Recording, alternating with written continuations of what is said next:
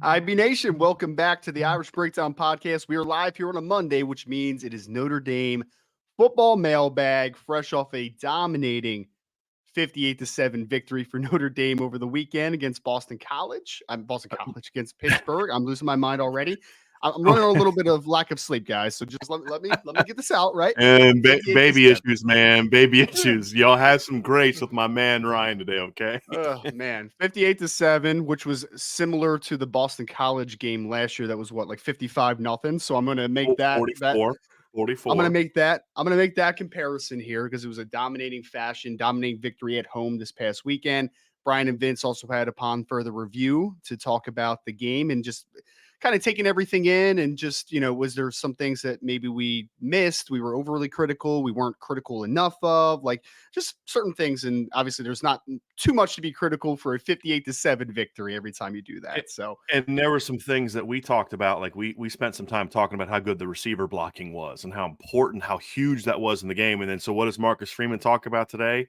The importance of the wide receiver blocking. So I was like, okay, we kind of got that one. That's good. So yes. yeah, it was a big win, man, a huge win for Notre Dame, and hopefully, Ryan, a bit of a springboard win where this team can really start to roll. Because I feel like this was the closest we've come to seeing this Notre Dame team play to its full potential in all areas. Even like early in the year, there'd be like offensive, defensive play well, but the special teams stunk, or defense and special teams played well, but the offense wasn't that good. Offensive special teams played well against one team, and then defense didn't do what it needed to do. But it was the first time after the first two series, it was that what came after was the closest we've seen to this team playing to the level that we've thought they could be. Now we dive into Clemson week, and you've got to keep it rolling. That's going to be the big key. But Ryan, you're going to have to keep it rolling a little shorthanded. Yes. And we'll get to the mailbag, of course. So mailbag questions in the chat, MB before. If you haven't been with us before, we were well over 30 questions already before we even started the show today. So keep flooding those mailbag questions. But of course, as Brian said, Notre Dame has to work the rest of the last three of this 4-game stretch that we've talked about over the last week or so without their star tight end, Mitchell Evans, who has been phenomenal for Notre Dame since coming back from a little bit of a just nagging injuries early on in the year, and has been a really dominant fixture of this offense, nearly 500 yards. I mean, he's been one of the best tight ends in all of college football. Of course, it was announced today by head coach Marcus Freeman that he was lost for the rest of the season due to an ACL tear that he suffered during the Pitt game. We had a ton of questions that were thrown in the chat about Mitchell Evans and this injury and what this means and tight end depth behind him. And we're going to try to answer as many of those questions, obviously, during this first segment of the show before we get rolling into mailbag, because Mitchell Evans has been so instrumental to this offense, Brian. We need to be able to talk about this, right? Like, this isn't just let's answer one mailbag question about Mitchell Evans. Like, he's been a big fixture of this offense this year, and we have to talk about what this means for Notre Dame, obviously, moving forward. Well, I mean, you mentioned it, Ryan. We're talking about a kid who didn't play against Central Michigan, didn't catch a pass against Navy, only caught one pass for 2 yards against NC State to start the season. So through the first 4 games, he only has 5 catches for 63 yards. Holden Staes by that time had already had a 100-yard game. And so we're like, what's going on with Mitchell? Then the Ohio State game happens. And from that moment on, he's been outstanding. He really has. His blocking has been good for the most part. His route running has got so much better. He's making, how many highlight reel throws has he made this season, Ryan? Or catches, I should say, has he made this season? The one-handed against Ohio State wasn't even his best catch. He's made the throws highlight, too, because you're like, dang, man. Only place that ball could have got caught was by his 6'6" tight end. So and so you're looking at the last 5 games, Ryan, and you're talking about a guy that in 5 games has had 24 catches for 359 yards. A couple of those games were blowouts, so they didn't play a ton in them. It's coming off of a 5-catch, 66-yard performance against Pitt, and this is a blow, right? And the thing is just beyond the production, he leads the team with 29 catches. He leads the team with 422 yards. Beyond that, now what's interesting is his replacement leads the team in touchdowns, which we'll get into. But beyond the production, this is clearly the guy that Sam Hartman has the most confidence in. Like, that's the guy that Sam's like, I have no problem throwing him tough balls. Like, Tobias Merriweather's got to be open by 5 yards for Sam to be willing to throw him the ball right now. It is what it is, right? But this is a guy that Sam is just, I don't care who's on him, I'm throwing Mitchell the ball. You're Yep. taking that weapon away, that's a problem. So it's not just the production. That, like a lot of times, Ryan, we can just as fans easily just look at the production and say, oh man, you're gonna have to find a way to replace 29 catches for 422 yards. And I'm like, yeah, I'm not worried about that from the standpoint of Notre Dame is loaded at tight end, right? And that's not to take anything away from Mitchell, because what I'm about to say is going to be the opposite of that. There's going to be talented kids out there. Holden Staes, talented. Eli Raridan might be the most talented guy they have on their team, and Cooper Flanagan has emerged as their best blocking tight end as a true freshman. And he showed on Saturday that kid's a pretty good athlete. He can catch the football too. He's not just some big lug that can go block, right? He's not a future tackle. You know what I mean? That kid's an athletic player for that size. But it's more so, it's not just that, we'll get into that stuff. But it's now how the emotional reaction. How's your quarterback going to react to not having his favorite weapon?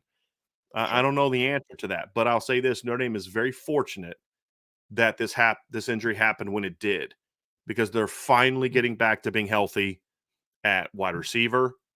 Yeah. Their young tight ends have finally started to get some depth, some experience. So you're not throwing Cooper and Eli Raridan out there having never played.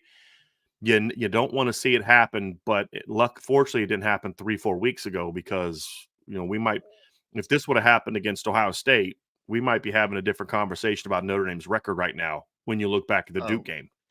I was about to say, can you imagine what the Duke game outcome would have been if you didn't have the 6 catches for 134 yards from Mitchell Evans?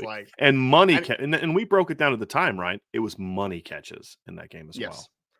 It's a very interesting component, Brian, because like you said, I mean, it's not a hurting for talent situation that's going to happen moving forward for Notre Dame. I would actually argue that the guys that are going to be replacing Mitchell Evans, at least taking some of the snaps, are technically more physically talented than Mitchell Evans. It's just Mitchell Evans is a really good football player right now, right? There's a big difference between just being a raw athlete and being a guy that's developing to a really good football player. You can't teach some of the things that you can't fake some of the things that Mitchell Evans has been doing over the last couple games, making difficult catches, making himself available for a 6-year starting quarterback, making him comfortable to put balls in situations where maybe you shouldn't throw that, Sam, but like you have trust in your 30-year tight end, a guy that since he's come back from the injury has been one of the probably top 3 tight ends in college football. I mean, not even only just production wise, but I mean, outside of because Brock Bowers is injured now too, but like outside of Cade Stover and like a couple other tight ends in college football, like who's been more productive since that point than what Mitchell Evans has done for Notre Dame? I mean, he's been tremendous, and that's going to hurt just in the simple fact of, you already mentioned it, when Sam Hartman needs a big play, he's usually looking for 88s. Like that's usually the guy that his eyes get fixated to. At least it has been over the last few weeks. Getting wide receivers healthy is great. Eli Raridan now getting more and more back into form after coming back from his injury is great. Cooper Flanagan, I think it's a big moment in last week's game. We don't talk about it. We're not going to talk about it a ton because it was when the game was 51-7 already. But Cooper Flanagan having his first catch of his career and a big touchdown at that in the corner of the end zone, like that's massive for just the confidence moving forward for this team as well, I think, especially at that position. So I think Notre Dame will be able to soften this fall. I'm more just feel really bad for Mitchell Evans because he was coming to the point, Brian, where it's like not only is he what your most productive pass catcher throughout large stretches of the season, not only is he developing to one of the best tight ends in college football, I also think from an NFL draft perspective, he may have had a tough decision to make after this season. He may have. I mean, because especially because of this, Ryan, because he has had injury issues. That would have been something he would have had to think about had this one not happened. Sorry, go ahead. No, I was just going to say, and we'll obviously, I think someone had asked about whether he'll come back now and stuff. I'm sure that the coming back has been definitely strengthened, unfortunately for him with everything that's happening, but he legitimately, I think, would have submitted NFL draft stuff to the advisory. This is me speculating. And then I think he would have had a decision to make because it's not the deepest. I would have if I was advising him, if I was his parents, if I was his agent or whoever, I'd have said, look, Put your name in there. I mean, even Just see what they say. you never Yep. know because Yep. of the history that he has with missing. He's never had like a I guess he kind of has had a major injury before, because the one he suffered in the spring of 2022 that cost him the first half of last year would have been season ending if it would have happened in August. Sure. So this is his second kind of significant injury. And like you said, man, you hate it for the kid. Like more than Yes. anything else, how it hurts the offense and Sam Hartman, you hate it for Mitchell because he is a guy that, was a 3-star recruit. It was like, why are they signing this kid? He was a quarterback in high Played a school. lot of And, quarterback. Yeah. why are you playing him over Kane Barong, who's a higher ranked guy? Why are you playing him over this guy? Why are you playing him over that guy? And then what did he just keep doing? He just, every time his number was called, he just went out and balled. Like to your point, Sam Hartman does not make that throw over the middle to Holden Staes or Eli Raritan. He doesn't even try it. I'm thinking like the one-handed grab. And you said it perfectly. You're like, Sam, it's like that scene from Major League, right? Nice catch, Hayes. Don't ever effing do it again. It's like, Yeah. hey, great ball, Sam. Don't ever do that again. But that's the confidence Sam had that Mitchell's going to go make that play. And Yep. guess what? Every time he did, it's exactly what he did. He had like one drop all year that I can remember. It was the third down against USC last week. And that was kind of like which was one of his referee kind of got it. and The referee kind of blocked it out a little, and go ahead. It still would have been one of his easiest catches of the year, though, which is absolutely hilarious. We've seen him make like circus catch after circus catch, and then he misses kind of one that's a little bit easier. That's how Michael as Mayer far as was. the game. Remember when Mayer was like a freshman and sophomore, and he would have drops, and you're like, how'd you drop that ball? Like like you're catching balls off the back of guys at Virginia, and you're doing all these crazy things, and you dropped that ball, like. But that's how it was. I mean, Will Fuller was that way. I mean, do you ever remember Will Fuller dropping a ball in a clutch moment? Nope, because he never did. But he just dropped this like first quarter now screen, and you're like, dude, how are you dropping that ball?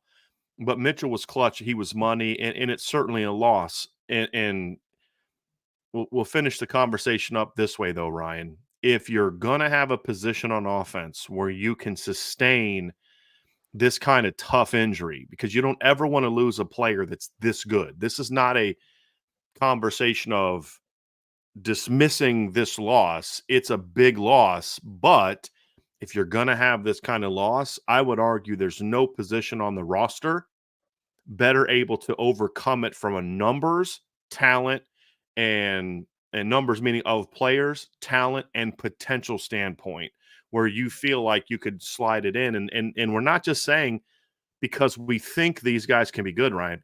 We've seen Holden Staes do it. I mean, this is a kid that does have a 100-yard game this season. And he had a clutch. Where'd Sam Hartman go to on fourth down on Saturday against Pitt? He went to Holden, right? So he's gaining more and more confidence from Sam as well. Now he gets his chance to step in and say, okay, I'm going to fill the void, and we're not going to miss a beat, because that's what the tight end room's good. That's what Jared Parker's going to challenge that room with. Hey, we're not going to stop being a team that throws the ball to tight end, and but you guys got to step up and earn that trust, and we're going to see what they can do. But the talent will be an issue. So Holden Staes steps into the starting lineup most likely, Ryan. He's got to get back on track. He's got to be a guy that's a little bit more assertive as a player. I do want to see that. I think his blocking has been much better in recent weeks. He had the great block against Duke. He had a really good block on Audric Estime's long run on Saturday. We know he's a weapon in the pass game. Eli, the question I have, Ryan, so we know Holden's just going to take those reps. I mean, that's just, we already know who's going to take that role. The starting role, the number one role, that's going to go to Holden Staes. Well, now somebody has to take Holden's spot. And you're in to me, it's a bit of a challenging situation for Jared Parker from this standpoint. Is it would make sense to just, Eli and Cooper both slide up. But what I don't know, and the question that I have, and somebody asked us in the Joe Allen kind of alluded to this in one of his questions, Ryan, I don't know where Eli Raritan is in his recovery to where he can just step in and play 30, 35 snaps a game. I don't know the answer to that. So does he maintain 10 to 15, and now Cooper takes some of those number two snaps? Or does this mean that Notre Dame has to focus more on 21 personnel, 11 personnel? Now that they're healthy at receiver, do we maybe see more of that, as opposed to we're still going to run X number of snaps of 12 and 13 and next man in? So those are some of the decisions that he's going to have to make. Is maybe Eli's not ready physically for a triple amount of snaps in practice and on game day, because it's not the triple snaps on Saturday that bother me, Ryan.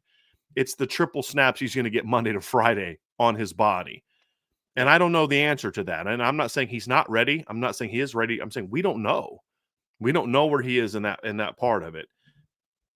Is Cooper Flanagan ready to be that guy? We don't know. So it's not just the other tight ends that fill this void. Other receivers got to step up. Jaden Thomas has got to step up. Maybe Yep. you start doing some 10 personnel, Ryan, where you go 10 personnel and you put Jaden Thomas in the slot and motion him around with some of your pass game stuff the way that you've used Mitchell Evans.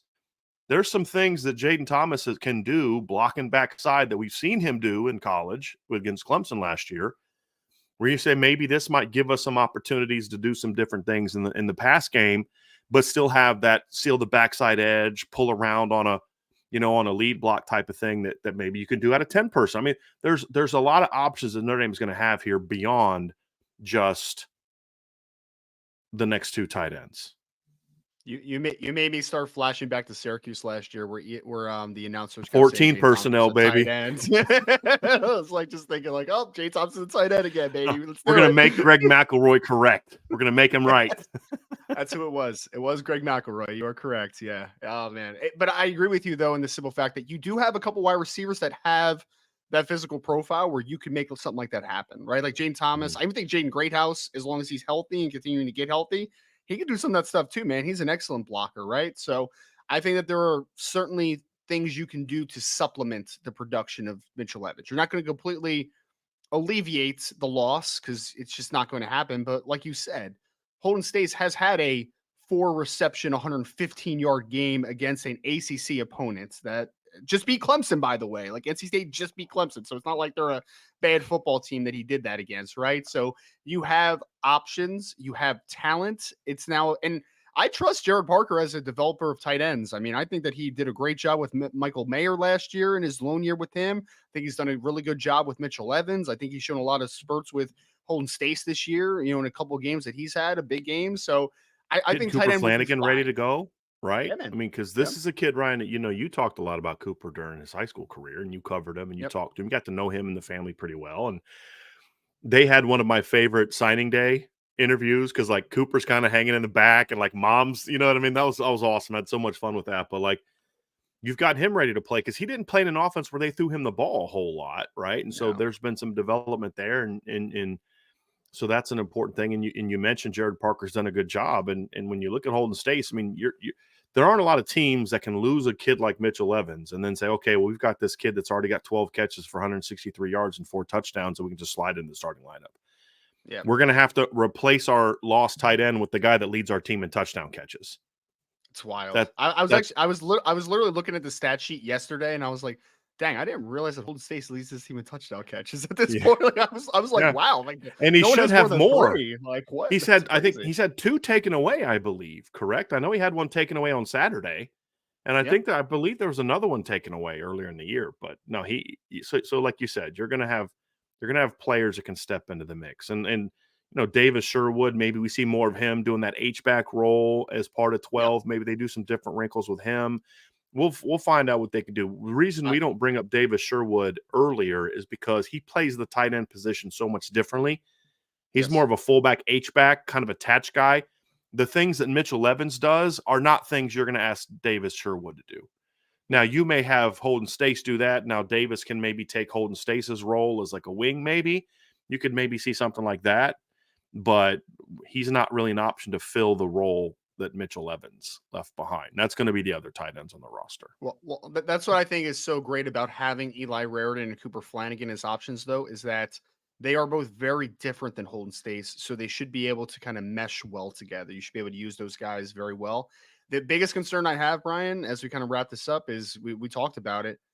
Who is Sam Hartman's go-to guy in big moments going to be in the money moments of the game? Like that's my biggest question moving forward. And I think that is the most, I think that is the biggest question mark for me because it's like, Jaden Thomas is getting healthier. We thought he could be that type of guy, right? Jaden Greathouse is getting healthier. We think that he has moments where he could potentially be that guy. I know Sam actually has a lot of confidence in Rico Flores. So, like, does he continue to, kind of get that role in the offense? Does Chris Tyree get those money moments? I think there's options on the roster for the guy that could be the money player. I'm just not 100% sure exactly who that guy is, though, right now. If he's healthy, I really think the staff needs to think long and hard about how they're going to use Jaden Thomas this week, especially. Because it's really, Ryan, if I'm being honest, and I know some people are going to be like, you can't take anyone for granted. I understand that. But this is the game that it matters most. Notre Dame doesn't need a Herculean effort from its whoever the replacements are for Mitchell Evans to beat Wake Forest and Stanford. If you lose to those teams, you have way bigger issues.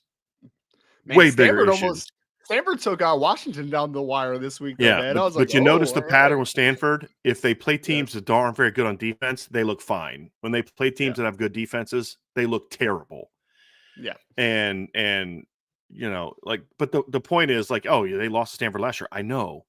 That was a much bigger issue than who your tight end is. What I'm saying is, practically speaking, this is the last game where the tight end could be a make or break against you because you're playing an outstanding defense on Saturday. And if Sam Hartman, to your point, if Sam Hartman doesn't have that confidence to just let her rip in clutch moments like a 3rd and 12 where Mitchell goes for 22, late in the first half against Pitt where he finds Mitchell open down the field, even this past game, Mitchell didn't have like crazy numbers. 5 catches, 66 yards is pretty good. I mean, if he does that every game for the whole season, he's one of the 3-4 best tight ends in college football.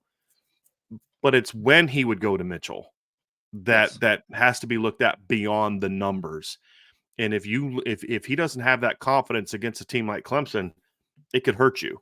And so that's why it matters most. Like, honestly, it's going to sound disrespectful, but if you just play, if everybody just does their job, you're going to beat Wake and Stanford. That it's as simple as that. And this Notre Dame defense is different than the one from last year. It just is.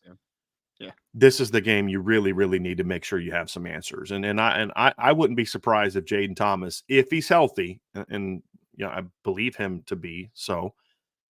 He looked a little better on Saturday, so hopefully he's starting to trend better and better in that direction. I agree. I think to wrap it up, Ryan, there's options. It's just about what does the staff cook up this week, and it'll be important against Clemson because Clemson, and we'll talk about this obviously during this week, but like Clemson has some interesting matchups that they can create from a linebacker safety perspective on tight end. So just what you can cook up there will be big, obviously, in this game. And then obviously moving forward into hopefully a big bowl game, like that's kind of what my mindset's going on here is that beat Clemson and then win a big bowl game. And you're going to need the tight end to be a part of that, obviously, because that's how Notre Dame is built. That's how they're built.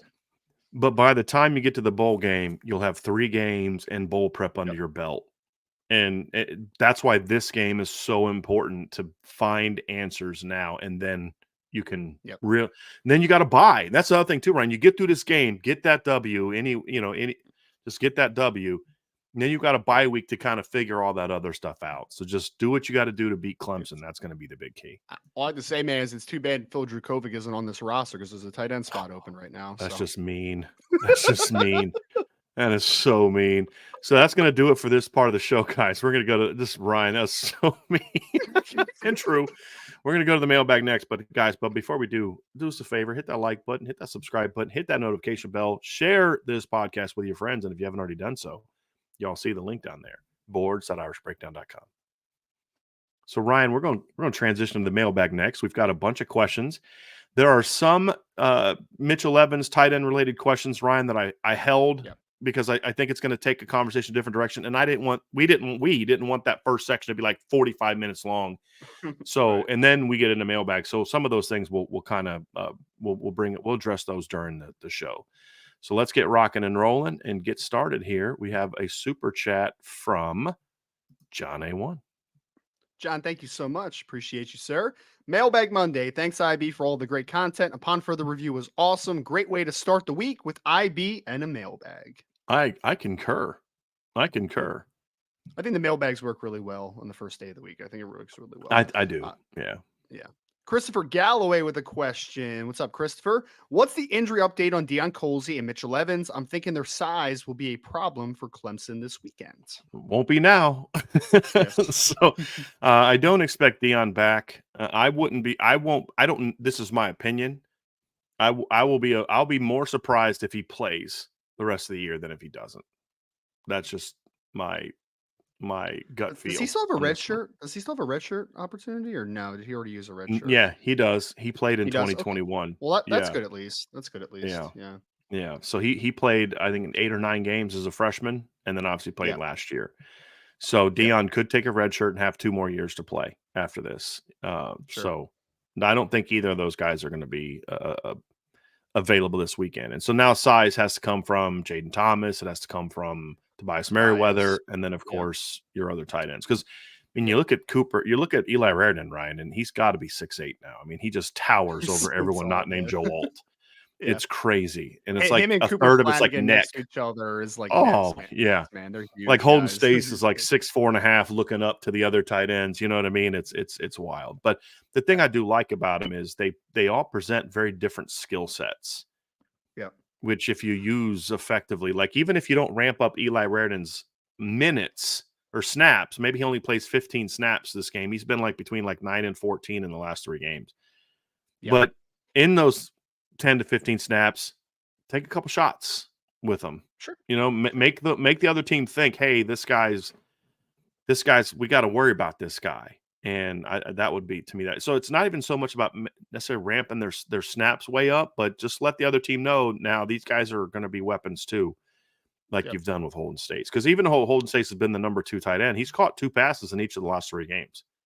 So they're starting to get him more and more active in the pass game. And again, on Saturday, they went to him on a 4th down, right? They didn't go to him. They didn't go to Mitchell. They didn't go to Tyree, Jaden Thomas, Jaden Greathouse, Rico Flores, Aldrich Estimate. They went to Holden Staes. Yep. And so there's clearly some growing confidence there with him and Sam. And now they just got to take it to that next level. And that's where your size will come from. But Christopher, I will say that I believe that you are correct in the fact that there are some size advantages that you can create against Clemson. I actually think there's a lot of just middle of the field advantages that you can create against Clemson, as we'll get into more this week. But I mean, they have some good linebackers, but undersized linebackers. I mean, Jeremiah Trotter is listed at 6 foot. I'd be surprised if he's actually 6 foot. Barrett Carter is only 6'1", a little bit of a smaller guy, more of a space guy. So there are size aspects that you can create advantage of. And also there's speed advantages that you can create to the middle of the field too, because if you're able to isolate Jeremiah Trotter against, let's say, a Chris Tyree or someone of that type of caliber of an athlete, you can take advantage of that defense. So we'll get into that for the rest of the week, though, which is why you should make sure that you're subscribed to the channel. I believe you are, Christopher, but just for anybody else out there who wants to hear about Clemson. All right, Ryan, let's get rolling. We got one from Tommy Guns.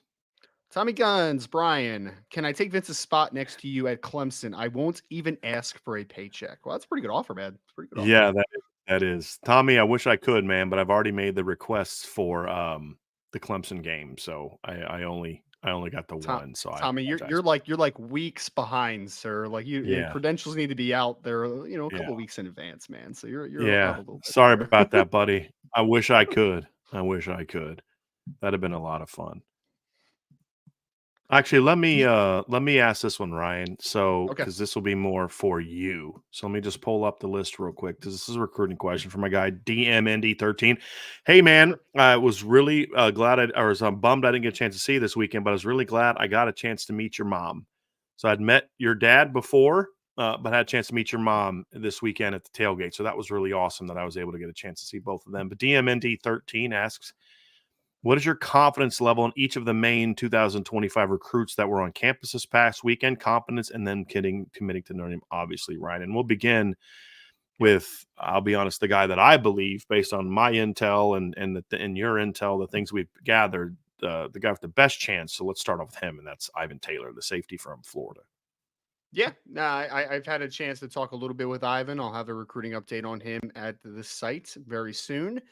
But I mean, guys, like the whole thing that we've been talking about Ivan Taylor, because we've been talking about him for some time, Dan, and appreciate the question, is I think Notre Dame has been the perceived leader now for months for Ivan Taylor. I mean, like if you would have asked me who's second to Notre Dame, I'd be like, maybe there's a Florida school that's in there somewhere. Like, I don't know, man. Like, it's just kind of where it's been now for some time. Like, Notre Dame's been the leader.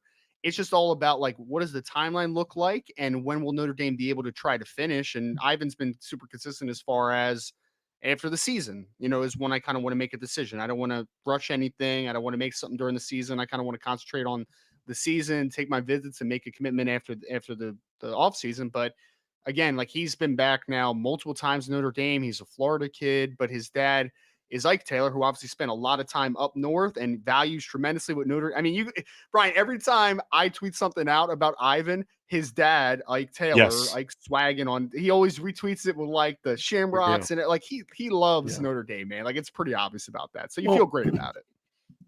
I was told by a source, and we'll try to continue to try to get this confirmed, Ryan, is that he's contemplating coming back for another visit for Wake.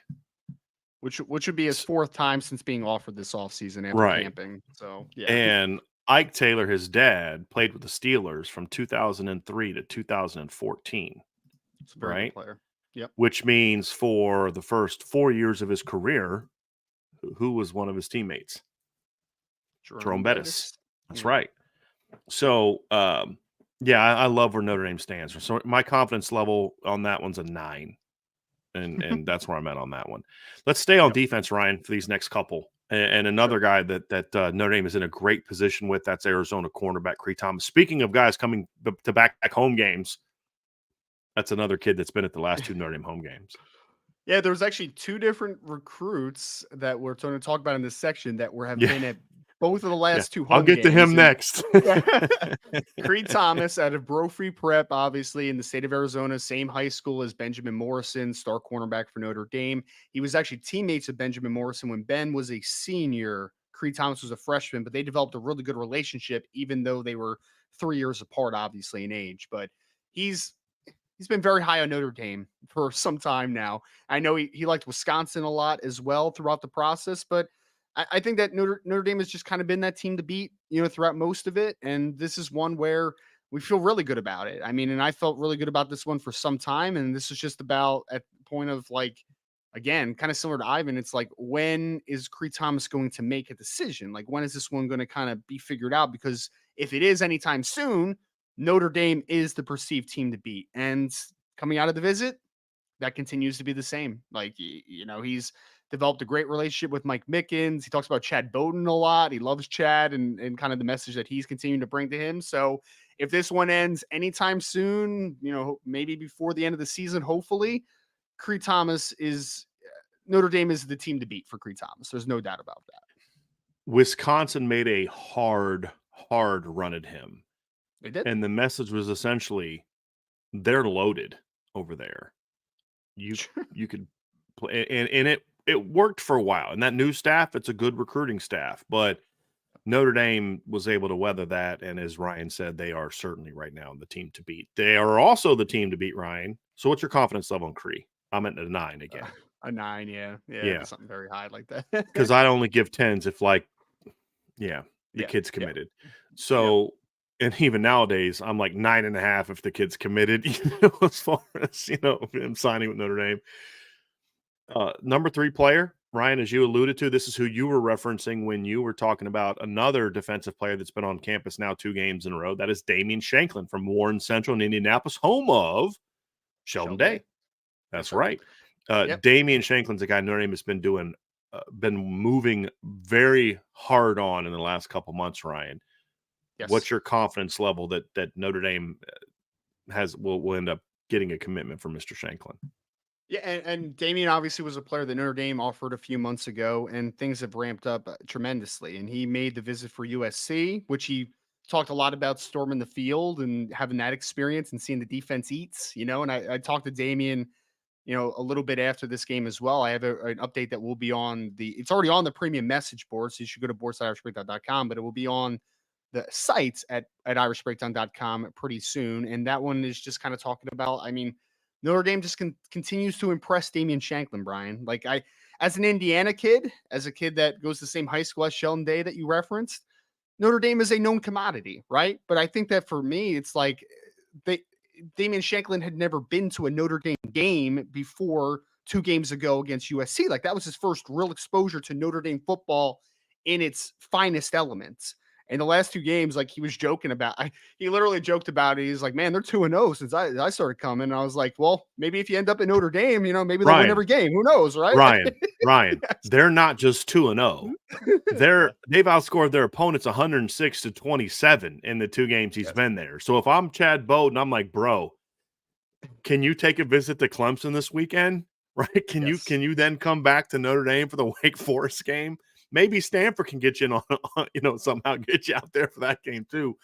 But yeah, Yep. Notre Dame and Creed Thomas is like, when you guys come to games, man, we smash people. So you're gonna have to try to get those guys back on campus. But I was surprised at how much I liked this film, Ryan. When I first heard the Notre Dame was on him, I'm like, you have these biases and these it's kind of like, for me, it's just having followed Notre Dame recruiting for 20 years. Whenever I hear about an in-state defensive lineman, I'm either thinking, A, he doesn't have grades, which isn't true for Damien Shanklin. And so then it's like, is he just some okay in-state kid that because he's not ranked real high? I'm thinking of like a Brandon He's ranked higher Tiasom. now, man. He's like number 118 Starting to, by one platform. starting So, to. yeah.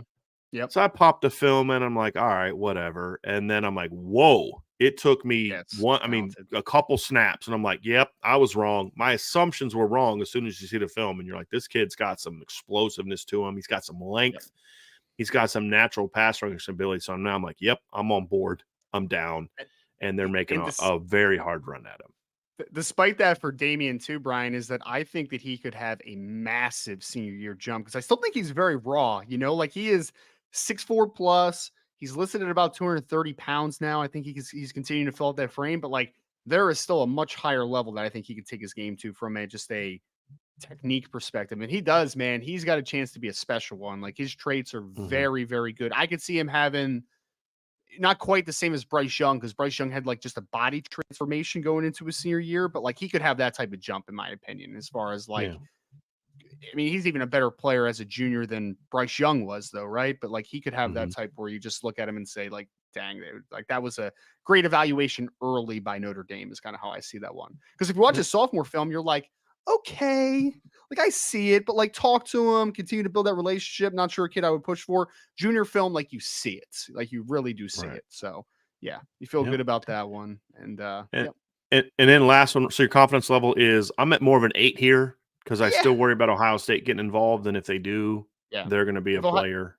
If Ohio State offers and then pushes, I think that they would be obviously a big player for him. But I would say that Notre Dame has been really pushing the envelope the last couple of months. Because again, like I think that Damien Shanklin, to begin this process, Brian, like I think he was intrigued by Notre Dame, and he knows the brand, but like I don't think it was like one of those like no brainer like in-state kids going to Notre Dame. Like I don't think it was one of those at all. And I think Indianapolis doesn't really have that, Ryan.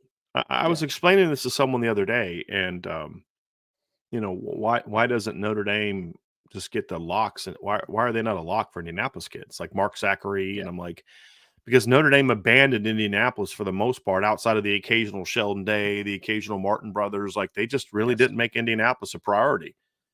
And Ohio State did, Michigan did, other programs did.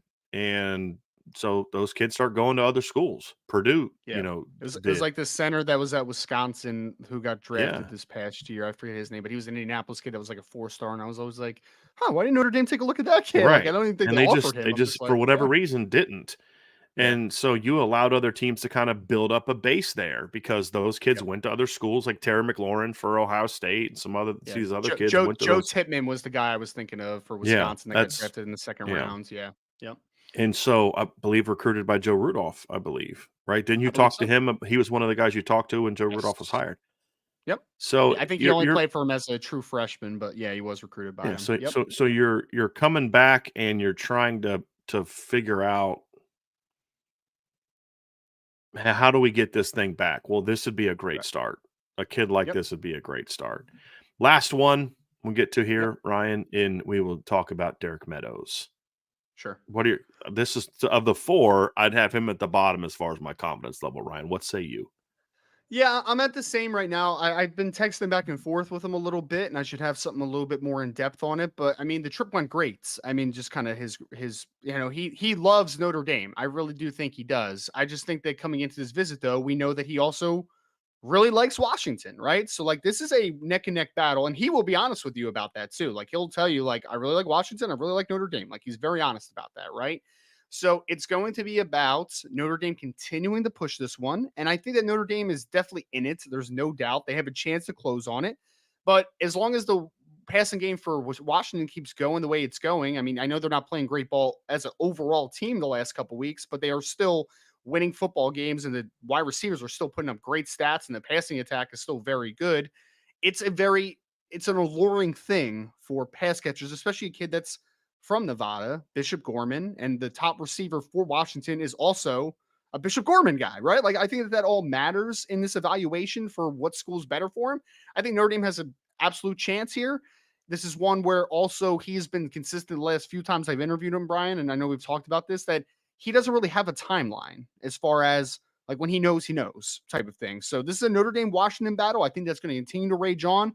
Notre Dame did everything they needed to this weekend. It's just about ultimately, does the culture and the fit at Notre Dame outweigh what the wide receiver production has been at Washington this season under Right. Ryan Grubb and Kalen DeBoer? Like that's where the pool is from both sides. And I think Notre Dame has a chance. It's just about closing it. Yep. Let's get back on track here, Ryan. This is an interesting one here.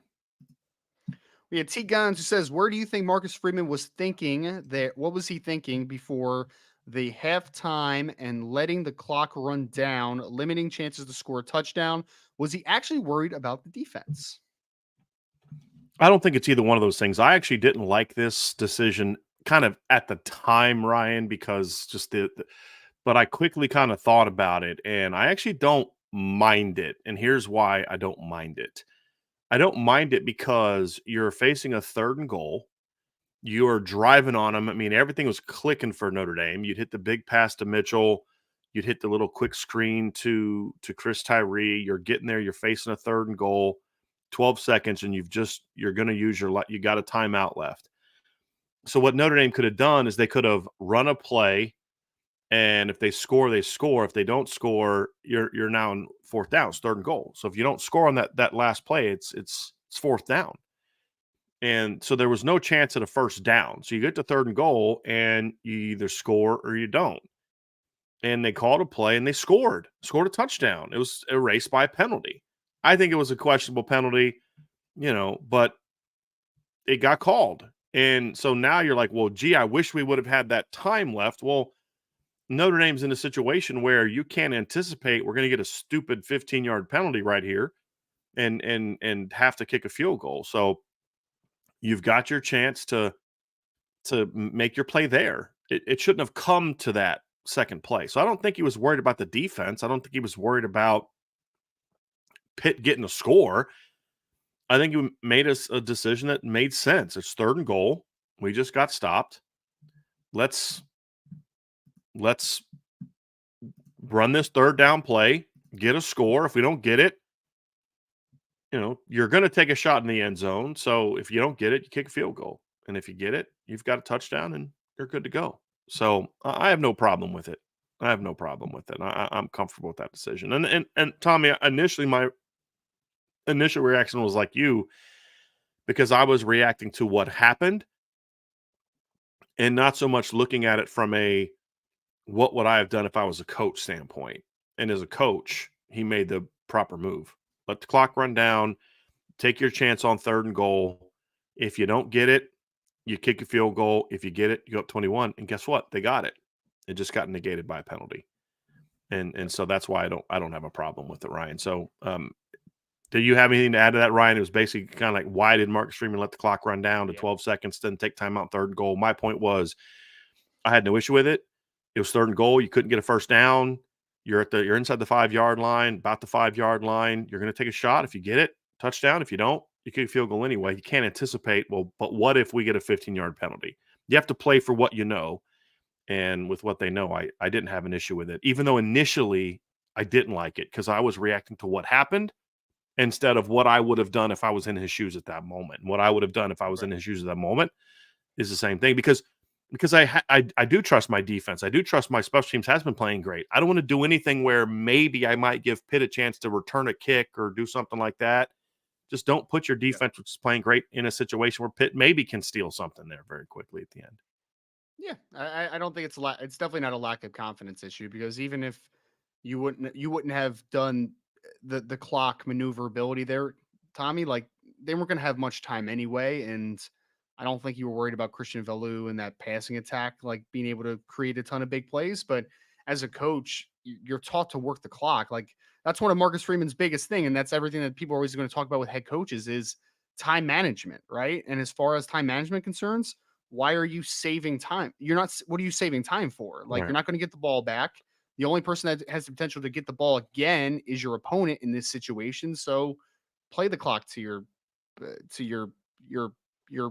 liking. I mean, I didn't see any issue with it at all. Actually, like it's cool. I actually had someone text me. It was like, why are they running the clock? Why are they working the clock here? I'm just like, why wouldn't they? Like they don't like this is the last set of downs anyway. So who cares? I mean, yeah. So The only thing I would have said maybe that you discuss or rethink would have been after you got the pass interference, go for the touchdown instead of the field goal because of how well your defense is playing.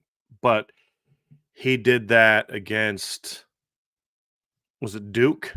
And it came yeah, back to bite him in the butt a little bit. Was it Duke or was it Ohio State? It was Ohio State. And it came back to bite him in the butt a little bit, going for fourth down and instead of taking points and things like that. So I mean, I understand why they did it. I don't have as big of a problem with it. So yeah.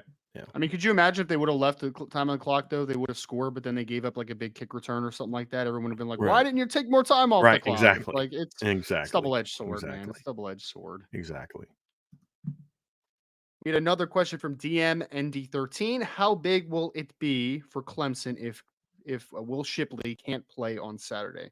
Which I feel like has already been confirmed. Has that been officially confirmed that he's not going to play? But it's And he's in talked about a concussion lot. protocol. Yeah, he's in Right. concussion protocol. So it all depends on how he responds to the concussion protocol stuff. Sure.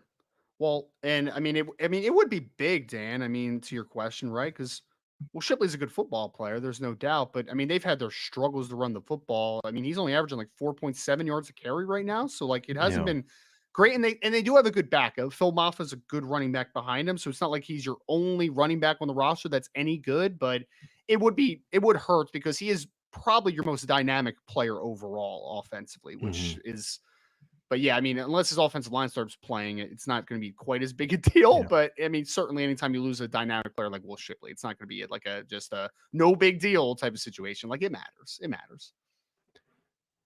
To your point, Ryan, Will Shipley right now is averaging 4.7 yards per carry. Yep. Phil Maffa is averaging 6. Yes. So he's got 439 rushing yards. Shipley has 525. So what you're losing is not will they have a talented back in the field on the field when they play Notre Dame? The answer is yes, they will. Yes. If Shipley doesn't play, what you lose, however, is that 1-2 punch potential that they have if Yes. the Where you can offensive wear line down on plays a better. team if you're playing well. Right. Like, yeah. Yep. And I they have agree. somewhat different styles. I mean, not dramatically. It's not like they're kind of like Logan Diggs and Audric Estime, where they're similar but they're different as far as Yeah. runners. Now, what I think is as a defense, I'm more concerned about Will Shipley hurting me in the pass game. Yep. That's where I'd be more concerned than Phil Maffa. Phil Maffa's a check down He's, so he, far has been a yeah. check down guy.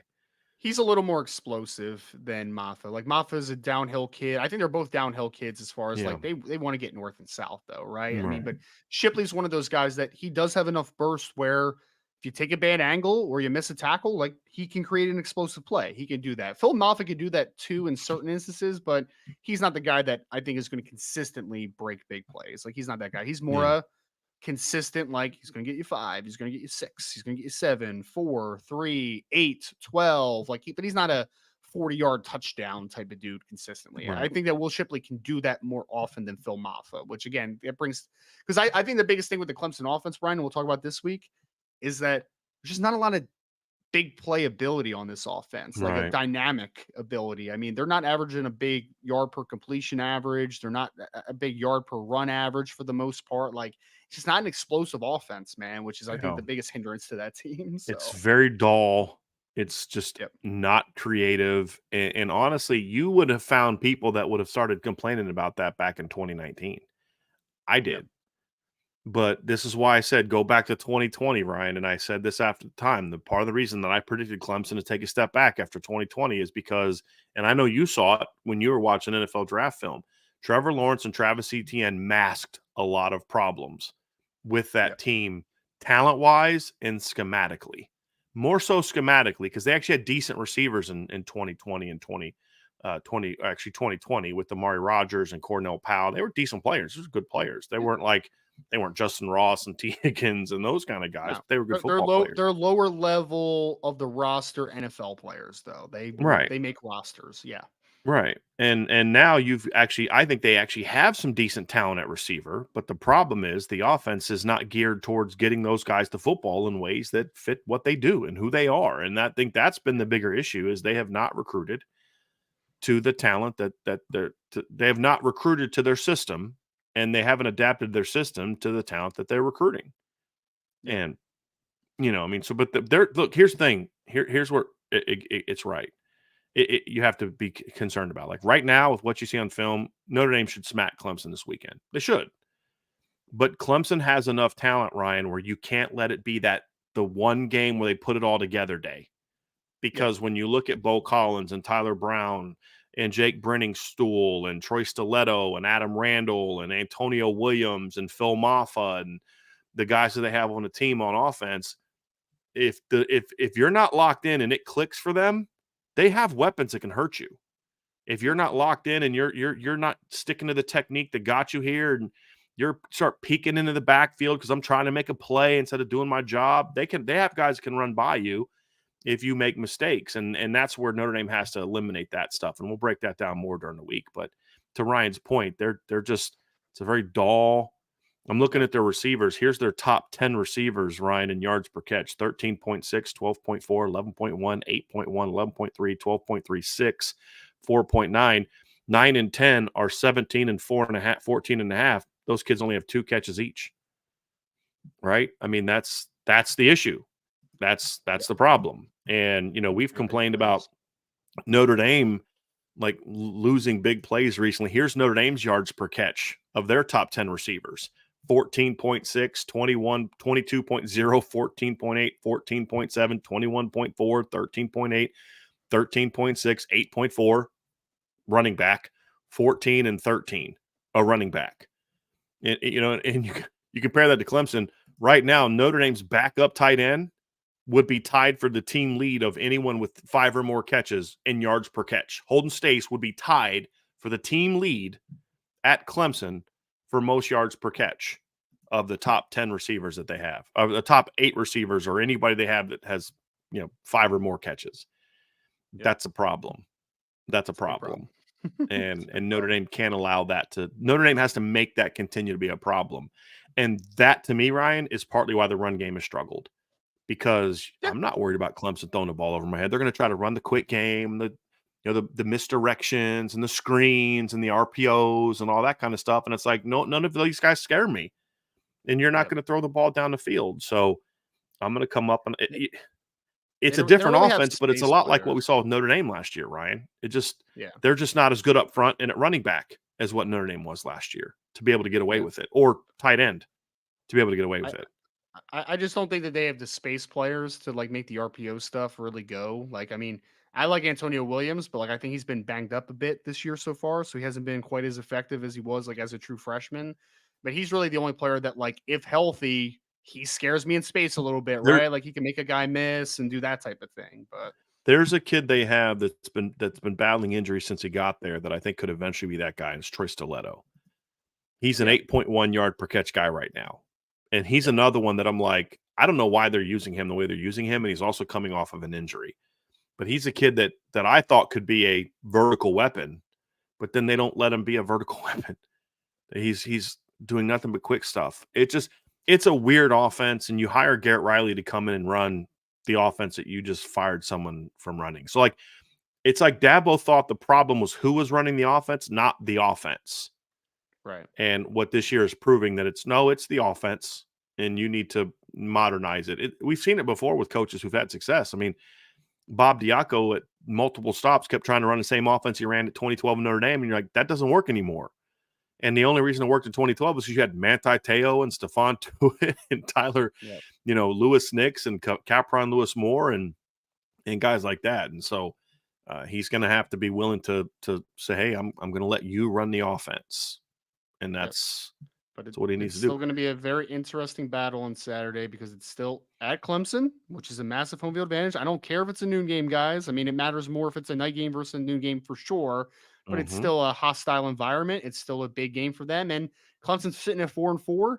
I would think that a Dabo Sweeney led team would be a little bit desperate this week. Like I would think that would be a thing, but we'll see, man. Yeah. I mean, especially with Notre Dame coming especially with Notre Dame coming to town, Ryan, because this is a savior season type of game for them. It is. I mean, you look at what they have left on their schedule. They've got Georgia Tech, North Carolina at home, and then at South Carolina. If you think Clemson's struggling, go watch South Carolina right now. You win this game, Ryan, you've got Georgia Tech coming up the next week at home. You've got North Carolina coming at home, all winnable games. You got a chance to salvage this and go 8-4. That's still bad, but it's kind of like with Notre Dame last year. They finished 8-4, but they finished strong, and you felt like you had gained some momentum going into the offseason. Game, and then you're like 9-4, okay, on a bad year. Let's get it working in the right direction. Exactly.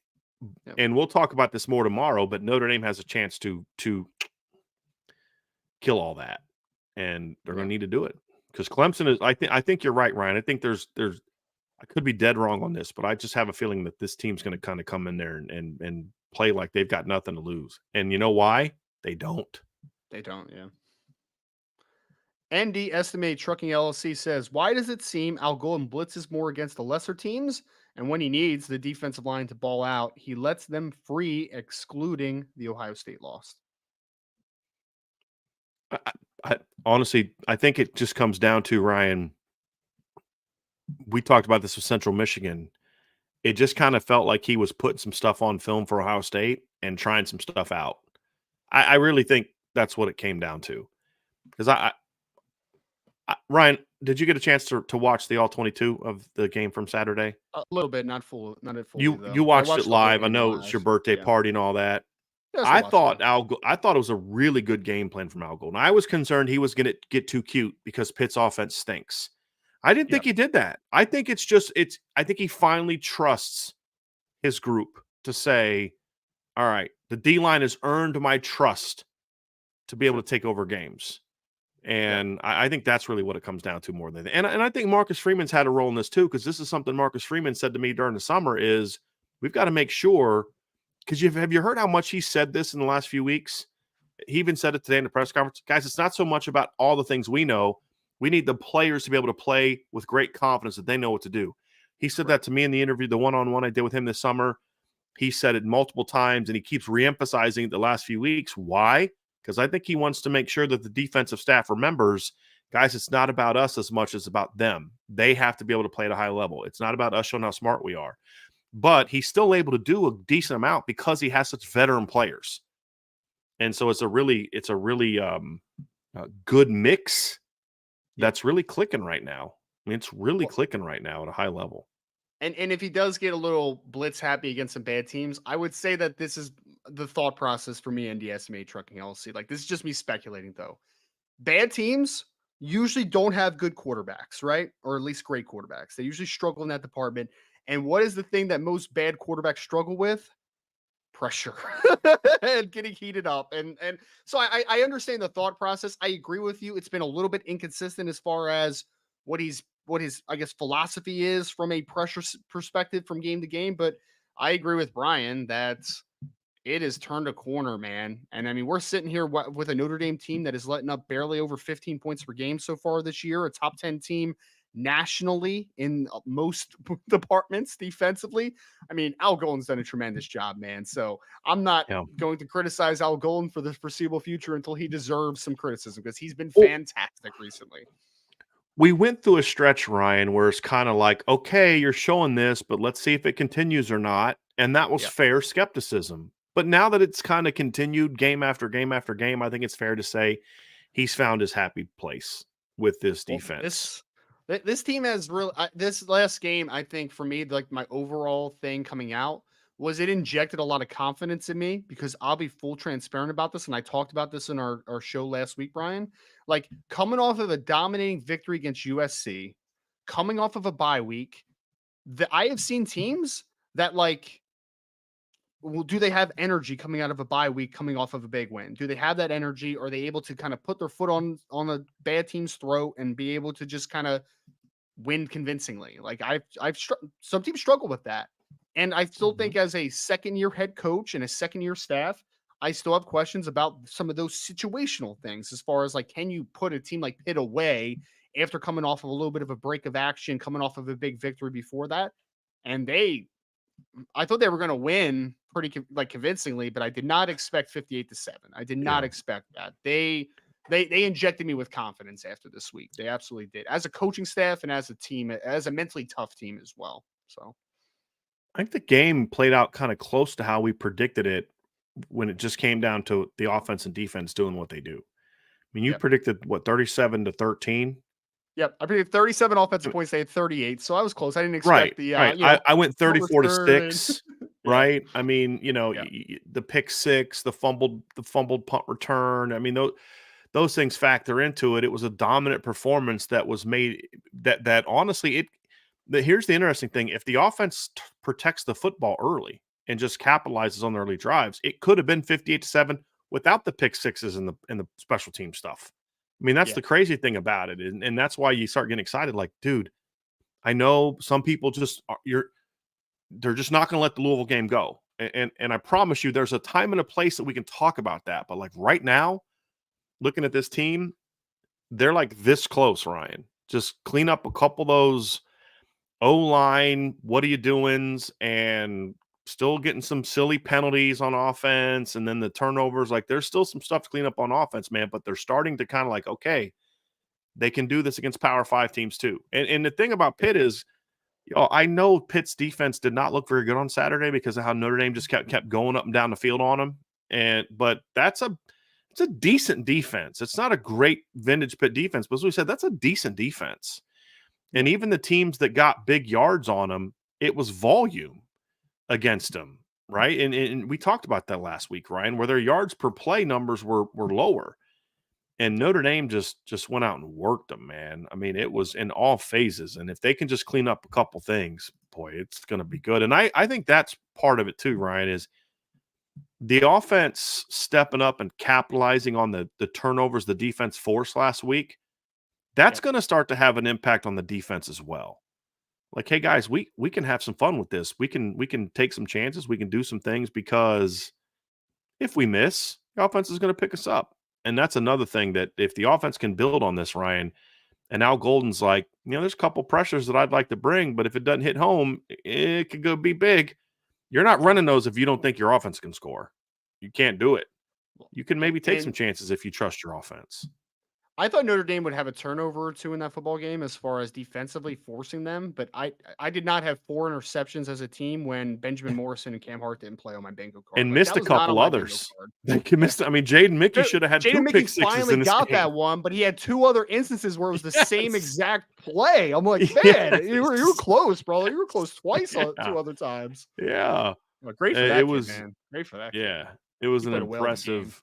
Yeah. And I don't want to harp on it too much, but to be able to do that, stepping in for an All-American with what's going on with his family, it speaks volumes about the type of young man Jaden Mickey is. Yep. It really does. And we'll just leave it at that. Interception by Christian Gray was bananas, man. It was did you go back and watch that play, Ryan? If he doesn't pick it off, Jaden Mickey does. Jaden Mickey had come from across the field and was like this. Like he was ready to go watch it. He was like this, like ready to pick it off, and then Christian just leaps up and grabs it. Like it was getting picked off by somebody.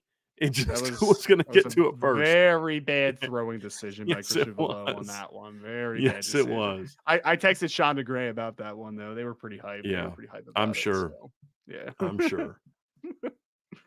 ND Estimated Trucking LLC with back to back. It's official. Notre Dame offensive staff listens to Irish Breakdown podcast, saying if Price is in the game, he's getting the ball. Fake pitch to Price, wide open receiver, about flipping time. Go Ivy. Yeah, I mean, look, Ryan, he's a dynamic weapon, and you're starting to see him.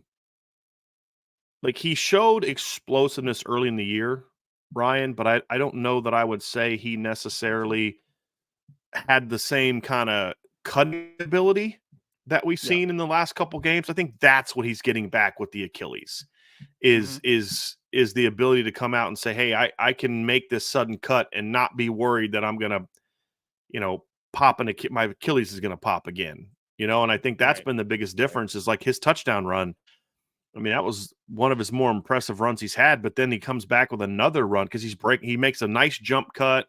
He's breaking tackles. He, powers his way into the end zone because he's a strong kid. Like my wife showed me a picture of that she took of him from the game, and you're just like, she's like, is this picture messed up or does that kid really look like that? And I was like, no, that His upper camera's body's doing pretty well raised. justice. Yeah. His upper And body's he's got a dynamic. real strong lower body, but then he shows the ability to make people miss on that second run. And you're like, now you get this kid going.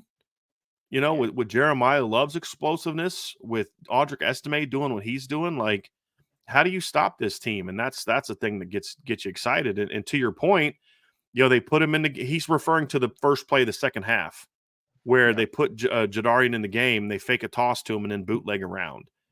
And it went for 60. It was a great play call. We broke it down in the Upon Further Review last night because it was built on what Pitt had been showing them in Was that that formation Rico? when they That showed was the toss. Rico play. The Rico plays. drag, yeah. Yeah. Because what they had done, Ryan, Notre Dame ran toss early in the game with trips into the boundary, and it was a really 8-9 yard gain, good gain. So then Pitt started overloading that boundary side, and they were doing toss out of shotgun. Well, they first played second half. That was like late second quarter.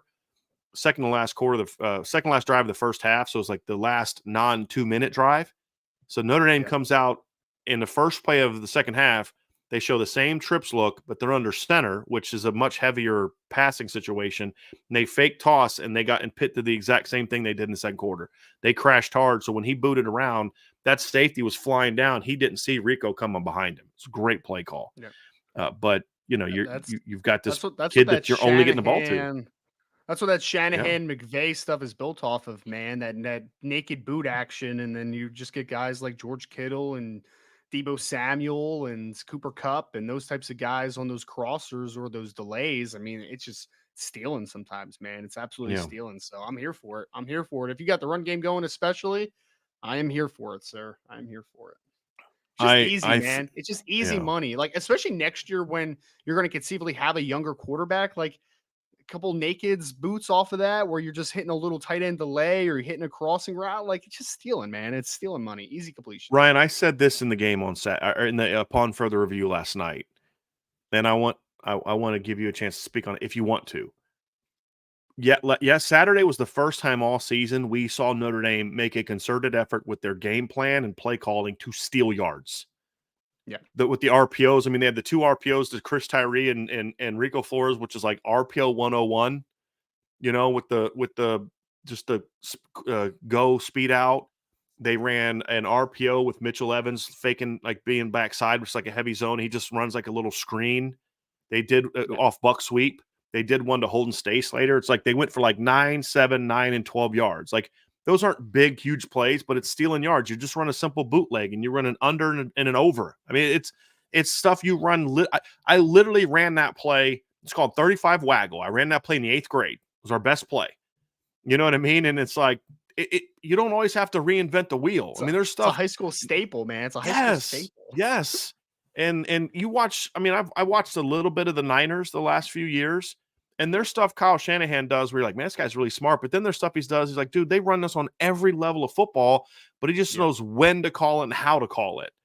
And that's what we saw on Saturday. And that's why Notre Dame had 500 plus yards, even though, they had the 47 yarder to Tyree. They had the 42 yarder to Tobias. and the 60-yarder. I mean, you had those big plays, but you take those out, and Notre Dame still had a lot of just efficient They moved play well. passes and runs in the game, and that factored into it. So you've got the efficiency and the explosiveness, and that's where this offense needs to be. So if they can build on this last 3 games, Ryan, it's going to be a lot of fun to watch, even against a team like Clemson defensively. Well, that's why the turnovers on Saturday, the 2 interceptions, was just so, like, I won't say disheartening, but Frustrating. It was frustrating. Yeah, it was very frustrating because, I mean, you're a couple of bad turnovers away from, like, offensively, it's probably your best performance of the entire season. Like, you did really well. So, Years, I would argue, Ryan. If you take those turnovers away, when was the last time they played that well on offense, especially against a quality defense? yeah, It's been a while. they had a chance to do. I mean, because like there's still a couple things that I would like to be implemented or improved on the offense, but like they were moving the ball consistently against a very solid defense on Saturday. Just about like stop shooting yourself in the foot, man. Like just a couple stupid like penalties and turnovers. It's just like guys, come on, man. Just clean a couple of that stupid stuff up, and then you're rolling, man. Like you had a chance to put a 70 burger on that team on Saturday. Like you had a chance, but just couple frustrating things that prevented that, obviously, but still 58-7 is nothing to turn your head at. I have a feeling I'm going to be very disappointed by the answer to the next question. I'm going to go ahead and read this one, Ryan. It's for you. Oh, no. Father David Penny says, did Ryan ever get around to watching Top Gun 2, Top Gun Maverick? I have not. I haven't really watched any movies over the last couple months. So, I mean, Father David Penny, when I was a father of 1, I had a little bit more time to watch movies. Okay. Now that I'm a father of 2, time of watching movies is very, very limited. Let me give you a little Unless it's a glimpse movie into my that weekend. Jules wants to watch. Is that the exception? Oh yeah. We watch Elemental a lot. Elemental's a great film, but it's not quite for the it's not quite up to the Top Gun standard, I guess. But let me give you a glimpse into my weekend, Father Penny. So Friday night, which was my birthday, by the way, Juliet was having a very tough time going to sleep. She had the sniffles and she wasn't able to sleep. That's my almost 3-year-old. So I spent the entire night sleeping on her floor, which is fantastic. You know, like I have a really nice bed in my room, obviously, but I was not able to sleep on it on my birthday night. Saturday rolls around, and guess what happened Saturday, Father David Penny? Guess what happens? We had a couple of Halloween parties and everything that was pretty cool and everything on Saturday. But you know what happens is that night I get my daughter to bed and my 5-month-old daughter.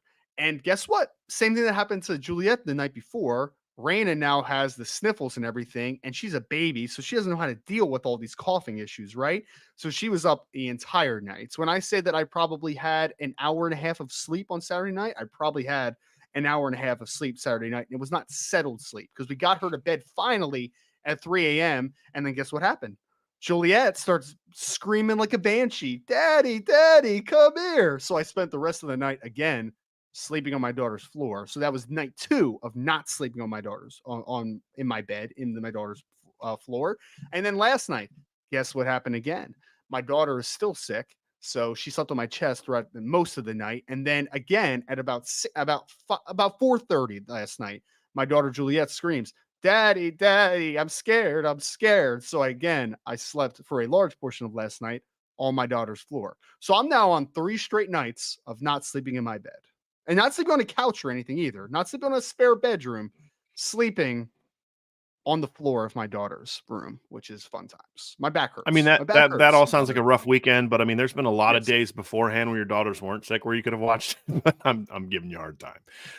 Let's get on to maybe I need to as a non-father. Sleeping as a non-father, yeah, you're laying yeah. on the floor. You're not getting any sleep. You might as well pop in a DVD. You know, type in the get the old iPad out and watch Sure. Oh, I mean, it can't be hard, right? I mean, from all my experience with my children. Oh wait, never mind. I don't have children. Oh my gosh, it was fun times, man. It was very, very fun times. We had a question though from USMA 87 who said, "Did you happen to notice on the Chris Tyree punt return for a touchdown who his 2 escorts were? Hint: Jordan Faison was one of them. The other one was impressive. The other one was Drake Bowen, right? We're talking about Drake Bowen. Yeah. Mm-hmm. Yep. Yep. My guy can run, man. Did you notice Chris Tyree pulling away from him at the end, though?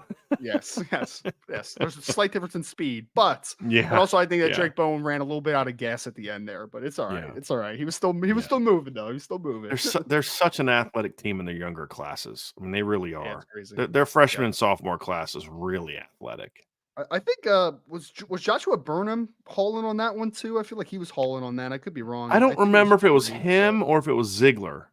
I'd have to Ziegler go back and Ziegler may have been on. He was I hauling, I think honestly too. don't remember. I'd have to go back and look because I was trying to find that too because I knew it was a 40.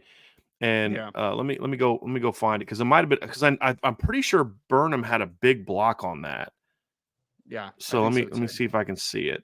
So So I thought it was him because that guy I'm could really watching it shoot, again man. now. That him making that guy miss was a really impressive play. That was one of the Yeah, that was best punt Burnham. returns I've ever seen in my life. That was a absolutely incredible play, Yeah, man. Because he didn't Burnham had shake. a big play on that. He like shook one guy, but then he just like broke multiple tackles, and I was just like, dang, man, like that He was one of the shook the most one impressive. guy, then dipped under the other guy, and then broke those. Yeah, it was impressive. It was Yeah, impressive. He's they needed that too because it kind of like that eliminated the first turnover.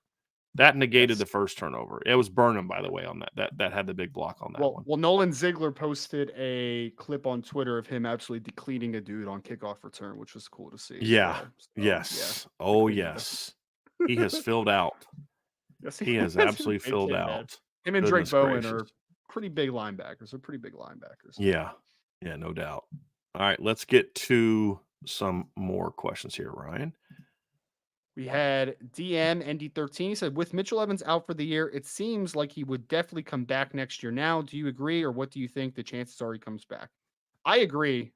Dan, I think that Mitchell had a really interesting question after the season of NFL now or return for a fourth year. I think that question was going to come up because after Brock Bowers in the 2024 NFL draft class, tight ends class is a little bit of a question mark. I mean, you got guys like Jatavion Sanders from Texas, who's a pretty good football player. I mean, there's Kate Stover's a pretty good football player, but like there's not a lot of depth to the tight end class right now. I think the top is incredible, obviously, with the Brock Bowers.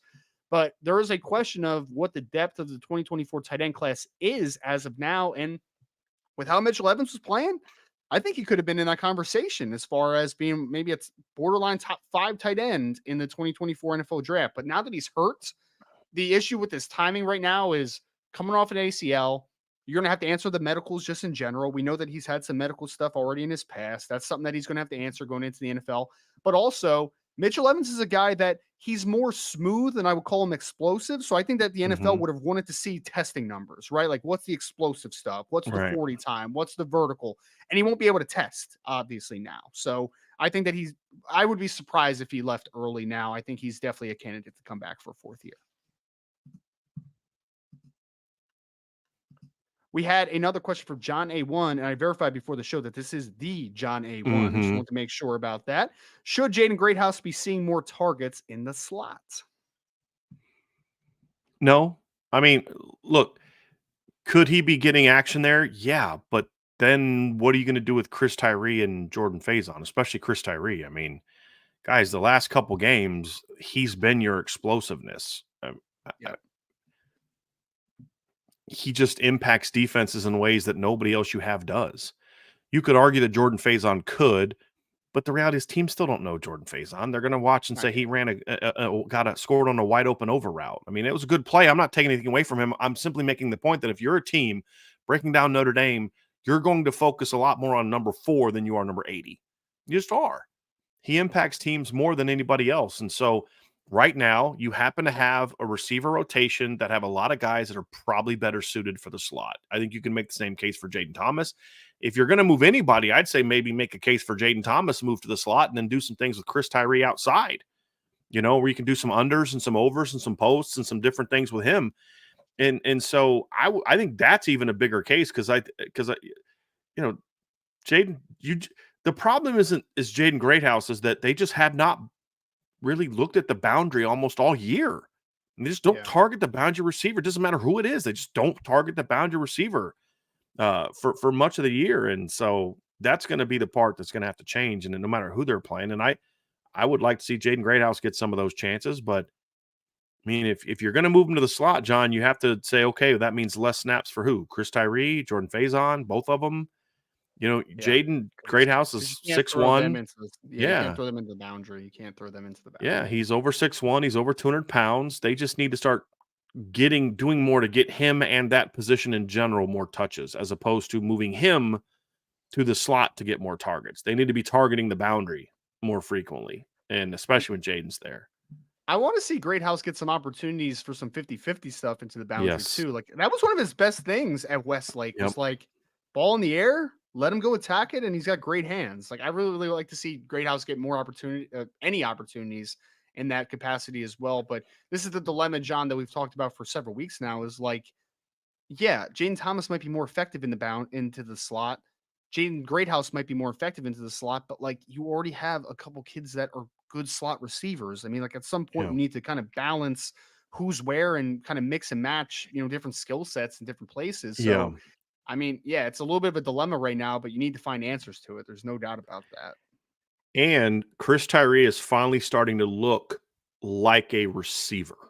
That catch he made on Saturday, like over the shoulder down the seam, that was like one of the better catches I've seen all year. Like that was a fantastic grab. And if you go back and watch the route, Ryan, and you'll see this when you look at the all 22, the DB lines up inside of him. And so Chris kind of starts vertical, and then the guy widens, and then Chris widens him out, then gets back vertical. If he doesn't do that, that guy picks that ball off. That 2 feet has a big impact on that ball being made. Early in the season, Chris probably just runs vertically because he was still learning the position, but his ability to understand leverage and proper stemming and getting out of breaks quicker, and his top ends still aren't sharp. That'll come. But when you're as fast as him, you don't necessarily need to be really sharp on your top ends. You just don't. You can run away from people. His top end against the USC kid, against Jalen Smith 2 weeks ago, wasn't real sharp either. It didn't matter. It's because he's just, I'm faster than you. And there aren't a lot of corners who can run with him. And there's definitely not a lot of nickels that can run with him and safeties that can run with him. But those little things that he's doing, Ryan, are the difference between maybe a ball getting broken up or him making a phenomenal catch. And those are the things that I'm not doing something to take that away because I want to get Jaden Greathouse more targets. I do want to get Jaden Greathouse more targets, but it's as the boundary. Maybe it's the field guy. That's where I want to see him get more targets because he does need to be, like, with all due respect to Rico Flores, I love Rico, but they're treating him like he's their dude. And I don't know that he's done anything to warrant that other than just he's the only one that hasn't gotten hurt. Like the completion percentage on targets to Rico is significantly lower than everybody else they have on their roster. Significantly lower, right? It's volume production. And Rico has a role, needs a role, but it's kind of like maybe we need to get Jaden Greathouse some of those opportunities. Maybe you need to get Jaden Thomas or some other guys some of those opportunities, as well as making sure Rico can play. Because Rico has earned the right to play, Ryan. This isn't an anti-Rico comment. I mean, go watch the block he had on a couple of those big runs Notre Dame had on Saturday, right? And then he makes a 60-yard gain where he had to make people miss to get that 60. Like he didn't just run for 60 unscathed. Yes, he made the mistake on the interception. He's going to have to learn from that. But we don't know that Jaden Greathouse might have done the same exact thing. The point is simply you're asking Rico to be something that he's not ready to be yet, and that's hindering his production. And so it's just using some other guys in that role as well and not just saying, okay, Rico, go be that dude. Maybe that comes someday. I think Jaden Greathouse could have been that guy, but in defense of the coaches, he's been hurt. He's been hurt. But now that he's healthy, let's start working him into a little bit more of those outside touches as well. I would like to see that. And there are still times they're getting him you can get him in the slot when you're in your 12 personnel, and you can put him in the slot when you're in your twin stuff. So there's still some things you can do to get Jaden Greathouse the ball in that. And that would be something maybe we could see them do, Ryan, moving forward. Speaking of Chris Tyree, we had some questions down here. We have a few super chats we're going to get to here, Ryan. This is from T. Smith 499. I'm going to ask you this question. Okay. He says, does Chris Tyree remind you of Kadarius Toney when he was at Florida or someone else? And let's just say Kadarius Toney as a football player, not off the field. Because no, but as a football player. I think there's some comparisons to Kadarius Toney. I mean, because I think that they're similarly sized kids. Kadarius was about 5'10", 5'11", right around 200 pounds, similar-ish to Chris Tyree, who's 5'9" and some change, 190-something pounds.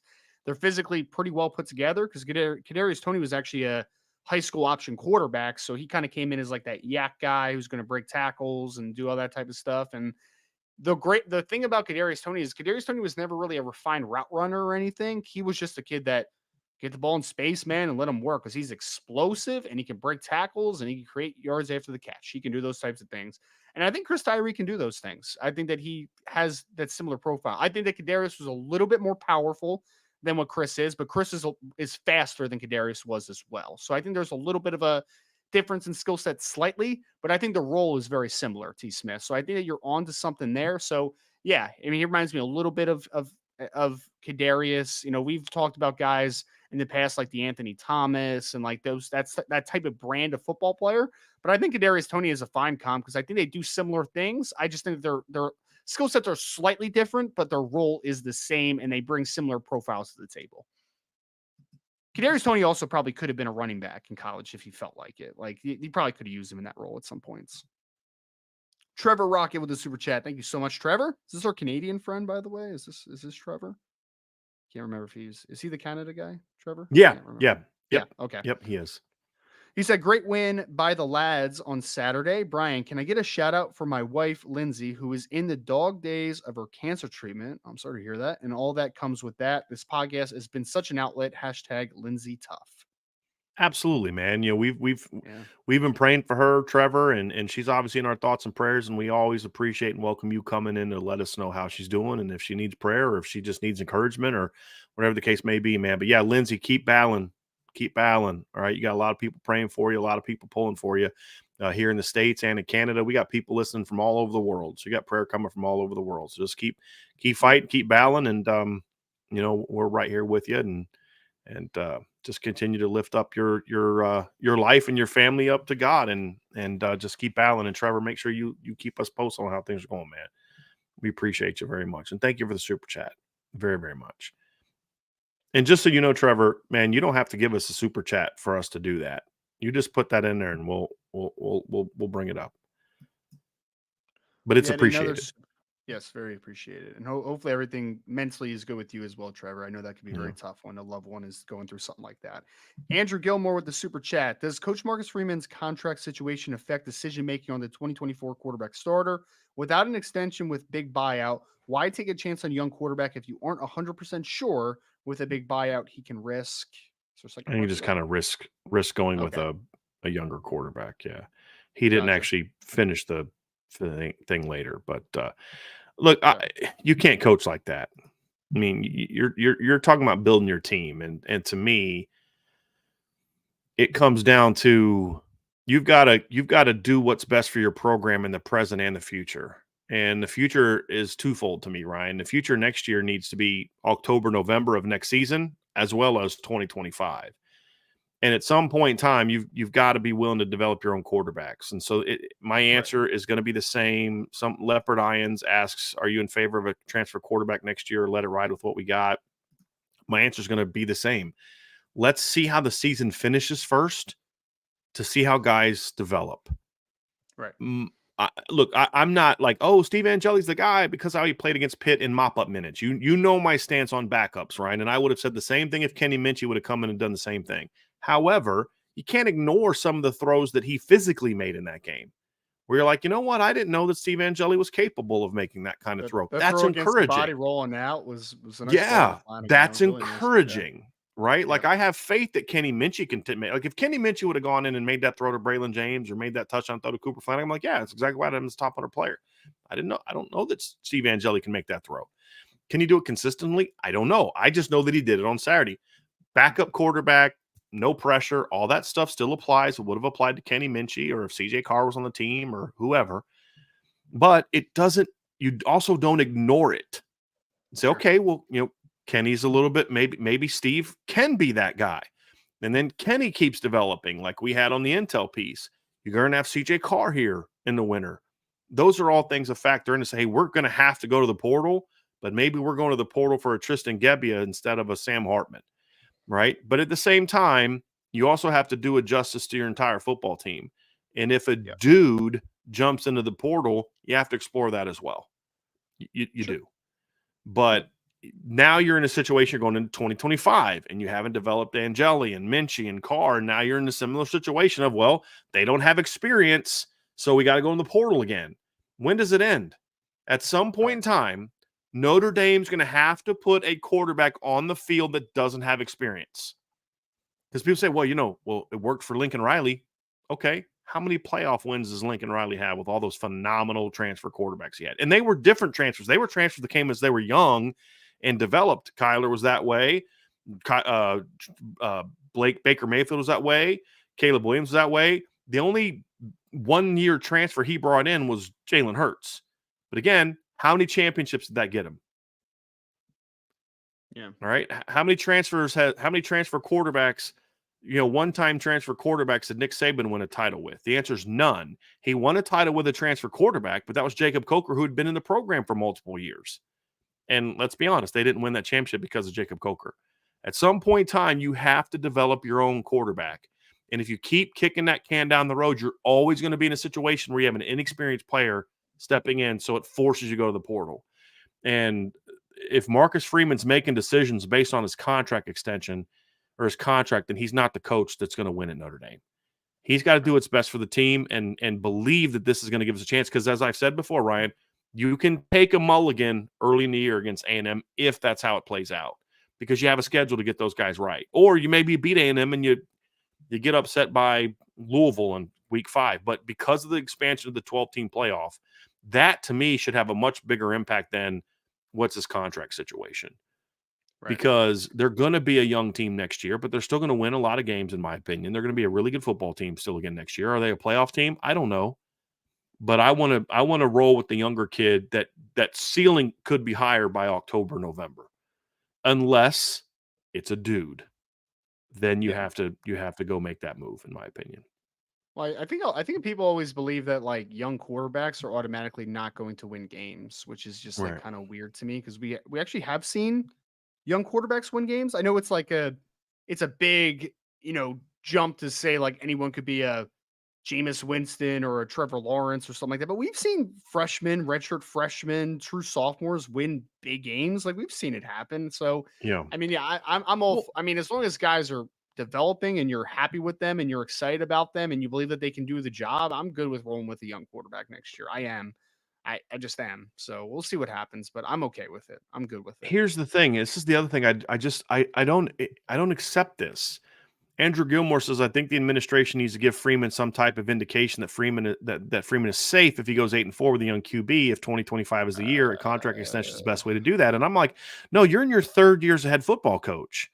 You should. I mean, how much experience did Carson Beck have at Georgia? They're still undefeated and now blowing people out. Like I'm just kind of, I don't know. We're still living in this world. Like Notre Dame is going to be very young next year. There's no doubt. Am I going to go into the year predict Notre Dame to be 12-0? Probably not, because they are going to be young. That's going to result in some game where you're just like, that hurt them because their youth hurt them in this game.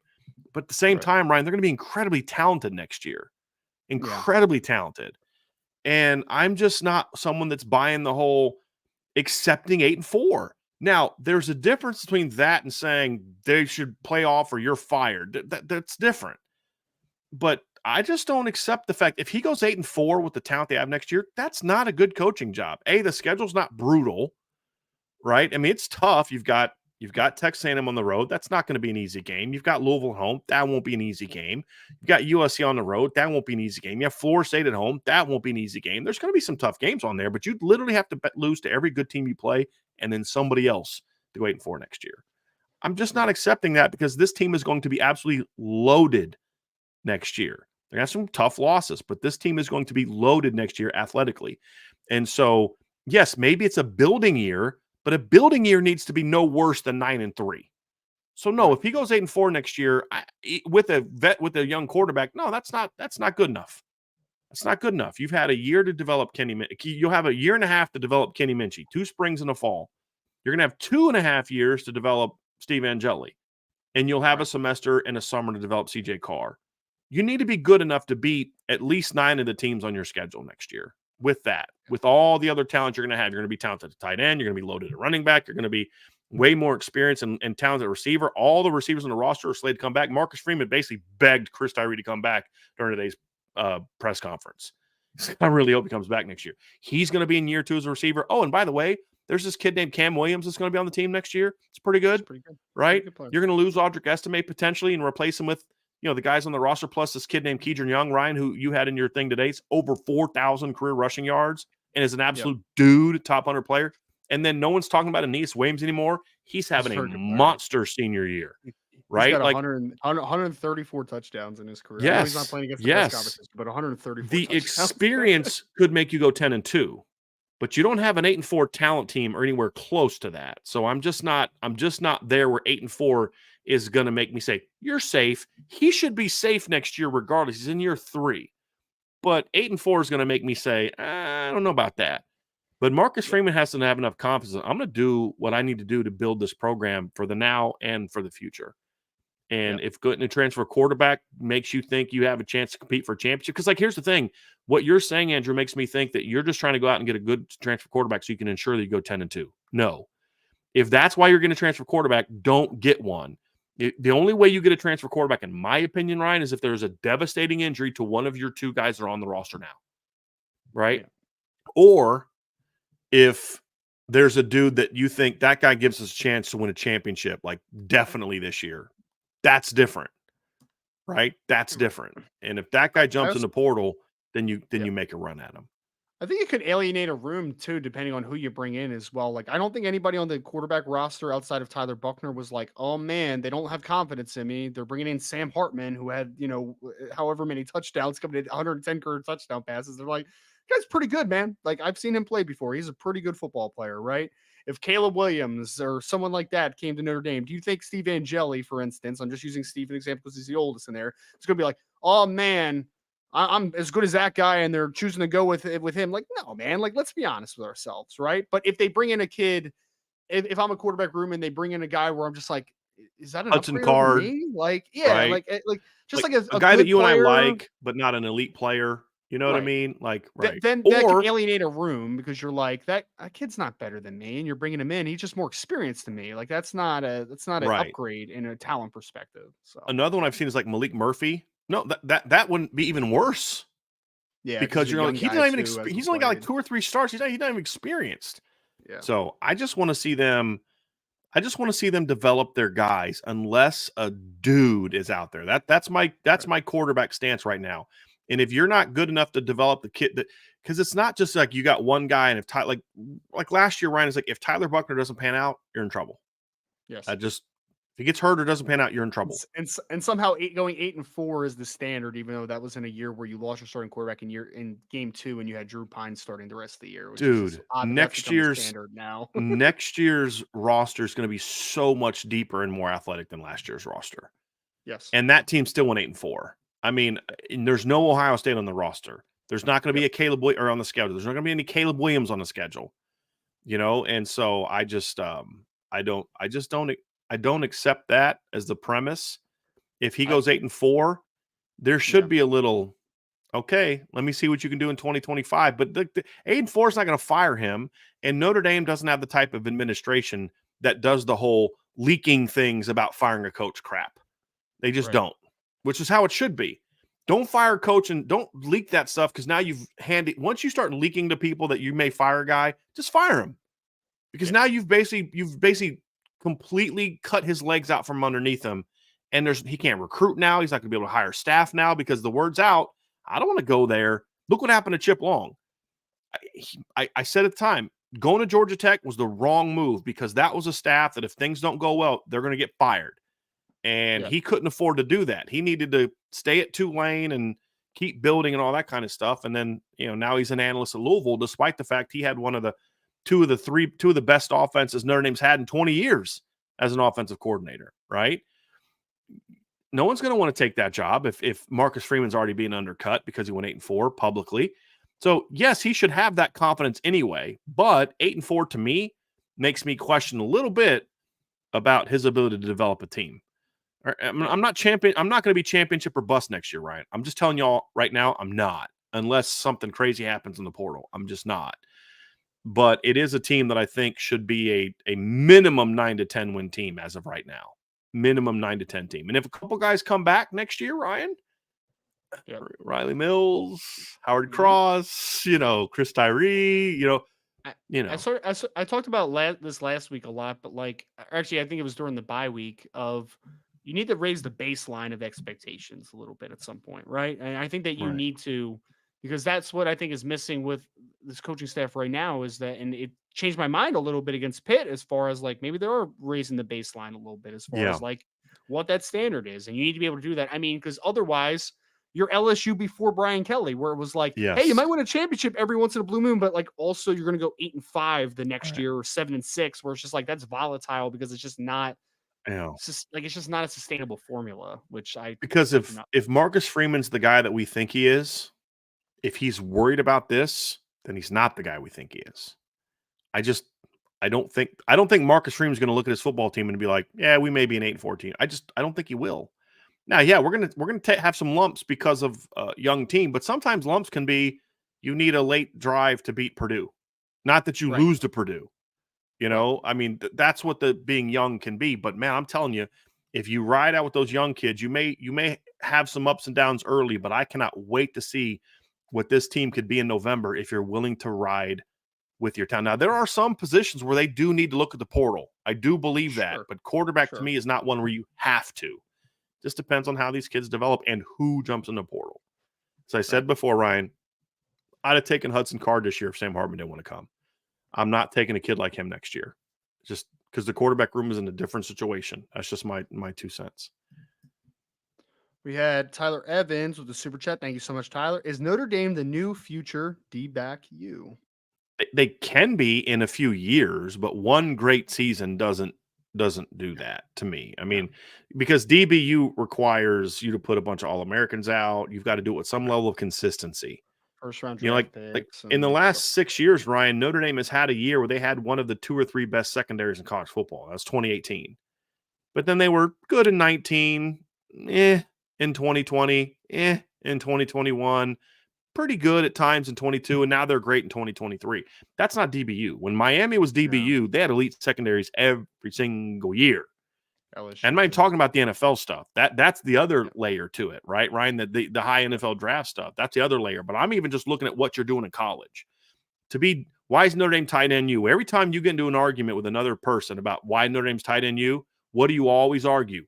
Look at how long Notre Dame has been producing had production at tight end. Look at how long it's been since Notre Dame starting tight end has been drafted. All those type of things, Right. right? You always look at those type of things. And that's what DBU needs to be. But the fact that you're even asking the question and we're not laughing at you and we're Yeah. explaining why that's not the case yet speaks volumes about how Mike Mickens has built this cornerback room and giving him credit how Chris O'Leary has gotten this safety room to steadily get better and better and better and better as the season has gone on. Got to give him credit Yes. for that. Now, Have do to. a better job recruiting. But what did we just say at the beginning? Ivan Taylor. Has Ivan Taylor talked to you about Chris O'Leary? Yeah. Yeah. Yes. Yeah. He's part of the recruiting process. That Sure. he's at the very least made that kid feel like I can develop you. Right. And with what Xavier Watts is doing right now, it only is going to enhance that. So Notre Dame, to me, needs to do this, Ryan, for at least 2 or 3 more years before we can have a legitimate conversation if they're the new DBU. Yeah.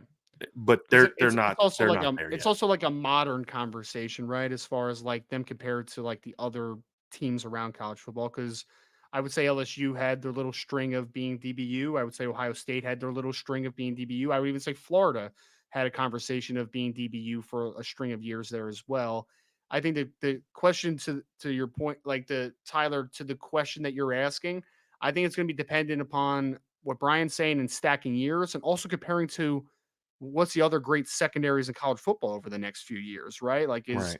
Ohio State a DBU? Is another team a DBU? Because I think to be a DBU, you need to be the best of a string of years, right? That's what makes Right. you DBU. What is a couple of the other teams that have traditionally been that team? Are they going to be in that conversation as well? I mean, that's going to be a debate that's going to have to be Let me had ask at you some this, point. Ryan, because I think Yep. DBU needs to have over a course of a 4 to 5 year stretch. You need to be the best unit at least once or twice and always in the top 3. That's how I view it because I don't know that for me, I don't know that it requires. It's kind of like being a Hall of Fame baseball player. you can't just be good for 10 years to get in. At some point in time during that time, you needed to be the best or one of the best for a string of years. Sure. And that's the way I look at it is if you go the next 5 years, including this year, Notre Dame has to have the best secondary at least once or twice. But every year they got to be in the top 3. Right. Then they're Yeah, in the you can't have a conversation. down year. Yeah. Right, because like You can't let's be elite say one year and then top 20 the next. Like that's not how it right, works. exactly. Now, because my point is there may be let's say in the next this year, next 5, Notre Dame's the best 2 years, and then not 3 other years. But what if the teams that were the best the 3 other years were what you said? They were the best 1 year, but then the next year they're top 20.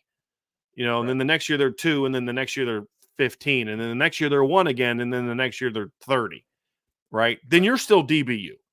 It's got to be the consistency of eliteness, and that's what made Ohio State so good for that stretch in like the early to mid to the 2000 teens. That's what made Miami so good for like a decade. Even when Miami wasn't good, they were still throwing out like really good DBs. LSU Florida was that way during for a little bit. the Right. urban era type of thing for Florida as Yeah. well with Oh Joe yeah. Hayden and Major Wright and all those dudes. Like Yep. it was a really good string there. So Yep. Yep. So that's what it needs to be. But the fact is could I see it happening? Yeah, I could see it happening because here's the thing: as good as the secondary is now, it's going to even be more physically talented in 3 years sure. with what they're recruiting and signing. Yeah. Right? I mean, It might be more because the physically safety is going to talented be. next year. I mean, That's honestly, yeah, so which is yeah. pretty wild. I mean, because Cam Hart is obviously a freak show, but like Christian Gray's pretty talented himself, right? Like Right. whoever their You're next bringing nickel in Leonard is pretty Moore. good. Right. And Micah Bell's so going to be hopefully competing for some nickel time next year. You're going to add yeah, Bronte Johnson to your roster. And I'll yes. tell you what, man, I was impressed with how just downhill. I mean, Don Schuler can get downhill Oh in yeah, a Stacker for Loss was hurry. nice. Stacker for Loss was Oh, nice in that play. Yeah. and then 25, you're hoping to add Ivan Taylor. You're hoping to be able to get Ethan Long, and keep All adding the to it. corners on So the board. Yeah. yeah, oh man, the Dallas. I mean, have you seen Dallas Golden's junior film? I know that's Yeah. a rhetorical question. I know that you have. Yeah. That's impressive. I mean, and my favorite plays of Dallas Golden are him playing running back or wildcat. I was Like about to just say, I'm surprised more teams aren't looking at him on the offensive side of the football, yeah, man. He can do it with the ball in that's a his hands. dude. So Yeah. they're trying to get him. So the fact we're having this conversation is kind of fun because Yeah. 3 years ago I'd have laughed at you if you'd have said that. I'd Yeah. have been like, "Did you mean something else? Did you mean D line you or O line you? Like what did you mean to type?" Yeah. But it's not an outrageous thing at all. All due respect to Nick McLeod and Clarence Lewis, but that's not exactly DBU at corner, right? A few years ago. Right. So I mean, But but it was solid, but it's not but DBU. Right. one of the guys you just mentioned is still on Yeah. the roster and he And barely he's back up plays. now. Yeah. Right. Yep. So and that's not a knock on him. He had a couple nice plays on Saturday. No, he's a Clarence solid does player. okay when he gets in there. You're just really Better loaded players in right front now. of him. I Yeah. mean, I said this in the postgame show, Ryan. Uh, Notre Dame has the best cornerback tandem in college football right now, in my opinion. They lost both of those guys. One didn't play at all. One got hurt in the second quarter, and nothing changed. Nothing was Yeah. different. I mean, so and both of those kids made picks. I mean, Yes. how many teams can do that? Not many. Yeah. Yeah. Not many.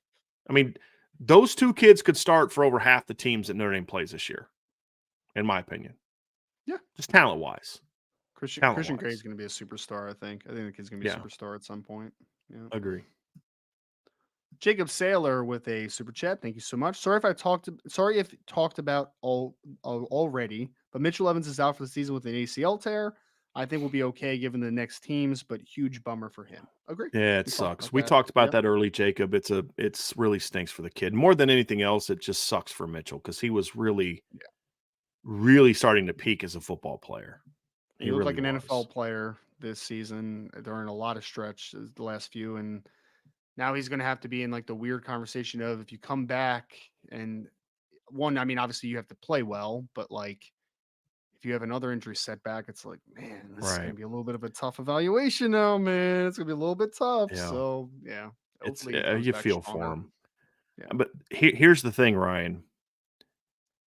he started real. You had Holden play the way he did against NC State, and then a couple weeks later, you see what Mitchell does. The fact that we have yet to hear from fans, or we have said, if only they had Michael Mayer on this team. Yeah. Now, Michael Mayer is better than all those guys, but the point is, even without him, tight end has not been the problem for Notre Dame this year, and a big part of that goes to Mitchell Evans, and it just stinks for the kid that he's going to miss a chance to keep building on that. No doubt. Nathan Milton with a super chat. So generally speaking, it seems fans think Al Golden's defense did a 180. They've always been good, showed improvement, and never reason for losses. Thoughts?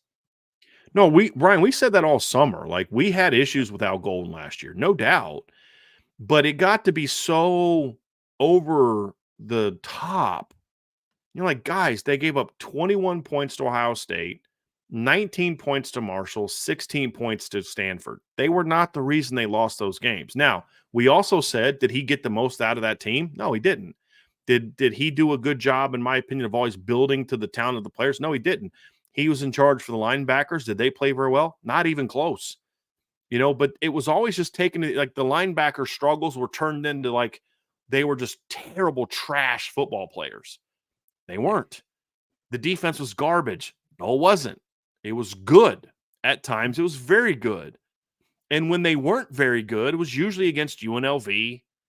You're up big on North Carolina and you lose focus.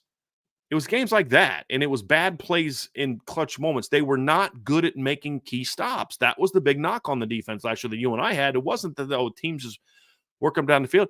They had one of their lowest yards per game totals in a long time last season. So, and then you and I talked about this before the season, Ryan. We both said if players step up on the D line, this defense has a chance to be really freaking good. We said that before the season, because as much issue as Ryan and I had with certain things that happened on defense, we also understood the baseline was still good. The question was, it wasn't playing like a championship defense. That was our beef. The problem, I feel like, is when we have those conversations and we're critical, I feel like some people take that and turn it into something that we're not saying, which is when we say that Jared Parker's not coaching like a champion, not coaching a championship offense this year. He's not, clearly not. But then it gets turned into, he sucks. He's the offensive Brian Van Gorder. And I'm like, guys, I put a stat out yesterday. There are 3 teams in college football right now that are in the top 15 in scoring offense, top 15 in scoring defense, top 15 in yards per play against FBS opponents, top 15 in yards per play defensively against FBS opponents.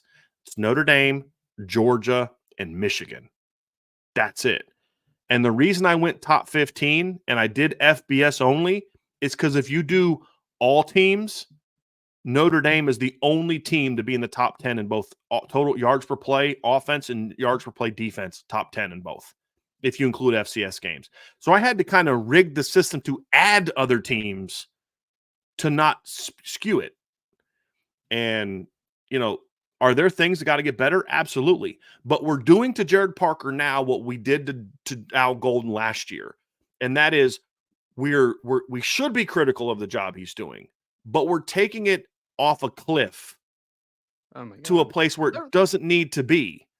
And that's why this year where there were, sorry to cut you off, but like there were games early this year against where Al Golden's defense gave up less than 20 points, where people wanted him fired after the game. Yeah. And it's like, guys, what are we doing, man? Like, what are we doing? You can be critical of a guy and say like this, and this still need to get better, but like to completely act like he's a bad defensive coordinator earlier the year and that he doesn't know football, it's just ignorant, man. That part's just ignorant. Right. It's very ignorant. And that's the frustrating thing, is we can have the criticisms without taking it off a cliff. And that's where we need to be about Jared Parker. And this is what I hope that we can do over the next month and in the offseason, is to look at Jared Parker and say, if Notre Dame's got to get a championship, he's got to do this, this, this, and this. And he didn't do those things this year, without taking it to the extreme that we've taken the conversation this season, which is he sucks, he's a bum, he needs to be fired. You don't score 40 points per game, 40 points in a game, 6 out of 9 games if your offensive coordinator sucks. Right. Just don't. You don't. You say, well, they only scored 38 offensive points against Pitt. They lost 3 possessions because of the defense and special teams that they don't lose if and they would have scored. They would flat out would have scored over 40 offensively if they didn't lose possessions because of pick sixes and fumble returns for touchdowns. They just would have. Yeah. Because if they didn't fumble that, if that kid doesn't muff that one punt inside his own 5, Pitt's getting stopped. They're punting and Notre Dame's taking over in Pitt territory. They score. Yeah. I mean, so is that is that a defense of Jared Parker? No, because you get judged on what you do in the biggest games of the year. And in one of the 4 biggest games of the year, the offense played well. In another of the biggest games of the year, the offense did some good things, but in the clutch moments, they didn't make the right plays and calls. That's the Ohio State game. And in 2 of them, they played bad. Yeah. Right? Yep. That's the standard. That's got to get better. But it also doesn't completely trump all the other stuff to make you say, he sucks, he needs to be fired. And so we're basically we've taken all that negative energy that we gave to Al Golden last year as a fan base, and we're now putting it all 100% on Jared Parker. And it's like, both were overreactions that weren't really fruitful and helpful. Now, if Jared Parker's offenses go out and lay a couple more eggs down the stretch, then we can maybe have a conversation. But that's not what we've seen. We've seen 2 pretty good games in a row from the offense. And, and we're going to, hopefully we're having the same conversation about him next year that we had about Al Golden this year. But the overreactions were always greater than what the criticisms, the deserved criticisms for him got turned into just something that they just flat out should not have been. Yeah. The Al Golden stuff always drove me crazy, man. Because I'm just like, Al Golden is a good defense coordinator. He did a good job last year and earlier this season. And now he's turned his unit into one of the best in college football throughout the 2023 season. Yeah. And now, Brian, what's going to happen next is if Al Golden leaves this offseason, everyone's going to be like, how in the world are we ever going to replace Al Golden? How are we ever going to do this? And it'll be the when we wanted to fire him earlier that wanted him fired in 2022. Yes. Right. Yes. Right. Or earlier this year, man. There were people that literally wanted him fired after like Ohio State. And I'm just like, guys, you gave him 17 points. Yeah. But all right. That was a very loud, small minority of people. And I think part of what we need to do a better job of, and I need to do a better job of, is sometimes we give those people too much oxygen. And I need to stop doing that. Zach Martin with the super chat. Thank you, Zach. Do you think Dabo will let Riley run Riley's offense? He needs to. I don't know that he's capable of it, honestly. I don't know. I don't know why you brought an offensive coordinator in to run an offense that he wasn't successful at running. That doesn't make any sense to me. So, yeah. You could have just gotten somebody on the staff and promoted them if you just wanted him to run the offense. Like you're bringing in an offensive coordinator that just had a lot of success to come run a different offense. Like that it doesn't compute to me. It does not compute. I'm somewhat sympathetic to it because that Clemson way had won him so many games and championships. Sure. But at the same time, you know, the great ones that have the staying power are the ones like that understand we've got to continue to evolve and adapt. If you go look at what Nick Saban is doing from like 18 to 22 offensively during a stretch in which he won a title and then played for 2 others, Ryan, it looks a whole lot different than what he was doing from 2008 to 2012. Whole lot different. Now it looks different now as far as what their formula is moving forward as well. Their defense all of a sudden is awesome. Same with defensively. They went from a pure 3-4 team to now they're a bit of a hybrid defense. You always have to be willing to evolve. And I think the problem is I think Coach Sweeney is just been a little unwilling to do that. And that was a big criticism that we had of Brian Kelly. You got to be willing to evolve and adapt and bring in fresh blood and then let them do what you hired them to do. And if you weren't willing to turn it over to them, then you should have just not hired them. Yeah. Or hired an offensive coordinator that's used to a similar system that you want to run. Right? That's a good point also. Yep. We had Nathan Milton who says, Love's sideline run excites you how much for the future? I mean, more than we already were. Every time Jeremiah Love touches the ball, he excites me for the future, Nathan. It wasn't an exclusive thing to one play. Like, it's just a consistent thing throughout the year. Because when he does that, Ryan, you're just like, yeah, okay. That's what Jeremiah does. You know, I'll say this about Jeremiah Love. The one thing that has excited me most about this season so far is I knew that kid was going to be dynamic. I knew he was going to be able to create some chunk plays and some explosive plays, but I did not expect him to be as physical early on as a runner as what he has been this year. He was breaking some tackles, man. That excites me more than just like one single play, because I thought he was going to be a really nice, just explosive back, create big plays. But now I'm looking at him, I'm like, is there something that he can't bring to an offense? I mean, he can run power row, he can run outside zone, he can run inside zone, he can attack you in the passing game.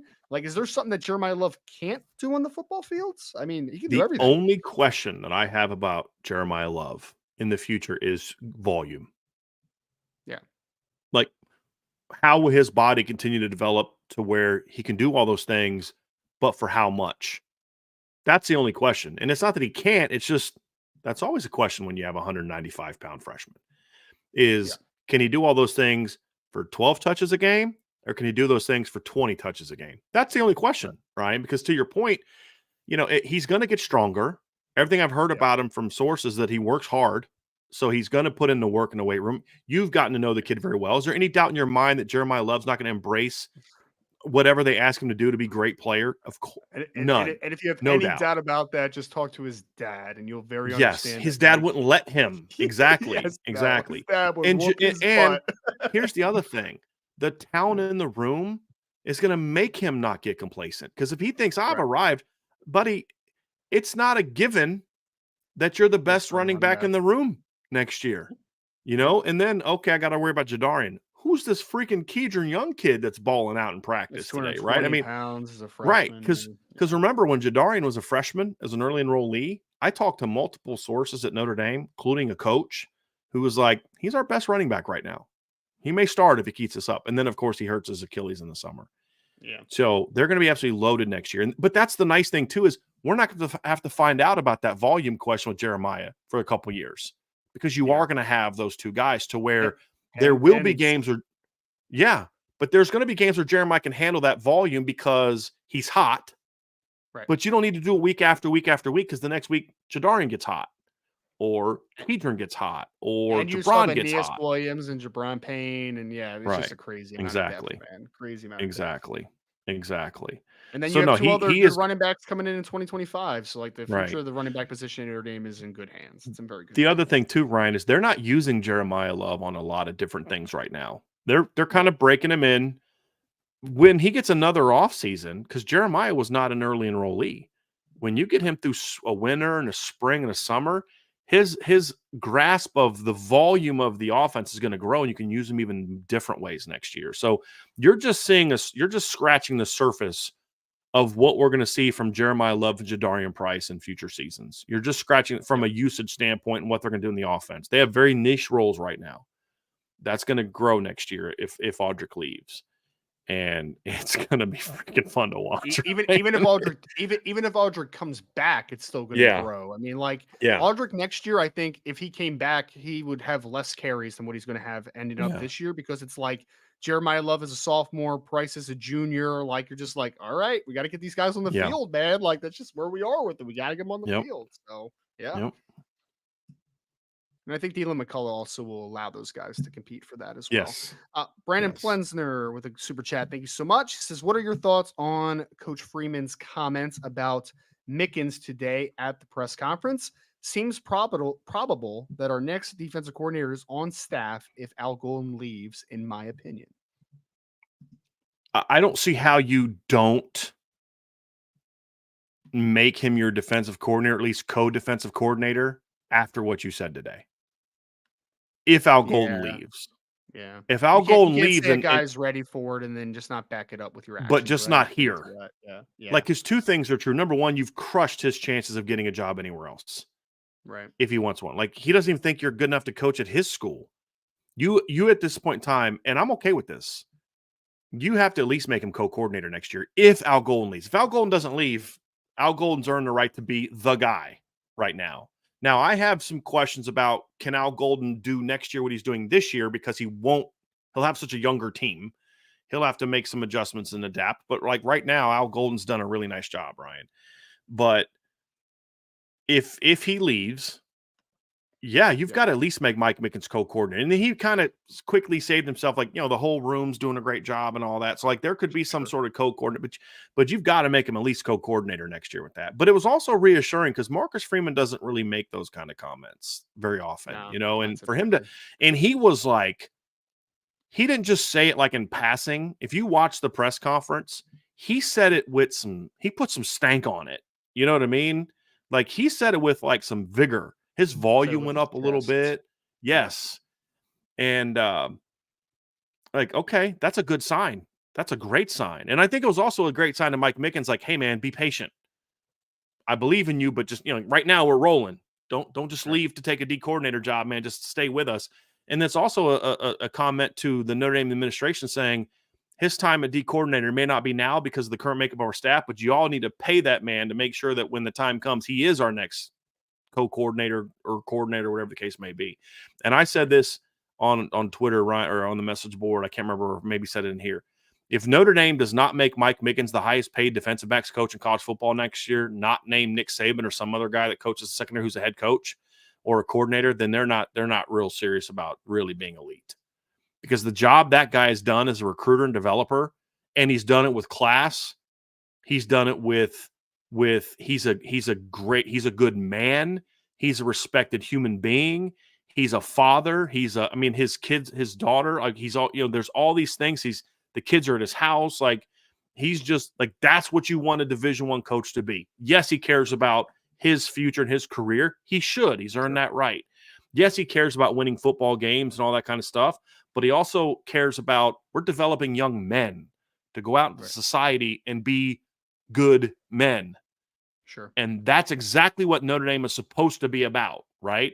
So if you don't throw whatever you got to throw at him to say, hey, I know that school's offering you a coordinator job, but be patient. And, oh, by the way, in the meantime, we're going to make you one of the highest paid at your position, because you know why he should be that? Because he's freaking earned it.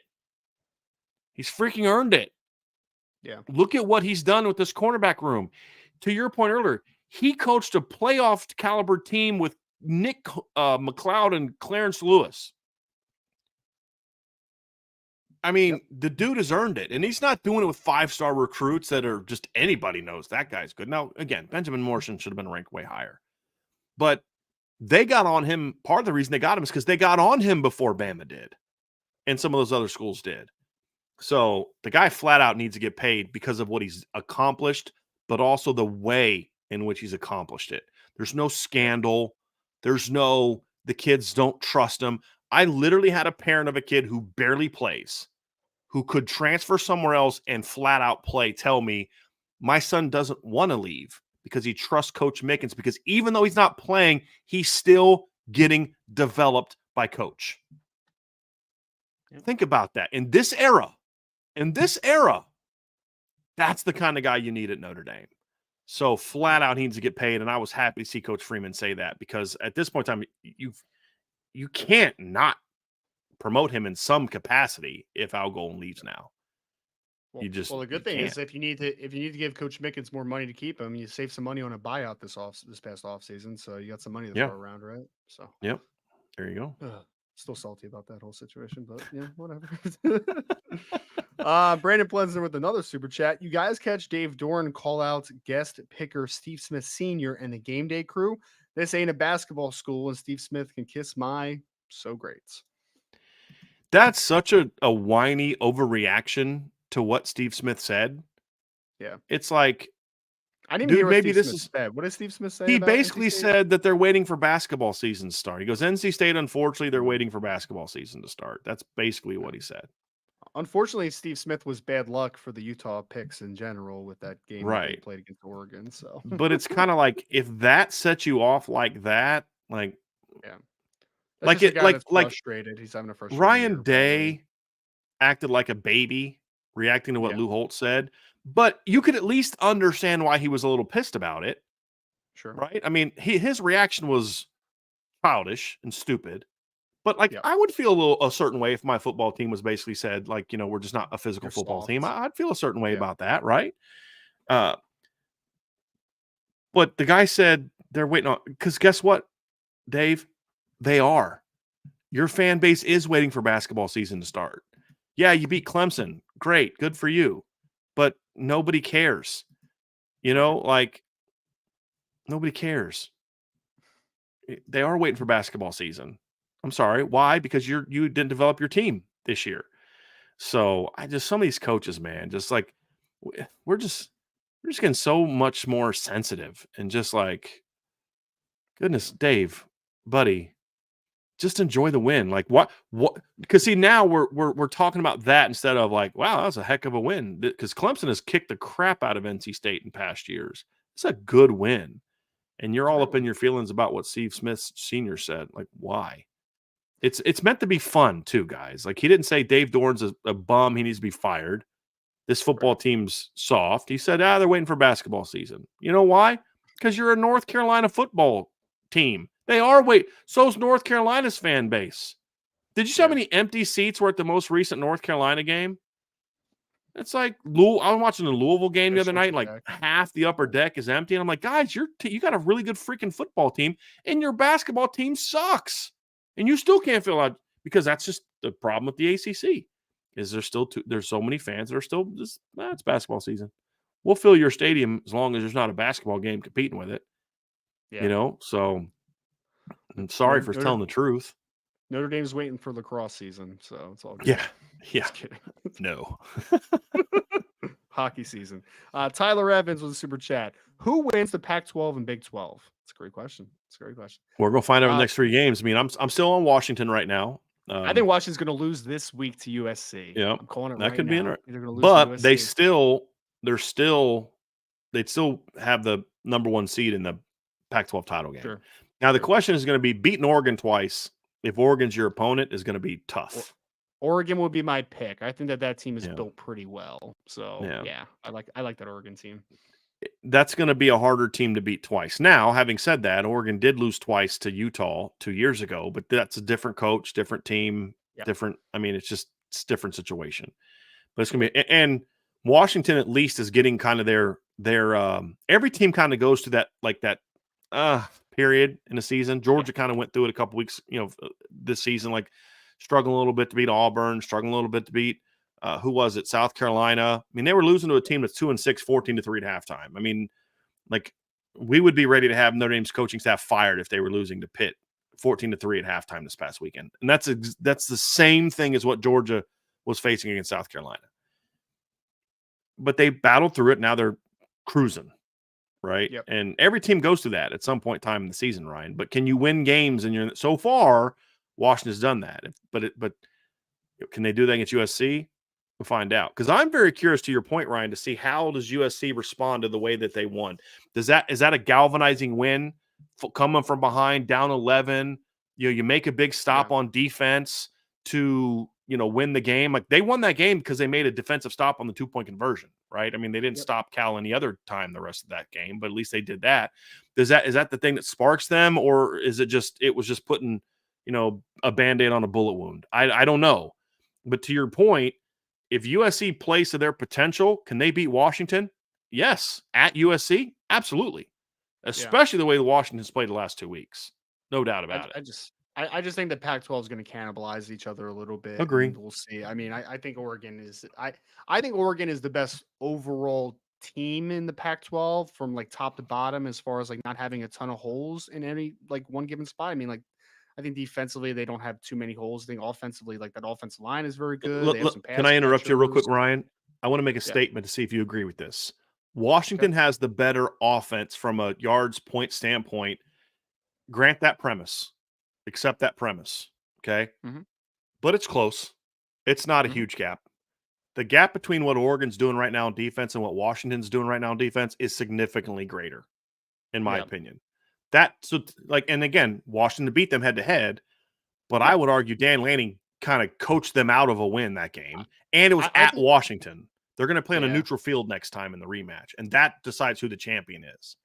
When I was watching that Oregon-Washington game, I thought Oregon was the better team throughout the majority of that game. I just think that Dan Lanning dropped the ball in certain situations down multiple the stretch of that times. Game that lost. And again, even the halftime where he went for it on 4th down instead of taking the points. Yes. Like that turned out to be a big deal. Yep. Big 12, I think it's Texas. I think I Texas is think going it's to Texas cruise. too, but like I Yeah. don't know. I'm a little weird about the Big 12 The right Big now. 12 I'm is a not little very weird good this about year, it. Ryan. You look at Texas's schedule down the stretch. They've got Kansas State this weekend. If they beat Kansas State this weekend, I think they run the table. Having said that, Possible. Iowa State's Tough. been a They're a tough little salty lately, man. Like their defense has figured some stuff out since that Oklahoma game. Now they and haven't their played anybody that's quarterback's been any good playing on better. offense. Yeah. Right. And so, but to me, Texas is almost going to be harder to upset without Quinn Ewers than they would have been with Quinn. And here's what I mean by that. It's not a shot at Quinn Ewers. Whenever you lose your starting quarterback, everybody around you on good teams kind of steps up their game and says, hey, we don't have our quarterback. I got to raise my play. And we saw that with the defense this week, in my opinion. We saw the defense kind of come out this week against BYU and say, hey, we don't have our starting quarterback, so we got to come out and we got to handle business. And they dominated BYU. Yeah. So, and then they're going to beat Oklahoma in a rematch. Oklahoma's not that good. They played the game of their lives against Texas and Dallas a few weeks ago. Yeah. Like Oklahoma's not that good of a team. And they should have lost to UCF the week before. And they got just flat out played by Kansas this weekend. So that Oklahoma defense, I know that Brett Venables has done a great job with that defense compared to what it was last year, but that's a smoke and mirror defense, in my opinion. Yeah. I do not think it's a very good defense. The offensive coordinator for Kansas coached circles around the Oklahoma with his defense backup quarterback. Oh man, he Yeah. called a great game, man. I'm watching. Yeah. I'm just like, how creative is that guy? He's a superstar. He's And superstar. I know Jason Bean. That's kind of disingenuous to say the backup quarterback because Jason Bean started a lot of football games in his career. But the fact of the matter is, they're not as good with him as they are when they have Jalen Daniels. That's kind of where I'm coming from. It's not like 38. It's not like if Steve Angeli had to start against Clemson. Kids never really played. That's a backup quarterback. Jason Bean is the ideal backup to have, but still, they're a different team when they have him. And to your point, he coached circles around Kansas. Around Oklahoma. That guy did. And you're seeing those warts, Ryan, the last 3 games. They gave up 30 to Texas, gave up 527 yards to Texas. Texas kind of shot themselves in the foot a couple times, and losing their center hurt them, in my opinion. They gave up 29 points and 397 yards to UCF, and then they gave up 38 points and 443 yards to Kansas. So you're starting to see teams figure out who Oklahoma is, and they're going to take advantage. And Kansas was able to do that. And then Oklahoma also still has to play this season. They have to play at Oklahoma State this weekend, which – I think they should win if you just look at the rosters, but Oklahoma State is playing really good football right now. Really. And they're beating some good football teams. Yes. Yeah. They beat Kansas State. They beat Kansas. They smacked West Virginia at West Virginia, and they just destroyed Cincinnati. And I know Cincinnati's not very good, Ryan, but Cincinnati hasn't been getting blown out very much this year. They lost by 7, 14 to Oklahoma, 8 to BYU, 20 to Iowa State, 3 to Baylor, and then they lost by 32 to Oklahoma State this weekend. So they're starting to figure some things out. And that Ollie Gordon you're talking about, that dude, he's got for over 500 last 2 games. 553 yards in the last 2 games on 54 carries. And the week before that, he ran for 160 and 116 yards receiving the week before that as well. So, yeah, it's pretty good. And here's the thing, Ryan. He did that against a West Virginia defense that has had some pretty good moments this year, right? They've had some pretty good moments this year. West Virginia, coming into that game, had not given up more than 160 yards rushing, and they went for 281 in that game. They're 8.5 per carry. The next highest they allowed was 5.7 in a 2-touchdown win over UCF. West Virginia has a decent defense this year, and he ran through them like they were nothing. Yes. That was impressive. That was really impressive. You got to put your hats, because I heard after the slow start that they had Oklahoma State, there was already chatter and people talking about maybe Mike Gundy's nearing the end, and I'm just like, yeah, I had those thoughts. He's a good coach. He's a good coach. But here's the even more impressive one, Ryan. Cincinnati as a team stinks. They're not very good. Do you know the most yards they had given up all year? Do you know what it was? They've played Eastern Kentucky, Pitt, Miami of Ohio, Oklahoma, BYU, Iowa State, and Baylor. The most yards they'd given up all year, and the most yard was 125 in the opener to Eastern Kentucky. The most yards they'd allowed in a game this year was 4.2 to Miami of Ohio. They had held 3 of their first 7 opponents under 100 yards, actually under 90. Another opponent only had 103, Oklahoma. Oklahoma had 103 yards rushing and 3.0 yards per carry. Yeah. Pitt had 83, 2.9. They'd held their 3 highest yards allowed per game this year were 125, 121, and 123. Their 3 highest yards per play was 4.17, 3.91, 3.03. Oklahoma State went for 315 and 8.5 per carry in that game. And that running back you're talking about went for, I think he went for over 10 that game. Wasn't he over 10? Yeah, 10.8. He had 271 yards on 25 carries and had 4 catches for 21 yards against a defense that had been really good stopping the run all year. So I'm hoping that continues because I'd love to see Oklahoma catch another L this weekend. Because I could see that team falling apart down the stretch if they get beat again this weekend. Because that's going to be third game in a row they didn't play very well. And UCF is not very good. They're not good. And they almost beat them in Norman. By the way. My upset pick hit last week. Because you picked Kansas, Virginia right? Beat UCF. No, I beat West Virginia. Oh, West Virginia beat UCF? Over okay. UCF. That was the weirdest 7-point favorite I've ever, UCF is 7-point favorites over West Virginia. Right. I don't get that one at all. Right. Have you guys watched either of these teams this year? Yeah, it was odd. My worst part is I generally enjoy Jim Nagy on Twitter, the director of the Senior Bowl, because he puts out some at least good drafting tidbits and stuff. But he said a couple weeks ago that John Reese Plumlee is a very underrated passer. I'm just like, when? when did that happen? Yeah, they've lost 5 in a row, and 3 of them been by double digits. He's got 8 touchdowns and 7 picks. I don't get that one at all. Yeah, I don't get that. I'm like, if you want to talk about John Reese Plumlee, the athlete, I'm like, cool, man, that guy can move. Sure. He's a good athlete, right? But underrated passer, where, when? Ryan, he's played 5 games. He's only played 5 games this year. Yeah, and he's thrown 2 or more interceptions in 3 of them. Yeah, he got 7 picks in 5 games. Yeah, it's not good. Because UCF had some guys coming open against Oklahoma, and he missed them. Did you see that? There were guys open. UCF should have won that game. Well, no, I think because I was just like I didn't comment on it, but I'm just like, look, if you want to sell me John Reese Plumlee, an NFL athlete, cool, sure. I can do that. Sure, but NFL kind of like Eric Crouch. You kind of thinking like an Eric Crouch type of guy, like a maybe a slot, maybe a gadget slot, like a Taysom Hill type of dude. Cool, man, we could do that. Sure, right. No, he's not that. Yep. John A1, if Ohio State wins out, would you rather face a 1-2 loss Big Ten team or an SEC team in the New Year's Six? I'd rather face an SEC team. Same. Just because, if Notre Dame, good, right? Oh no, I was just gonna say the Big Ten. The Big Ten just doesn't have as much state power to me as far as a national perspective as what the SEC does at this point. Yeah. So I would love to beat an SEC team. If Notre Dame beats Michigan or Penn State, honestly, you're beating a team that most recruits view you as being better than it anyway. Right. We can argue if that's valid or not, and Michigan's been better the last couple of years, and that's fair. I mean, they have been the last 2 years. Michigan's been a better team. And I'm not going to make any jokes about the science. Just here's what I know. I know that the last 2 years, the results of Michigan have been better than the results of Notre Dame. That's what I know. Take out all the little snide remarks, but they're not perceived to be better by the people that matter, which was what we're talking about with a bowl game, which is recruits. And the recruiting results show that. I mean, Michigan almost never beats Notre Dame in the last few years for a kid. Not that the kid that they want. There's been a couple, but. And then Penn State doesn't move the needle for you. I mean, it doesn't mean that they're not a good football team, and it doesn't mean that they wouldn't be big wins from a football standpoint. If you go out in a bowl game and beat Michigan in a bowl game, right, that's a big win. I just don't know if that's necessarily a needle-moving win. I don't know that most people view Michigan as being a better program overall, especially now. But you go the one I had out today. Did you see those bowl projections in the article I put out today? Yeah. 2 of them have them playing Bama. One was in the Peach, one was in the Cotton. You go play and beat Alabama in a bowl game, Ryan, that is needle moving.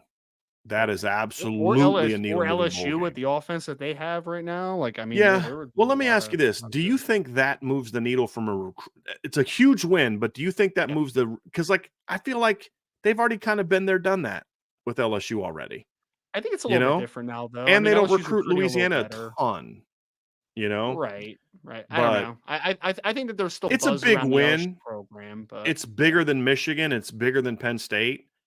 yeah. I just don't put it on the same level as beating Bama. Oh, That's I my didn't say the thing. same level. I just said that it would still be a really good opportunity, though. I would still be There okay would with that one. be there would be 3 SEC games to me that would be statement wins for Notre Dame in a bowl game. Bama, I'm not counting Georgia because they're going to be in the playoff most likely. Of potential that Notre Dame could play is Bama, LSU, and Tennessee. And the reason I say it's Tennessee is because Notre Dame is clearly a better football program right now than Tennessee. But Tennessee's Right. a pretty hot program on the trail, and we hear their name mentioned a lot with kids at Notre Dame once. Right. And so I think that would be a bit of a needle moving win. It wouldn't have this nearly the same pizzazz as Alabama and LSU, but I think that would be one that would say, okay, Tennessee's rising. Let's push them back a little bit and show them because, and the reason I say that is the only way Notre Dame would play LSU or Tennessee is if Tennessee runs the table the rest of the way, or at least only loses one more because they still have to play Right. Georgia, correct? Tennessee? Don't they Yes, still have to believe play so. Georgia? Believe So so. let's say they lose that when they finish 9-3, but they beat UConn, they beat Missouri, who's ranked, and they beat Vanderbilt. You know, that would be one that would help, but that's even a step below. Like I don't think beating Ole Miss, even if Ole Miss is really good, really does a whole lot for Notre Dame. Yeah. I don't think it does. Beating Florida right now is kind of like beating up on a wounded kid that's already like, guy already got beat up, and now you come and jump on late and you kind of stomp him a little bit after he's already been beat up. That's what doing that to Florida would be. You know what I mean? Like, I don't think it moves the needle at all.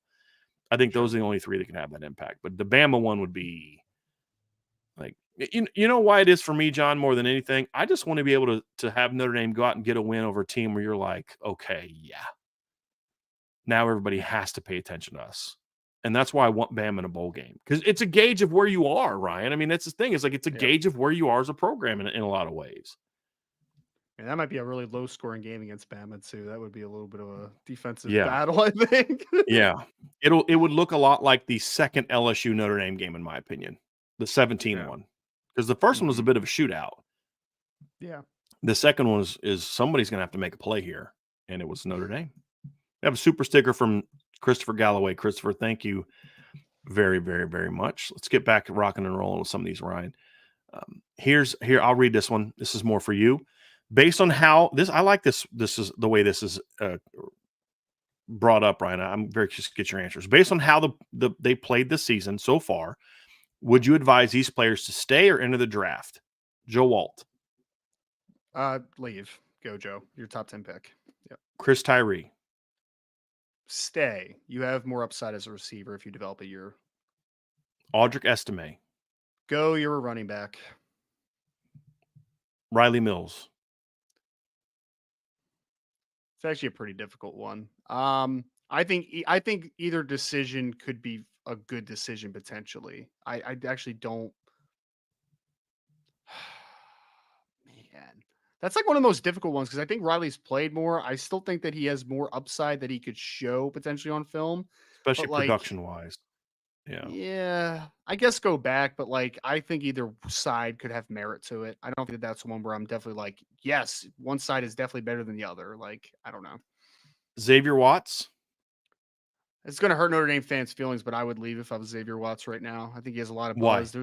There's people put him as a top 5 to 6 safety in the draft next year. I think that he legitimately could go day 2 potentially.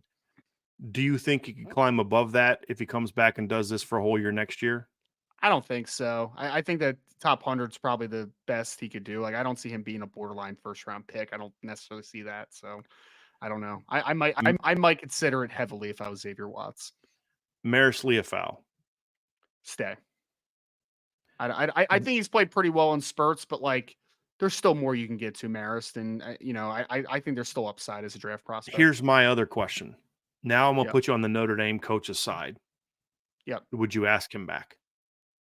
Would you ask him or JD back next year? I would ask Marist back over JD for me personally. I think that JD is a good Mike at the college level. I think he's been a really good player for Notre Dame. I think that Maris has more upside as a special teamer on the college level.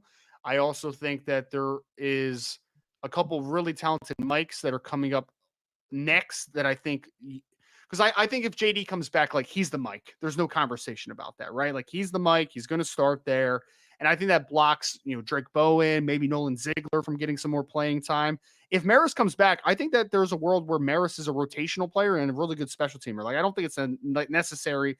I don't think it's a necessity that like you are the starting will 100% of the time. I think you can mix and match a little bit more with Maris. I think there's a little bit more versatility. So I would ask him back comparative to JD because I don't think Maris blocks playing time as much as JD does, if that makes sense. Yep. All right. We had Irish 49 who said, where do you stand on the stay seated versus I'm going to stand debate? I assume we're talking about at football games as spectators, right? Is that what we're talking about? It depends on the game. I mean, like I always stand for the big moments, like the third down plays, the goal line plays. Like I'm going to stand. I'm always going to stand. It depends on the game. Do I think people need to stand for an entire Pitt game? No. Do I think people need to be on their feet for the majority of the Ohio State game? Yeah. Like, you know what Notre Dame needs to do to just end this debate is just have sitting section and standing section. I mean, honestly, like block them off. If you want to stand during the game, these seats are available and try to mix them up. I mean, I guess because it's just wild that we're having this debate. I care more about people being loud than I care about standing. And you can be loud sitting in your seat, in my opinion. Like, I don't think you need to be standing and be jumping up and down to be loud. That's what I care more about from Notre Dame fans. Is I don't feel like they're always engaged in the moment, and I don't think standing makes you engaged. But I don't really have an opinion, honestly, Vince. Ryan. Vince and I went to a couple games a couple years ago, and we sat most of the time because we got our notepads. We're taking notes. It's just like I'll stand in the big moments, but I just be loud, be engaged. I don't really care if you're standing or sitting. I really don't. The way I look at it is like you paid the money to go to the football game.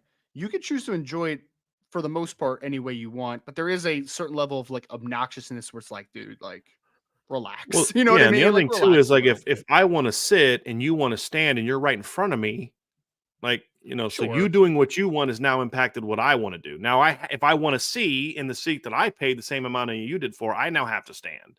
So that's working out a little bit annoying, which is why I say you almost kind of have to maybe have sections that are standing versus sitting sections because now it's like, well, yeah, this guy wants to stand. You and your buddies are at a game and you guys want to stand because that's how you enjoy a game. All right. I mean, I don't care. But then the people in the two rows behind you now, they can't see and they don't want to stand. And that's where it gets to where people get into this battle where it's, it's just like, I just don't care. They do have the Jumbotron in real time though. So like those guys can still have a viewpoint, right? Like for me, like, yeah, but if you're going to pay $300 to go to a game, you want to watch the actual players, not I get that large screen TV. I get that. Just me personally, like I'm going to stand in the big moments. I just am. That's just my big moments. Sure. The debate here, Ryan, is it was on the board. It was a guy that wanted to stand the entire game. Oh, well, no, that's disrespectful. Yeah, that's disrespectful. That's what the thing was. 3rd and 9, big moment. Yes. That's what downs, goal line. That's what the debate was. Last drive, one of half. Yeah. Like this one guy wanted to stand like kind of the entire time. That's what the discussion was on the board. I think that's where it's coming from. Well, that's just kind of like, some places they do that, but my whole thing is here's what I care about. Be loud, be engaged. That's what I care about. And you can be loud sitting down.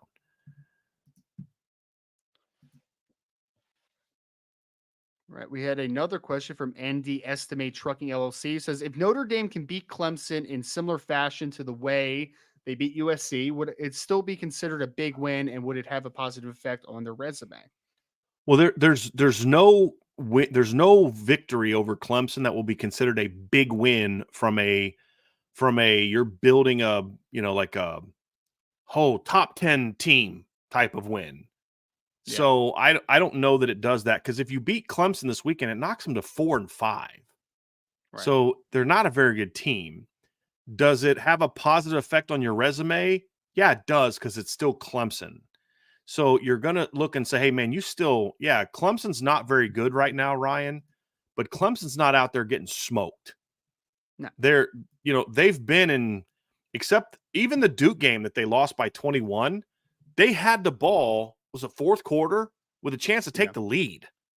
And then they fumble it, and Duke runs it almost all the way back, and then they punch it in, and that's when the game kind of broke open. But it was a close, competitive game for 3.5 quarters just about. And they had more total yards than Duke in that game? Didn't they have more Significantly more, yeah. Yeah. Yeah. I'm pretty sure, actually. Let me just pull that up to be sure. Now, part of that was some short fields that Duke had because of turnovers. But, yeah, Clemson had 422 yards that game, 5.1 per play. Duke had 374 yards, but they went for 5.8 per play because they had some shorter fields. But still, you had 422 yards of offense. That was an evenly matched game where the big mistakes kept you out of it. They lost to Florida State by a touchdown. They were dominating that game early. Weren't they up like 17-7 at one point in time? Clemson should have beaten Florida State because then they missed a field goal at the end or something like that. Yes. Something weird at the end. To win it. Yeah, because then they lost in overtime, right? They did. They missed a field goal. Yeah. They should have won. They should have won that game. They lost to Miami by 8 in overtime. And then this past week, they lost to NC State. So Clemson's not out there getting worked.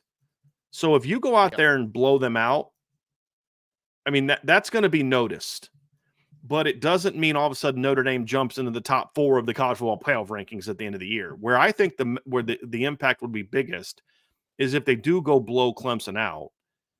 Because you look at the NC State game and they lost by a touchdown, but it was 24-7 going into the fourth quarter.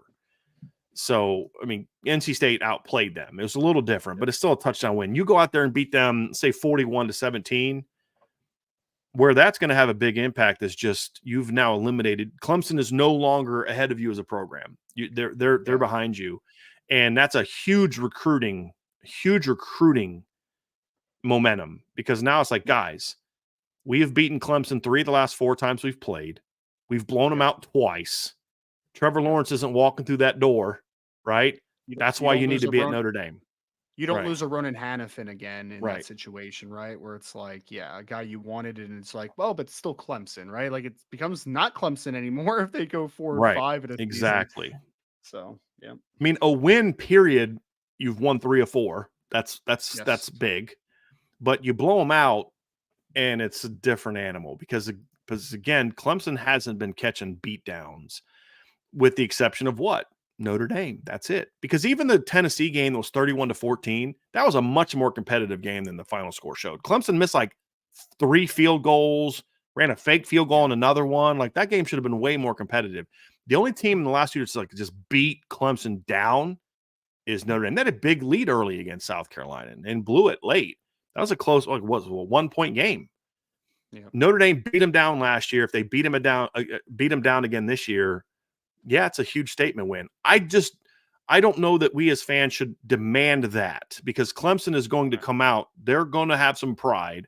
There's kids whose championship dreams are dashed. Now they're doing what, Ryan? They're putting NFL film together now, right? That's a different type of motivation. And they're not going to want to be the team that leaves Clemson like we are the team that destroyed the dynasty. They're not going to want that. There's going to be a level of pride in that football team. I'm telling you, they're going to come out fired up and look to get back on track with a big statement, borderline top 10 win. And that does salvage their season. They're going to bring it on Saturday. Now, can Notre Dame beat them? Yeah, they should beat them. Can Notre Dame smash them? It's possible. But that's not really what last year's game was. A bit of an anomaly, Ryan, to me. Like if they play again the next Saturday and there's not 35, 40 mile an hour per hour winds, I think the Notre Dame could still beat Clemson in November. There's no doubt, but I don't know that it's 35-14 again. I doubt that it would be 35-14 again. It's a very interesting Clemson team right now, Brian, because I would say Clemson still has a lot of talent on this team. I mean, there's still several NFL players on that defense. There is still probably a freshman All-American in Tamorian Parker at defensive end. There are still some offensive players like Will Shipley that will play in the NFL. Like, there's still good talent at Clemson. I think they have an identity issue right now. Like, offensively, I think they're stuck in an identity where they need to have a difference of an identity. And I think on the other side of it, defensively, they are searching for an identity because they don't have Brett Venables anymore, who was the identity of that defense and instilled kind of that vigor to wanting to play. So I think there's more of it's not a talent issue at Clemson as much as it is an identity issue at Clemson. Like, I think they need a little bit of a rebirth of identity right now. Agree. All right. Anthony Bell. Andy Bell says, after almost 2 years, which are your favorite Marcus Freeman isms, i.e., play fast, 12 opportunities? Which do you most take at face value? Which do you take with a grain of salt? I like the one play, one life thing that he Mm-hmm. says. Like, I think that makes a lot of I love that because I always preach when I coach, like, the next play is the best play, and Yeah. that's the same thing. It's just a different way of saying it. I love that type of moniker. I really do. I think that combined with you have 12 guaranteed opportunities. Yeah. Those two things to me, here's why they're at my top. Because they draw the starkest, the most clear difference between Marcus Freeman and Brian Kelly. And I don't mean this in an insulting manner. Brian Kelly's thing was it's just another day, it's just another game. And he was trying to attempt the same thing that Marcus Freeman isn't attempting. But the manner in which he did it, to me, was tamping down the team. Get them down, play at this level all the time. When Marcus Freeman says one play, one life, and the guaranteed opportunities, it's meant to say you can't waste it the moment, right? And so you see the team play here. It's why I think that Notre Dame has been at their best in the biggest moments. Even Ohio State, yeah, it was a loss, but that team played their butts off. Like they didn't execute great, but that team fought and fought and fought both years. Ohio State was just better than they were last year. But that Notre Dame team never quit. They fought, they battled, they didn't back down from Ohio State. Ohio State's just better than them right now. That's a fact, right? And Ohio State knows how to win those games. Notre Dame is still learning, but they fought.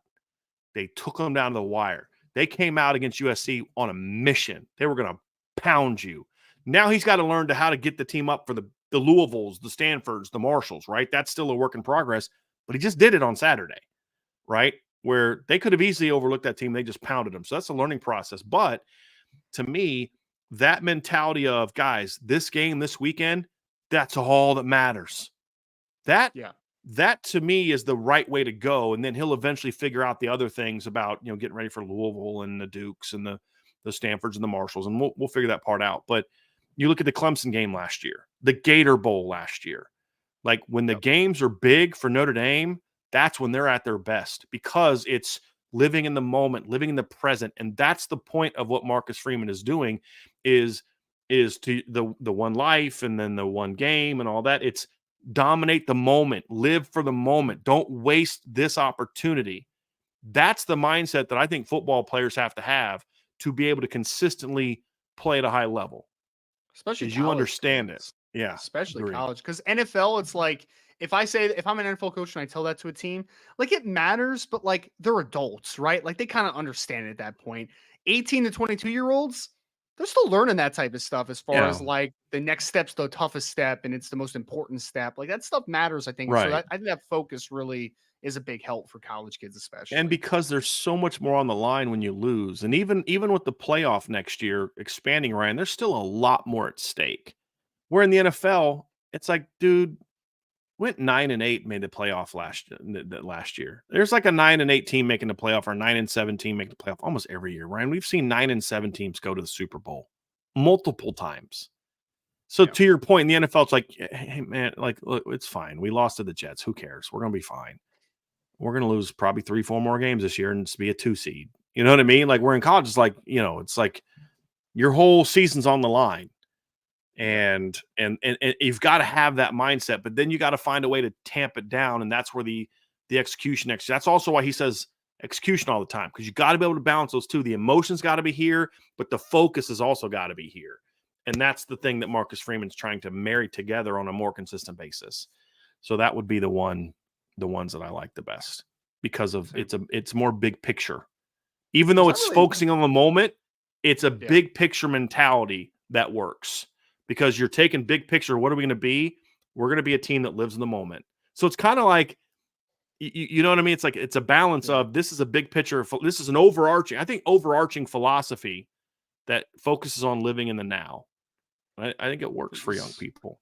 There's not really that many Marcus Freeman isms that I don't like when I really think about it. Like I think there's merit to almost everything he says as far as The, like having stay power. Like I yeah.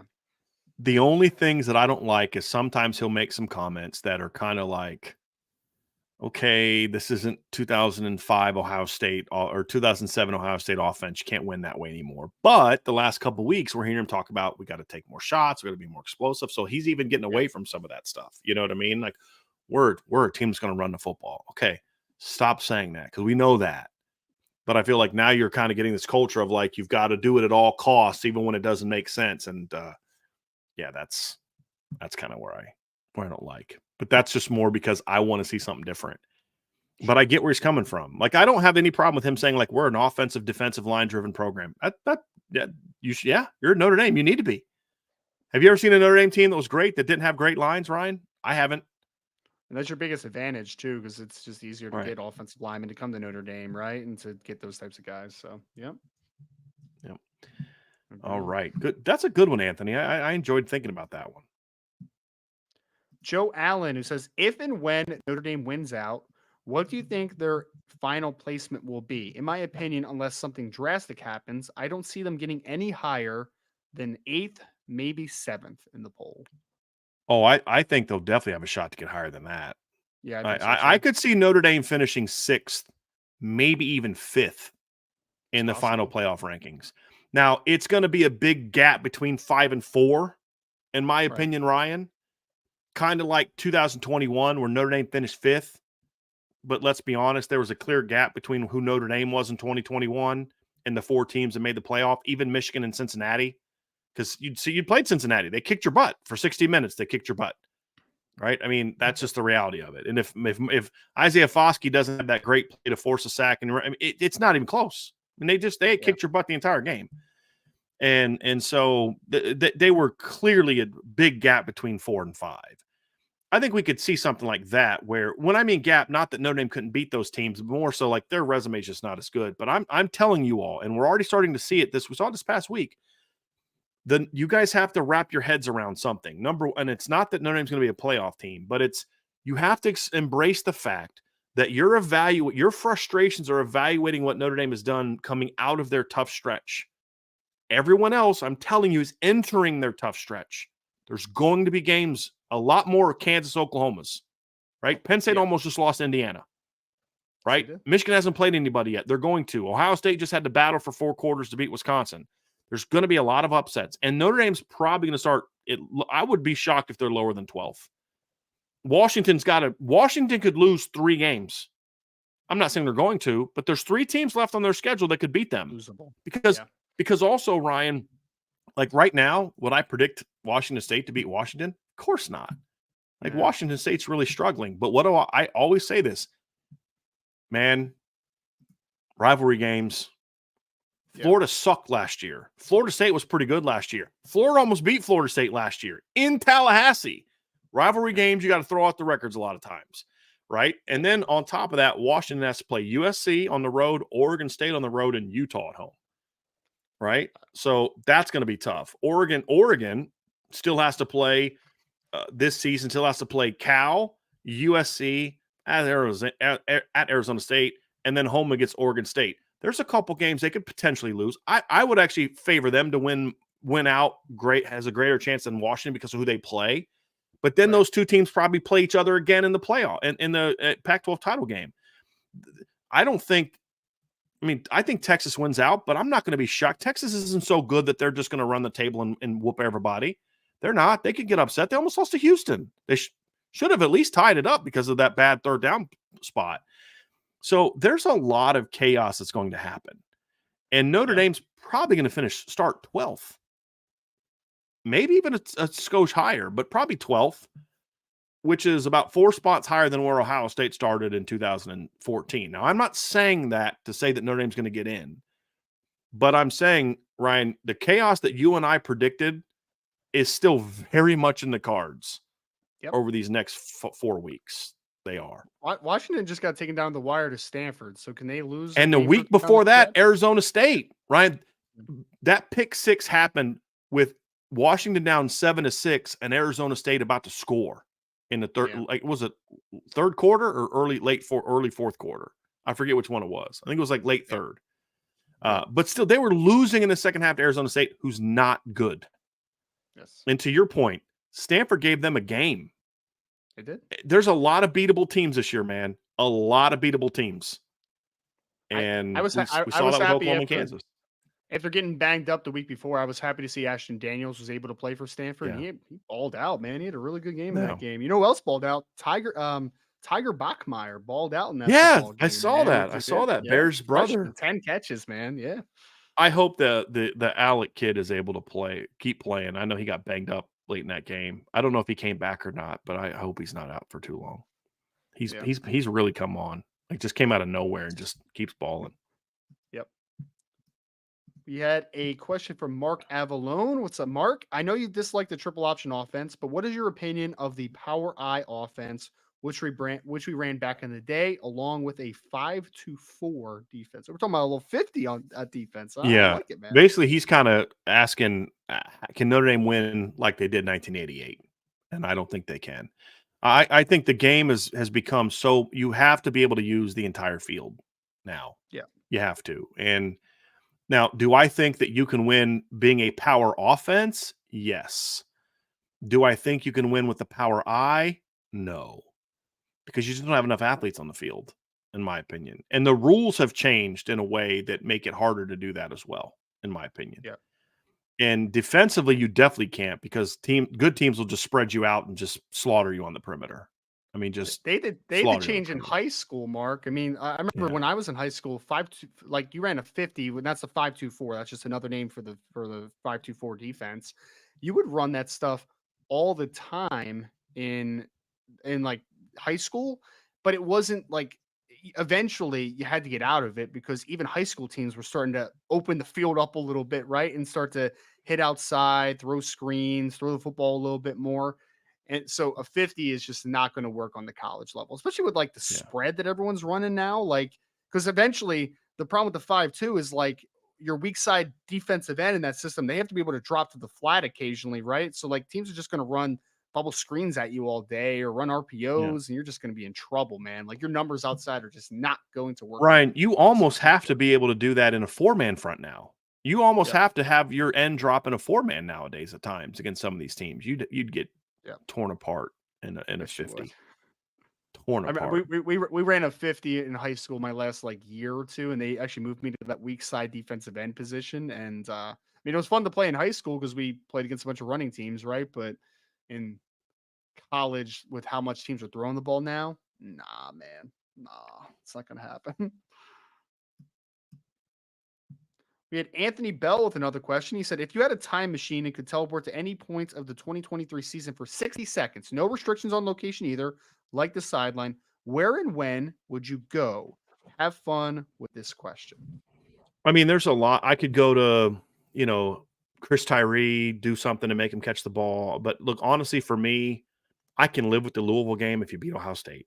I can. And so what I would do is I would, right before that third 19, I'd whisper in Ramon Henderson's ear, they're throwing that seam right at you.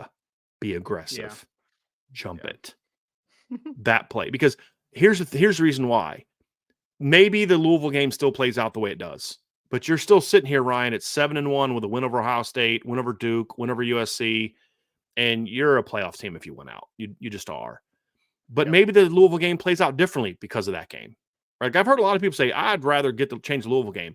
My point is, if I could change one, it would be Ohio State because that win could have then impacted how you were focused on Louisville. Because if you're undefeated going into Louisville, guys, we're playing for a playoff berth. This is a good football team. We got to be ready to go. Maybe they're more focused that game. Yeah, we're tired, but guys, we got something on the line. We got to get these next 2 weeks, and then we can take some rest. I think that play for 60 seconds, give me 60 seconds to yell into Ramon's ear before that play. Hey, man, they're going to you. Jump it. Oh, God. Because if he makes that play, it's over. It's over. With the hindsight we have, mine would also be the Ohio State game.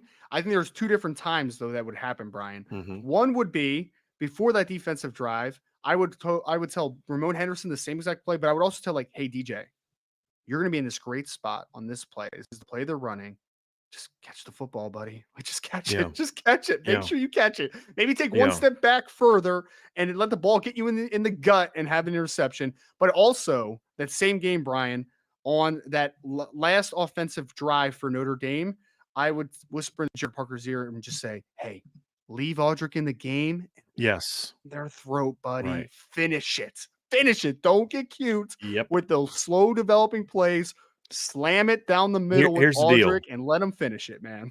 You have two options, Jared.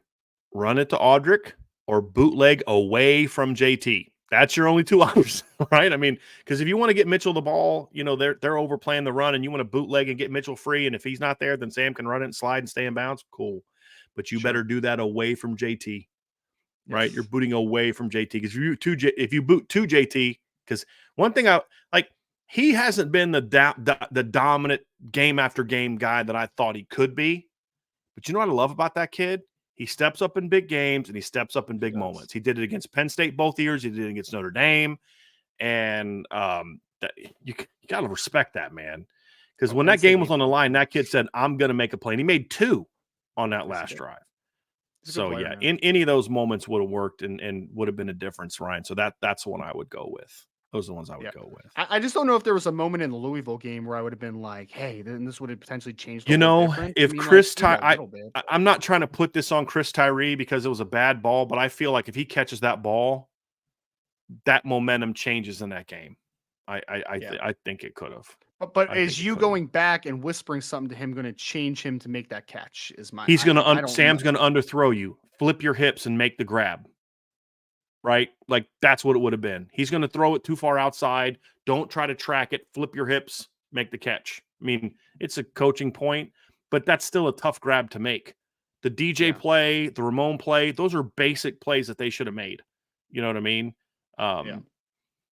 But, nothing you could have said in Louisville, Ryan, would have changed Ohio State. Right. Things you said in Ohio State could have changed Louisville, and that's ultimately where I come from. Yeah. Yeah, Joe Allen, who said, "Did they use a red shirt on Xavier Watts, or is this his last year? If so, on the red shirt, does he try to jump to the NFL while his stock is looking high?" Well, you addressed the second part earlier, Ryan, so we'll see how the season plays out. As far as the red shirt, yes, he could have taken a red shirt even if he played as a freshman. His freshman year was 2020.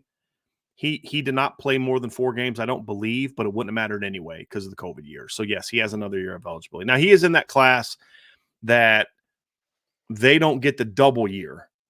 Like the 19 class, if you redshirted in 19 and then played in 20, you get another red shirt. You still have 4 years to play. Xavier's in that class where you can't double up. So you either took a red shirt. I mean, you're getting a year no matter what. Either you didn't play, which you got a red shirt anyway, or you did play and it's COVID year. That's why Chris Tyree has another year. Because Chris Tyree has played all 4 years, but he has another year because him and Xavier in the same class. They're part of that 2020 class. So even though Chris played as a freshman, he still gets another year because of the COVID year. So, yeah. I wonder, my biggest question on the Xavier Watts to the NFL thing is I wonder is he graduated or will he be graduated in December? Okay. He's already graduated. So he would be Senior Bowl or East West Shrine eligible potentially this year, which again could go into the whether to jump to the NFL or not jump to the NFL. So he was an early enrollee, Ryan. He actually walked in May with there's in that big picture that Marcus Freeman, like almost the entire secondary is already graduated except for. I think I did see that picture of him in his cap and gown. I think I did see that. Yeah. Good for him. Good for him. And he's a true senior that did that. Like he graduated before his true senior. He only had 1 semester head start. He graduated in 3.5 years. Like good for him, man. That's impressive. That's really impressive. He's leading college football in interceptions. So he's on a pretty good roll here. Yeah. Tommy Guns said, "Which inside linebacker that you're excited to see play that position will end up at Viper?" Oh, Tommy, you jerk. I think we've already seen it. Right? With Josh Burnham. That's mine. We've already seen that. I don't know that any of the guys that right now that I'm excited about are going to be Vipers. Wouldn't it break your heart if eventually they move Drake Bowen to Viper for some reason? Like, why? But if they moved him to Viper and he was a guy that was getting me 9-10 sacks a game, no. He probably could. He probably could, but a little bit sad. Or maybe Kingston, and when Kingston shows up, maybe he goes to Viper Mhm. too. Like, all right, Yeah. why? All right, Yeah. cool. Like, "No, please stop moving your best mics there. Please stop." Yes. Tommy Guns with back to back says, if Al Golden is here for another year, how much regression will you expect with the loss of all the upperclassmen?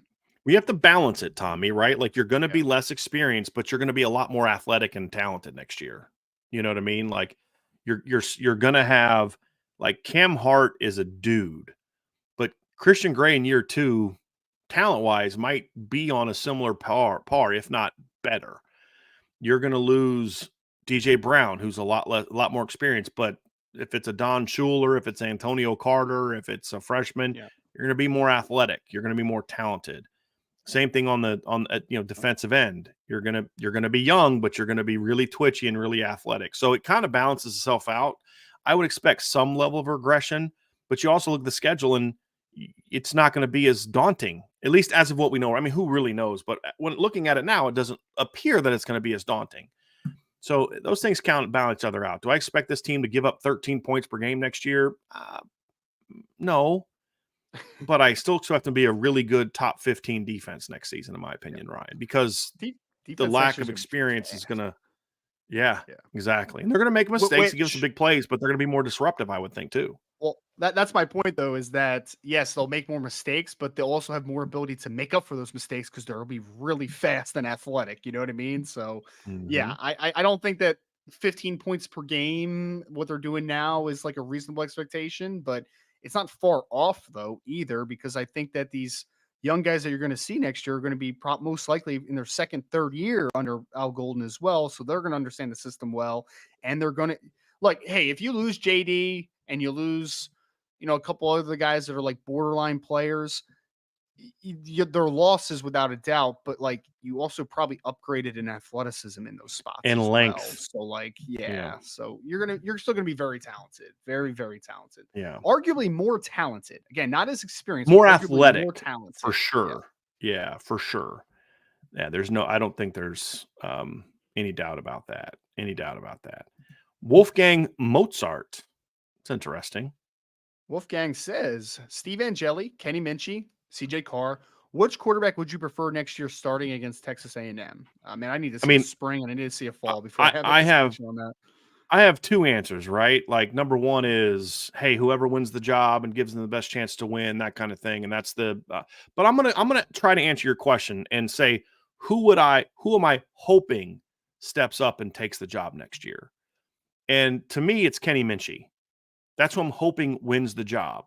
Not because Steve struggled or CJ's not as good, but because Kenny takes that step because his combination of talent plus a year in the system to me puts him in position to, by the end of the season, have Notre Dame be in the best place. That's who I'm hoping. It's Because fair. if it's one of the two younger guys, and then CJ would be and this is all due respect to Steve Angeli, but the reason CJ would be my number two, Ryan, is because if CJ Carr is starting next year, I can promise you one thing. Barring it being because of injury, they're not promising CJ a thing. And if they would have promised CJ something, I think he probably would have assumed they were lying to him and would have gone somewhere else. That's just not who he is. And that's not who Notre Dame is. It would mean he'd have to beat those guys out, which again Yeah, means you got a really talented kid there. Now, both of them are going to take their I'm young lumps. But what did we talk about earlier? You're going to have arguably the best running back room in college football next year. You're going to be sure. loaded at tight end next year. You're bringing everybody back at wide receiver. And even though you're going to lose your left tackle most likely, you're still going to bring a lot of guys back. You're going to be able to protect the quarterback a little bit better next year than you probably could have this year, in my opinion. And so I would hope it's one of those. But if Steve Angeli beats him out, then great. He beats him out. Like, I'm not anti-Steve Angeli. I'm just giving you my honest opinion. I just don't think he's that talented. Right now, I was glad to see some of the throws he made. And I would love it if Steve proved me wrong. I've said this before. I've heard he's a great kid. I've heard nothing but great things about him as a teammate. Whenever I ask about him, I never get, boy, it's always great kid, great worker, leader. And that's fine. But it's like, I just want somebody to tell me, dude, he's way better than we thought he was going to be. He's way more talent than we thought he was going to be. I haven't got that. So I'm just hoping one of those guys wins the job. But to the same thing, if Steve's your quarterback, he shows he's athletic enough and can make enough throws to where with the talent around him, you can still win a lot of games next year. Like if Steve Angeli's your starting quarterback next year, Ryan, I'm not like crap 8-4, here we come.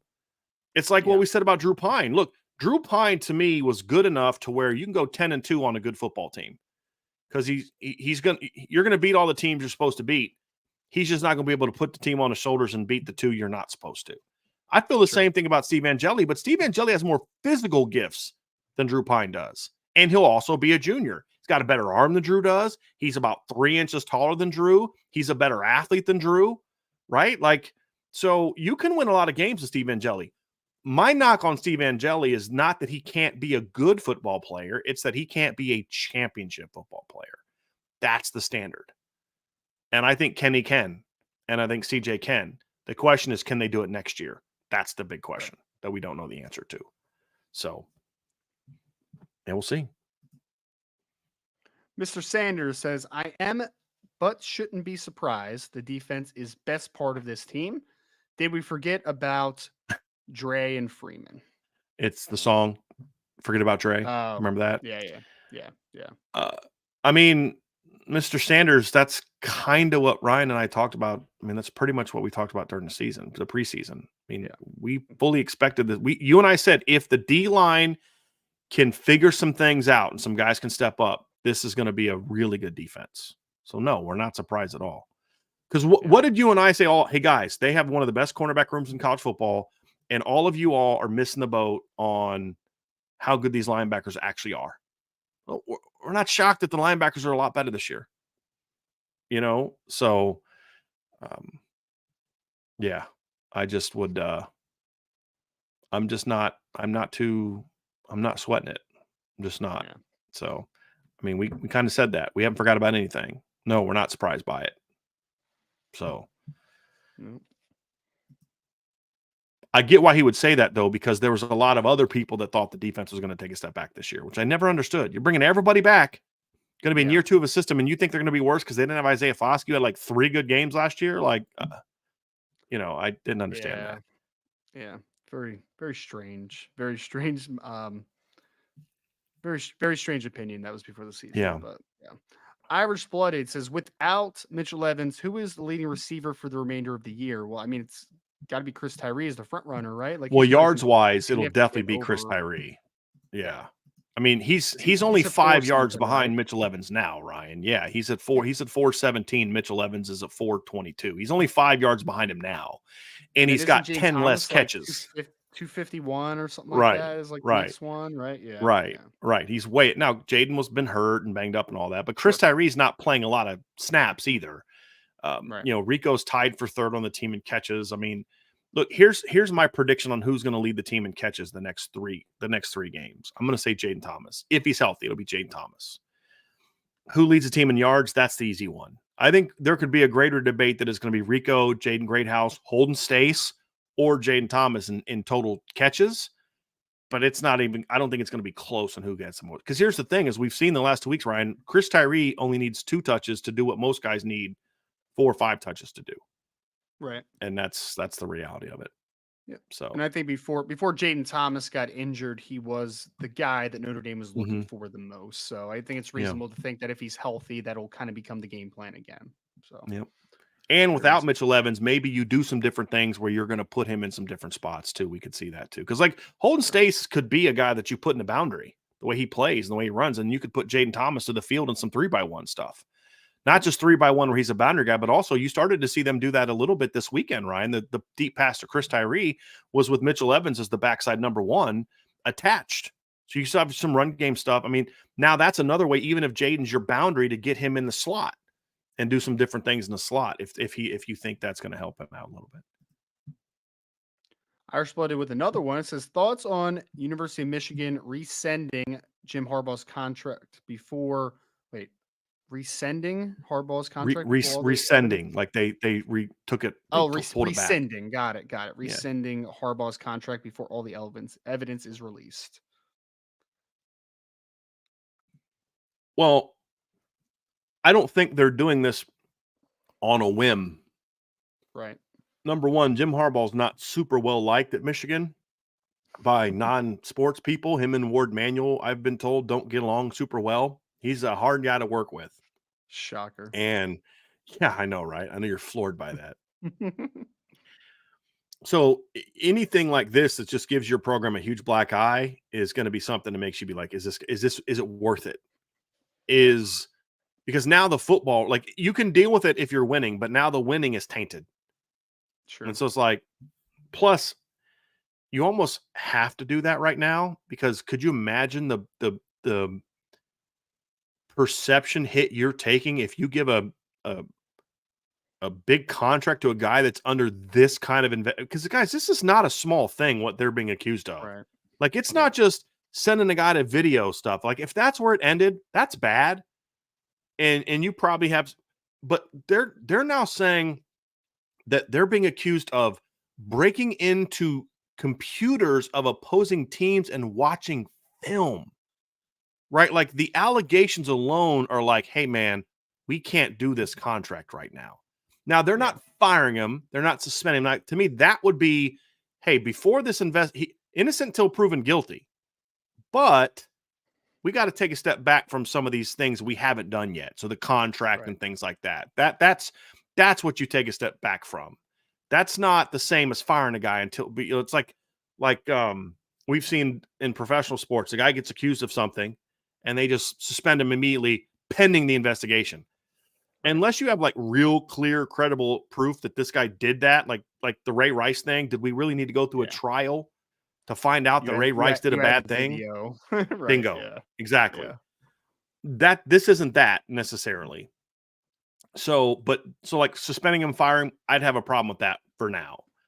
Unless you just had clear evidence he lied, he did this, he did that. But you also can't sign the contract. You just can't. Like we need to let the legal process play itself out. If you get vindicated, then we can circle back to this. Because he's also only in like year 2 of a 5-year contract. So it's not like he's a free agent at the end of the year.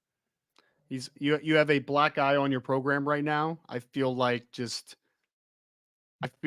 if you were just like, just out in the open as far as like, re-upping contracts and everything like that, I feel like that's potentially punching yourself in the face and giving yourself a second black eye. Like, I don't think you want that type of attention on yourself right now.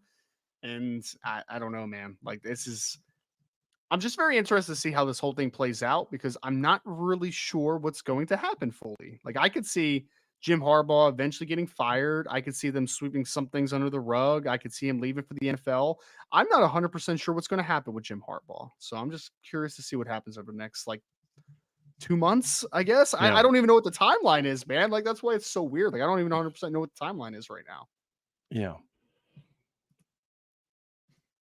It's weird. The whole thing is just weird, Ryan. It's just only like, and you know what's only Jim Harbaugh. Like seriously, like only Jim Harbaugh, man. I swear.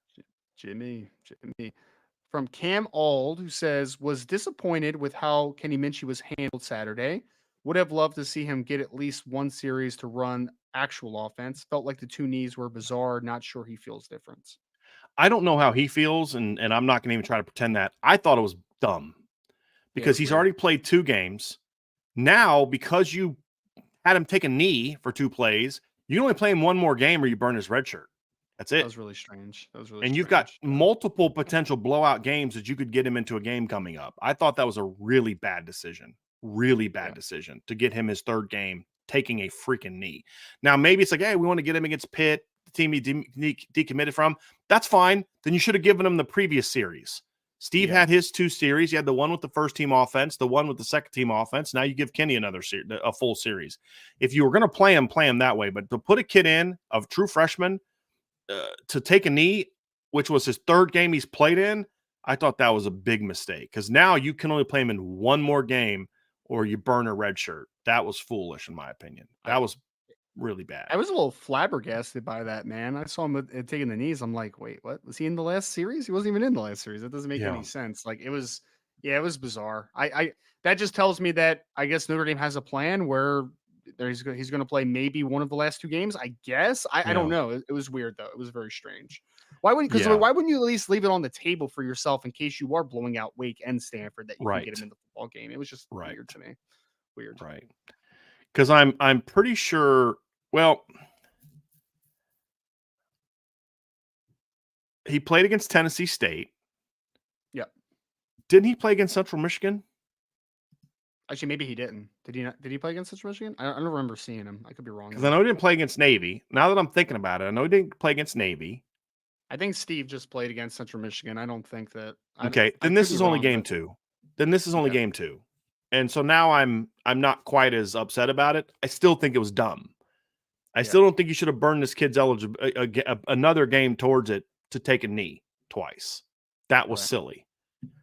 But but I'm less concerned about it now because this is only game 2 for him. But what if something happens bad and you need him to play 3 more games?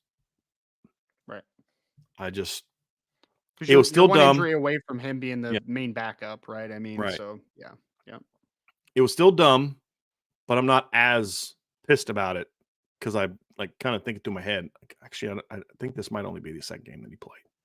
Yeah. So anyway, should have gave him one real series though. I would have liked him to throw the ball around a little bit, but and you could have done that because you gave Steve that. I mean, Steve got 3 series in that game, including one with the first team offense and 7 pass attempts. Right? Didn't Angeli get like 7 pass attempts out of it too? So yeah.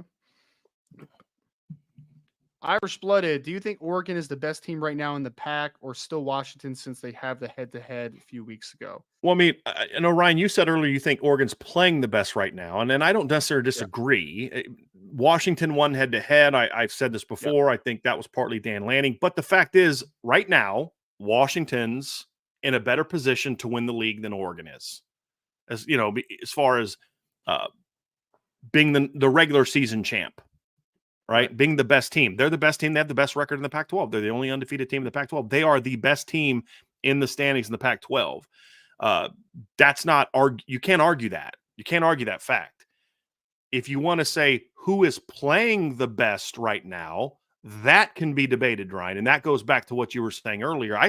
Look, coming out of that game, the last 2 weeks, Oregon has been a much better football team the last couple of weeks than Washington has. Washington's struggling to beat Arizona State and Stanford, and Oregon just curb stomped Utah, them. So Oregon is playing the best right now, but Washington is still the best team in the Pac-12. They are the undefeated team. They're the highest ranked. They're the best team. I just don't think they're playing the best right now. Is that a fair way of putting it, Ryan?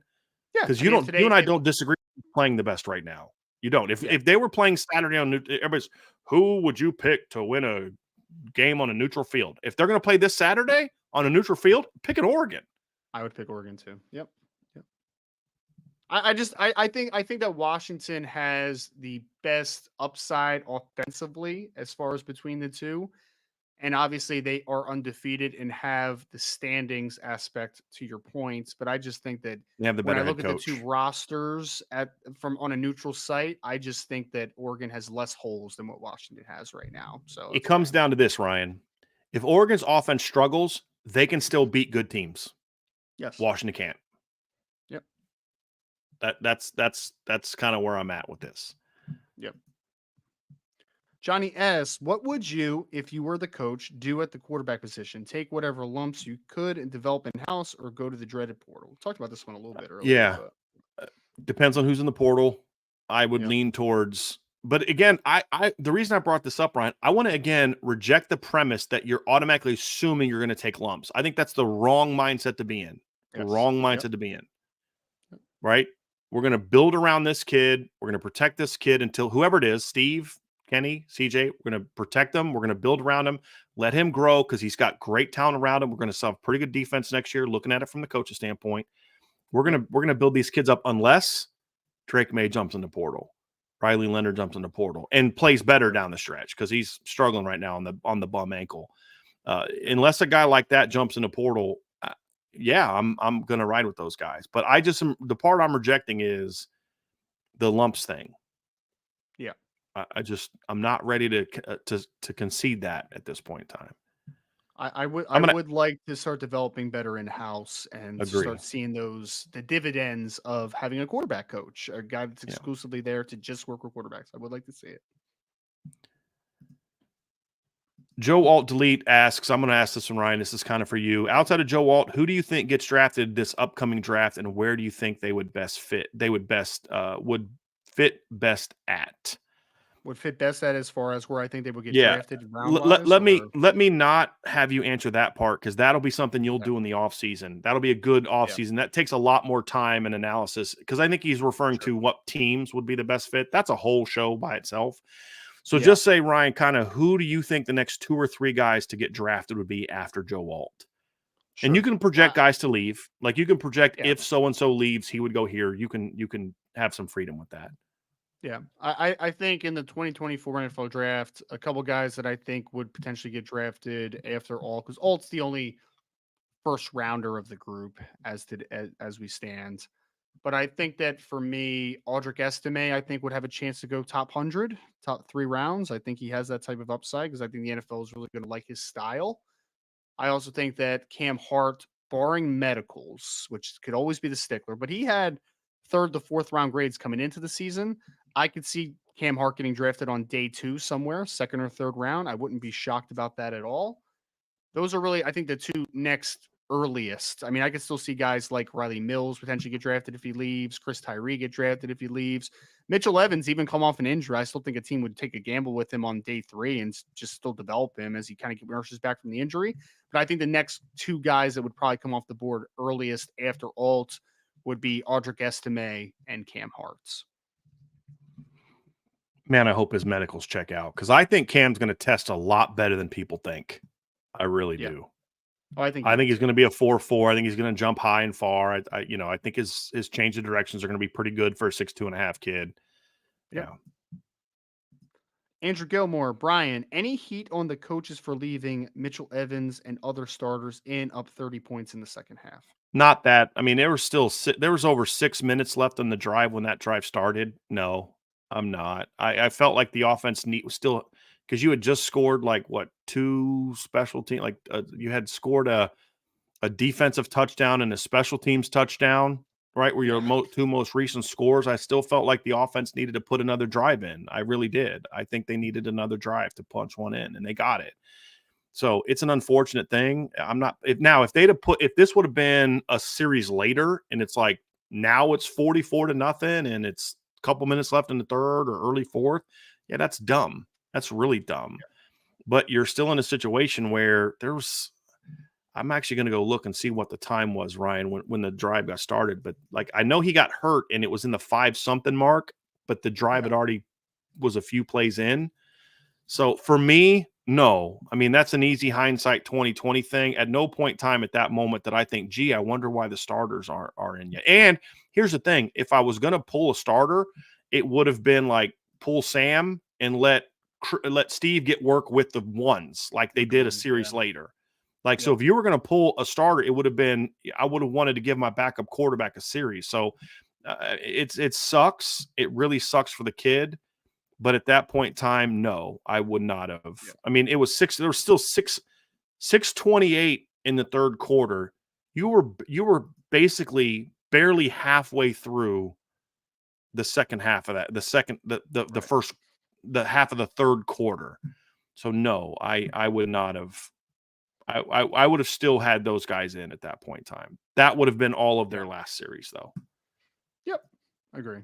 He would have still been in there for me because I honestly hate Andrew, especially like I hate when they just put the second team offense in when you're trying to get a quarterback some like legitimate time and you don't give him time with the ones, because I just think that's I think that there is a structure to it as far as getting young quarterbacks that maturation and that experience of let's get them some work with the ones, let's get them some work with the twos and kind of work it like that. So I had no issue with it. It was unfortunate, but like it's football, man. Stuff happens, unfortunately, right? So like you hate losing a guy like him in a 58-7 game ultimately, but like stuff happens, man. Stuff happens. Yeah. Again, Ryan, would I be afraid of I'm not afraid of criticizing a coach for a guy getting hurt because they left him in too long. I have no problem criticizing the coaching staff for that. It's just so I'm not one of those people like, hey, injuries happen in football. It's part of no. Sometimes like that guy shouldn't have been in the game at that point in time. We were not at that point yet for this one. So I want to make sure people are understanding. Ryan, I believe you agree with me on that. It's not that we're unwilling to criticize coaches for a guy getting hurt. I'm not. I don't think you are. It's just that was not close to being that moment, in my opinion. Right. We had Domer Grizz. What's up, Domer Grizz? Our 2 worst games of the year have been on the road. I know Clemson isn't as good of a team as Duke and Louisville, but is this being a road game any particular extra concern? It's a concern. Sure. I mean, yeah, I think that's my main thing, Domer, is that honestly, if Clemson was coming to Notre Dame this week, I would be like, Notre Dame's going to handle this one. It'd be a blowout. Yeah, Yeah. I'd predict a blowout, Ryan. Yeah. I think it would be a handed one. I think that I think Clemson being at home in that stadium with the pregame and everything that they got going on, even though it's a noon game comparative to a night game, I still think that matters. I still think that gives them a little bit extra juice, a little bit extra mojo, and I think they're going to be a little bit of a pesky team as far as I think they're going to come to play, and I think Dabo's going to have that team ready. So yeah, it's definitely more of a concern. If it was a neutral site or at home at Notre Dame, I think that Notre Dame could potentially win pretty handily, but I think it's going to be a little bit of a battle, at least early on in this game, because Clemson is a tough team at home. There's no doubt about that. When you look at Notre Dame's last 3 road games, they're 2-1 in those games, but they've all been battles. I mean, even the NC State game was close early, and Notre Dame kind of pulled away, and then Clemson came back. NC State came back, and then Notre Dame pulled away again. But it wasn't like they just rolled them like they did Pitt. Yeah, Duke was a rough game, and Louisville was a rough game. I mean, no doubt. I mean, this team is still proving that it can play the same level on the road as it did at home. I mean, even last year, you lost to Ohio State on the road. You played really well against North Carolina on the road, didn't finish strong. You played pretty well against Syracuse on the road, but then you struggled against Navy to put them away. You lost to USC. You had the issues this year. So, I don't know that it's a given that we know Notre Dame's definitely going to play their best ball on the road. I think this could be a good step. Is the recent success just this team has turned the corner, or is it just being home? Right? We're going to find that out this weekend, Ryan. But right now, it's still a question mark because of how they've played on the road. If they win handily against Clemson at Clemson, I think that it is turning the corner, because I know people are going to talk about Clemson being 4-5 and stuff, but you struggled against Duke and Louisville on the road in non-hostile environments. Clemson, even though they're 4-4, there's going to be juice in that stadium, man. There's going to be energy around that team. So if you go to that type of environment and beat Clemson, that shows me that there has been serious growth on this team. I would be very happy about that. Because one of the concerns that I had about Notre Dame on the road this year, Ryan, is comments that were being made by the coaches after all the penalties against Duke. And it was a loud environment. Guys, there's 40,000 people there. That's it.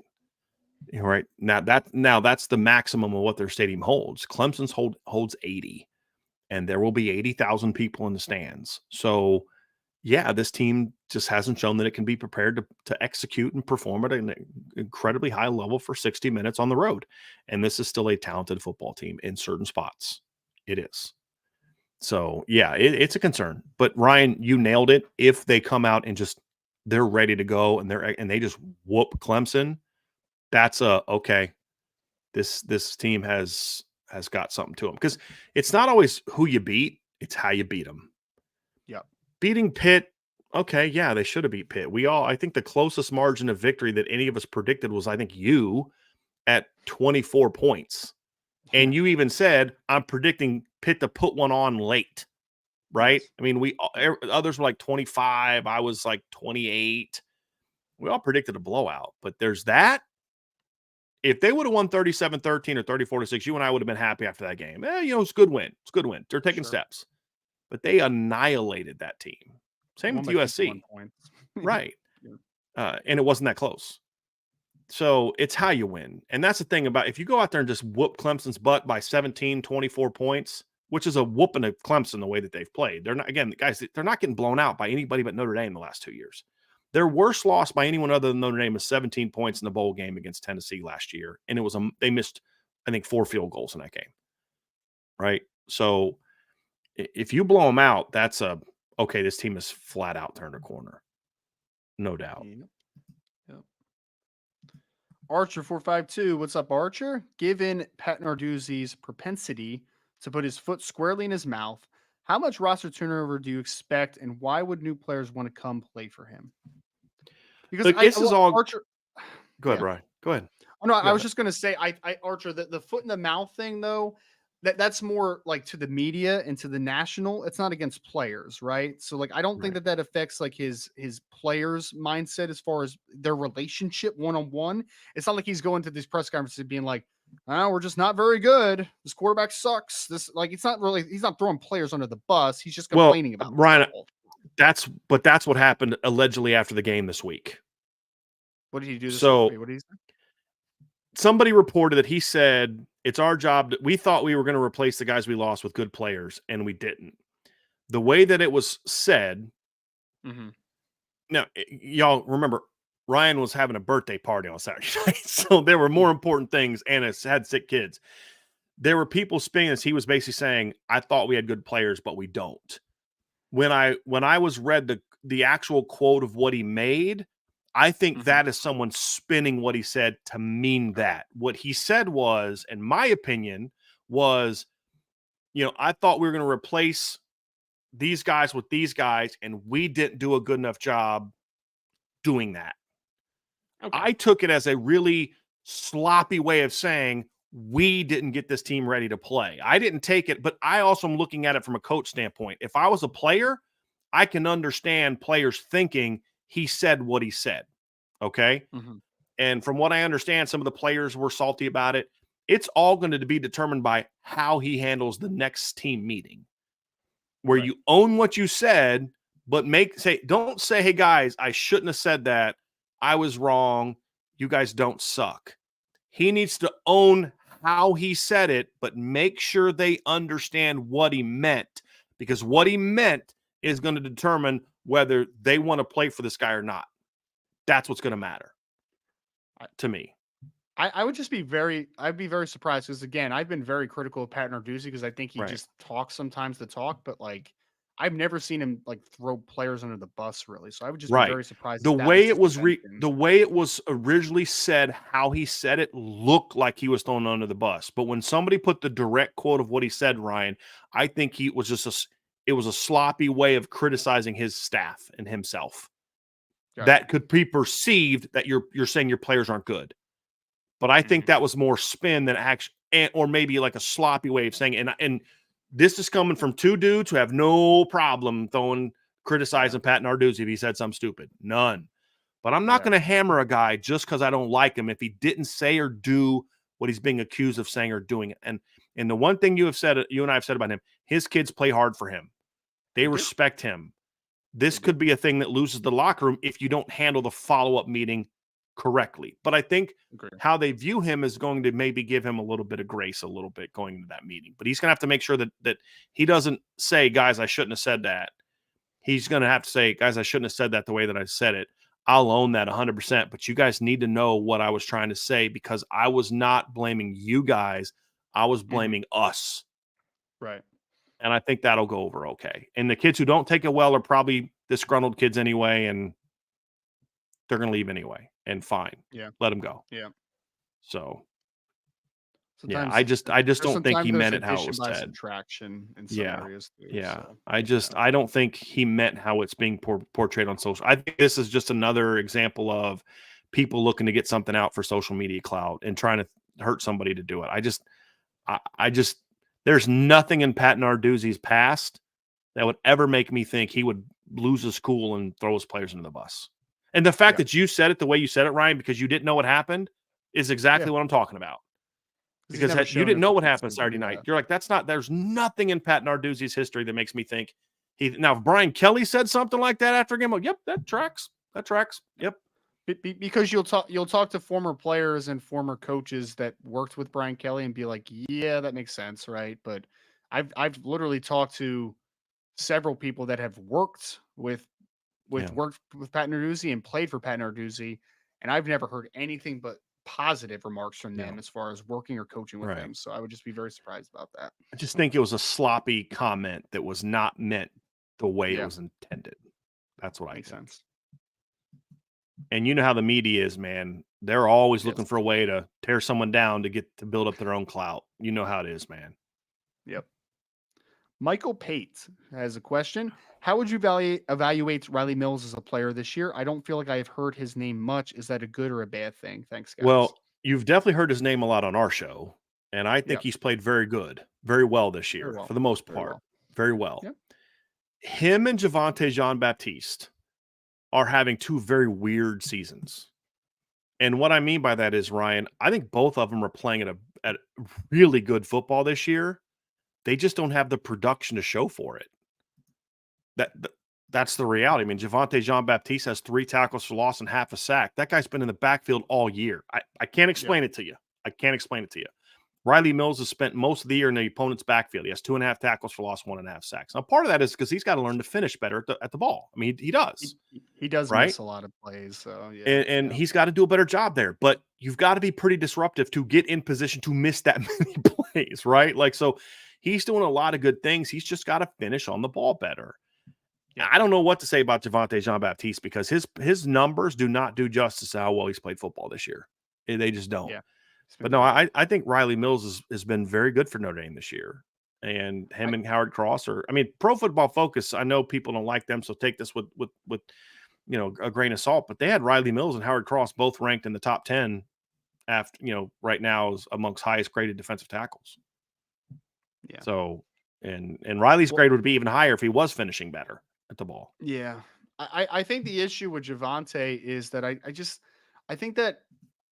I think he's done a really good job transitioning to that strong side defensive end, the big end, but that's not really a position that like production like really oozes from, right? That's more of like working against tight ends, anchoring at points of attack, playing the edge and working through multiple blockers. Like it's a little bit of a worker position, right? A little bit of a lunch pail position. If he was at Viper, for instance, like maybe he would have better sack production. Like it's very possible that happens. It's just Riley, he's been in the backfield a lot. You know what I mean? Like you just think he'd have more than half. I'm not expecting to have like 9 sacks, but it's like when I saw half a sack, I'm like, really? That's weird. Yeah. Because like in my head, I'm picturing like I can think of at least 3 or 4.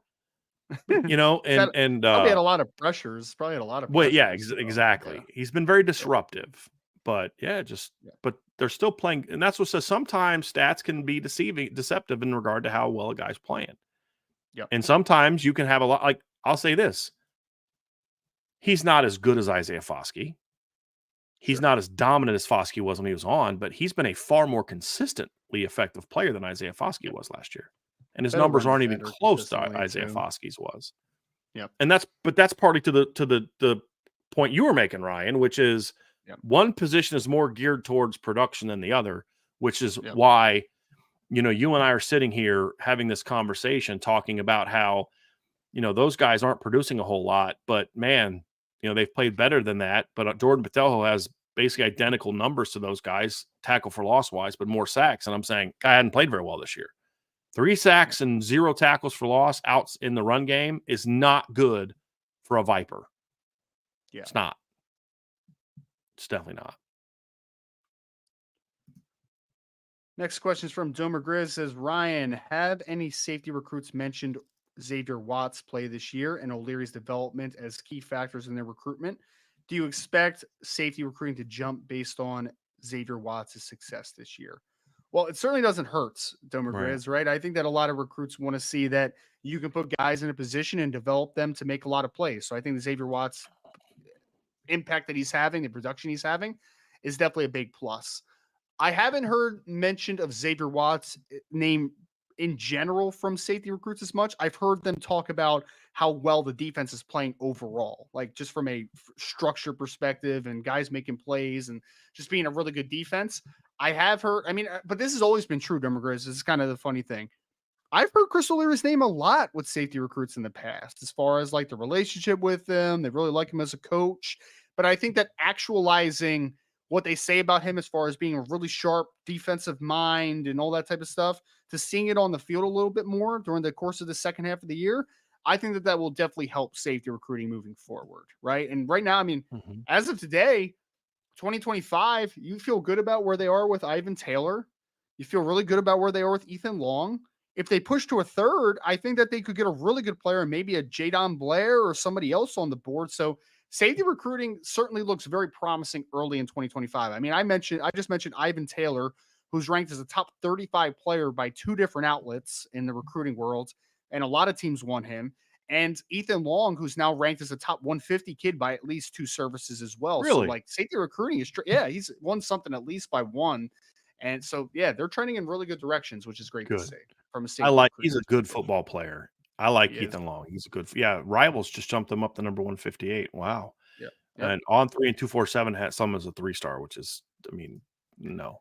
Some of these are But yeah, just don't make any sense. yeah. There was a player that I saw the other day that was literally ranked as like a consensus 150, and then one service has him as a 3-star. I'm just like, how Remember how silly those Micah things Bell's match? ranking was last year with On 3? It was just The so. number 70 something Yep. player in the state of Yep. Texas. Yeah, man. Iden Benami with a super chat just to say JD Bertrand appreciation chat. I appreciate Good that player, very much, man. and I'm Good sure player. JD does as well.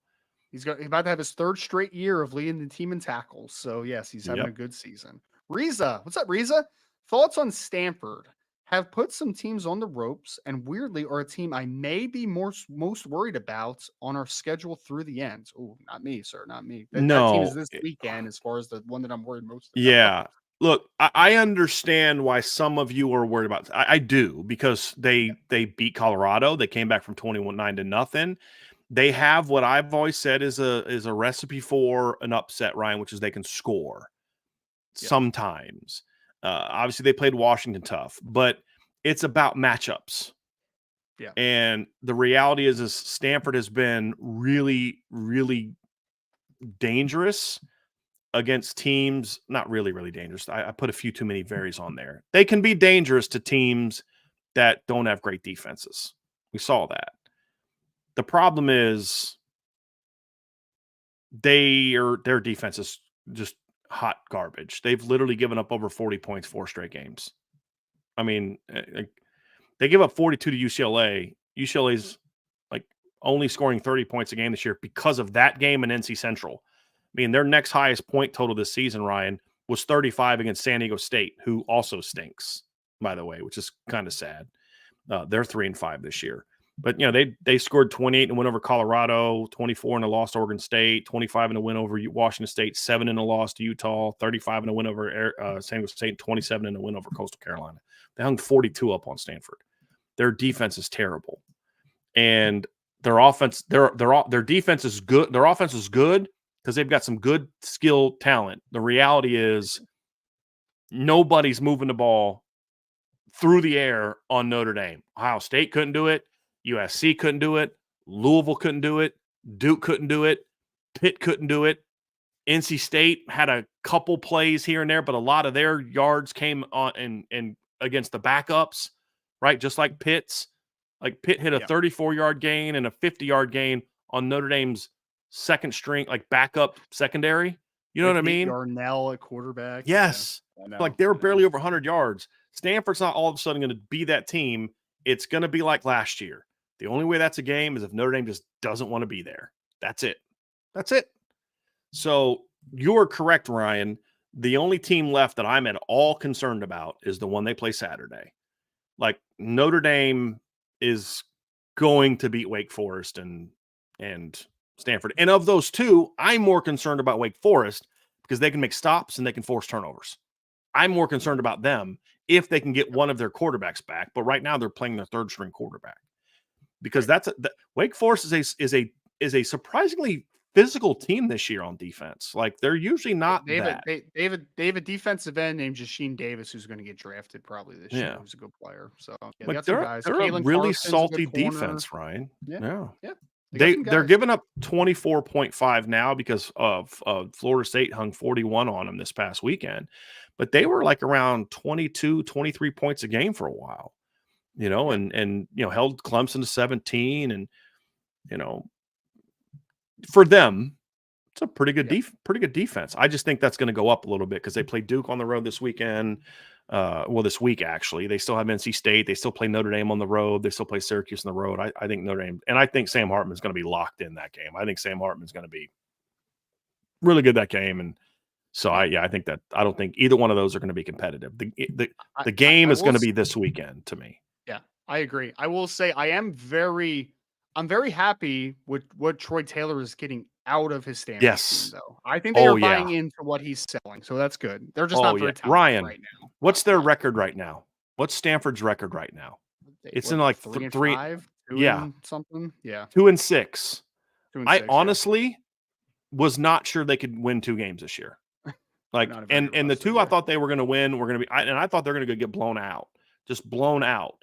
But even in a couple of their losses, Sacramento State, Arizona, they played hard. And honestly, they had every reason in the world to quit after just getting steamrolled by Oregon, which was their 4th straight loss in a row. oh, And then that game what was do they ugly do? too. They're down 29-0 to Colorado, and then they come back and win.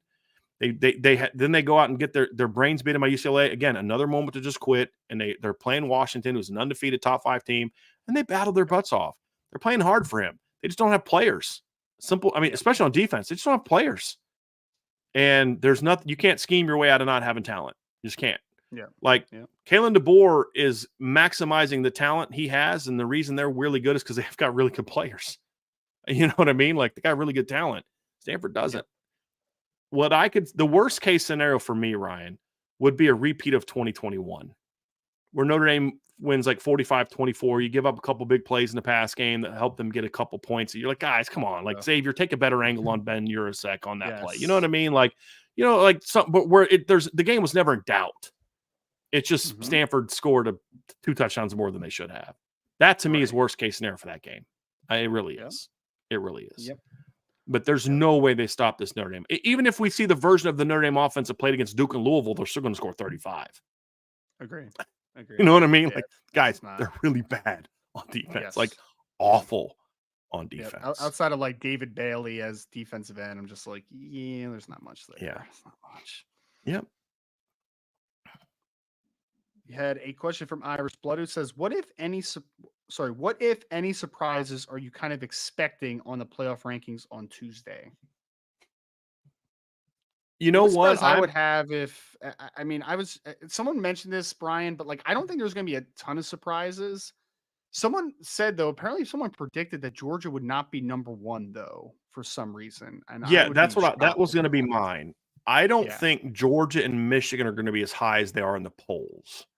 I think they're both going to be in the top 5, but I think they're going to be lower because so did you see the stat thing that I put out today, Ryan, about the Notre Dame and where they rank and all that kind of stuff? Yep. So did you see the ranking for the numbers or the numbers for the schedule? Michigan's opponents are 31 and 33, which is not good. I saw that. The 2 best teams they played are 6-2 Rutgers and 6-2 UNLV. That's still significantly better than the schedule Georgia has played. Georgia's opponents this year are 22 and 35. Now that's going to change down the stretch. They play Missouri on the road. They play Tennessee still. Like, don't they play Missouri? Yeah, they still got to play Missouri. Yes, they got to play Missouri because Missouri only has 1 loss, and that was LSU, right? So yes, they still got to play Missouri. Still have to play, Tennessee. So they'll have a chance to get some big wins, but they've beat up nobodies and they've got a couple tough games against teams that stink, Auburn and especially South Carolina. So honestly, like in my ranking, I have Georgia number 1 because my philosophy is you're the champ until somebody beats you, but that's not what the playoff committee does. And looking at their standard, I don't think Georgia deserves to be the number 1 ranked team right now. And Michigan's same thing. They haven't beat anybody. So how do you have either one of those teams ranked ahead of Ohio State? So that's my whole thing is, even though Ohio State hasn't been as dominant, Ohio State has a road win over Wisconsin, a road win over Notre Dame, and a home win over Penn State. Yeah. Far better resume than any of those teams. So you're going to say, well, we're going to reward Michigan for beating up a bunch of nobodies and punish Ohio State for playing a tough schedule, which has resulted in some closer games. I don't see that happening. So I don't think the top 6 is going to surprise us a whole lot, but I think the order of what the top 6 will be is something that could surprise us a little bit. That is something that I think we could see. So Zach Martin with Super Chat. Thank you, Zach. More surprising 4-4 team, Northwestern or Colorado? Northwestern.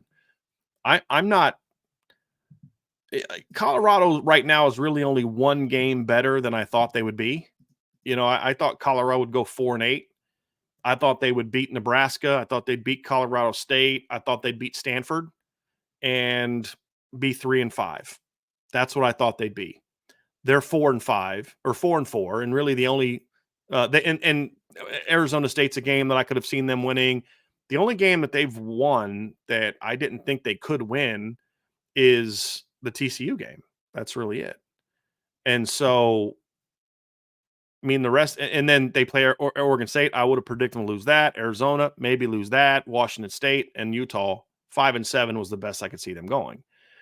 So they're a slightly ahead, but Northwestern, I thought was just going to be an absolute train wreck this year with everything. First of all, I didn't think their team was going to be very good before he got fired. I don't know how they're 4-4 because they're currently being outscored on average 21-8 to 26. I did, UTEP, I thought they'd have beat. I'm shocked that they beat Minnesota. Not surprised they beat Howard. Shocked that they beat Maryland.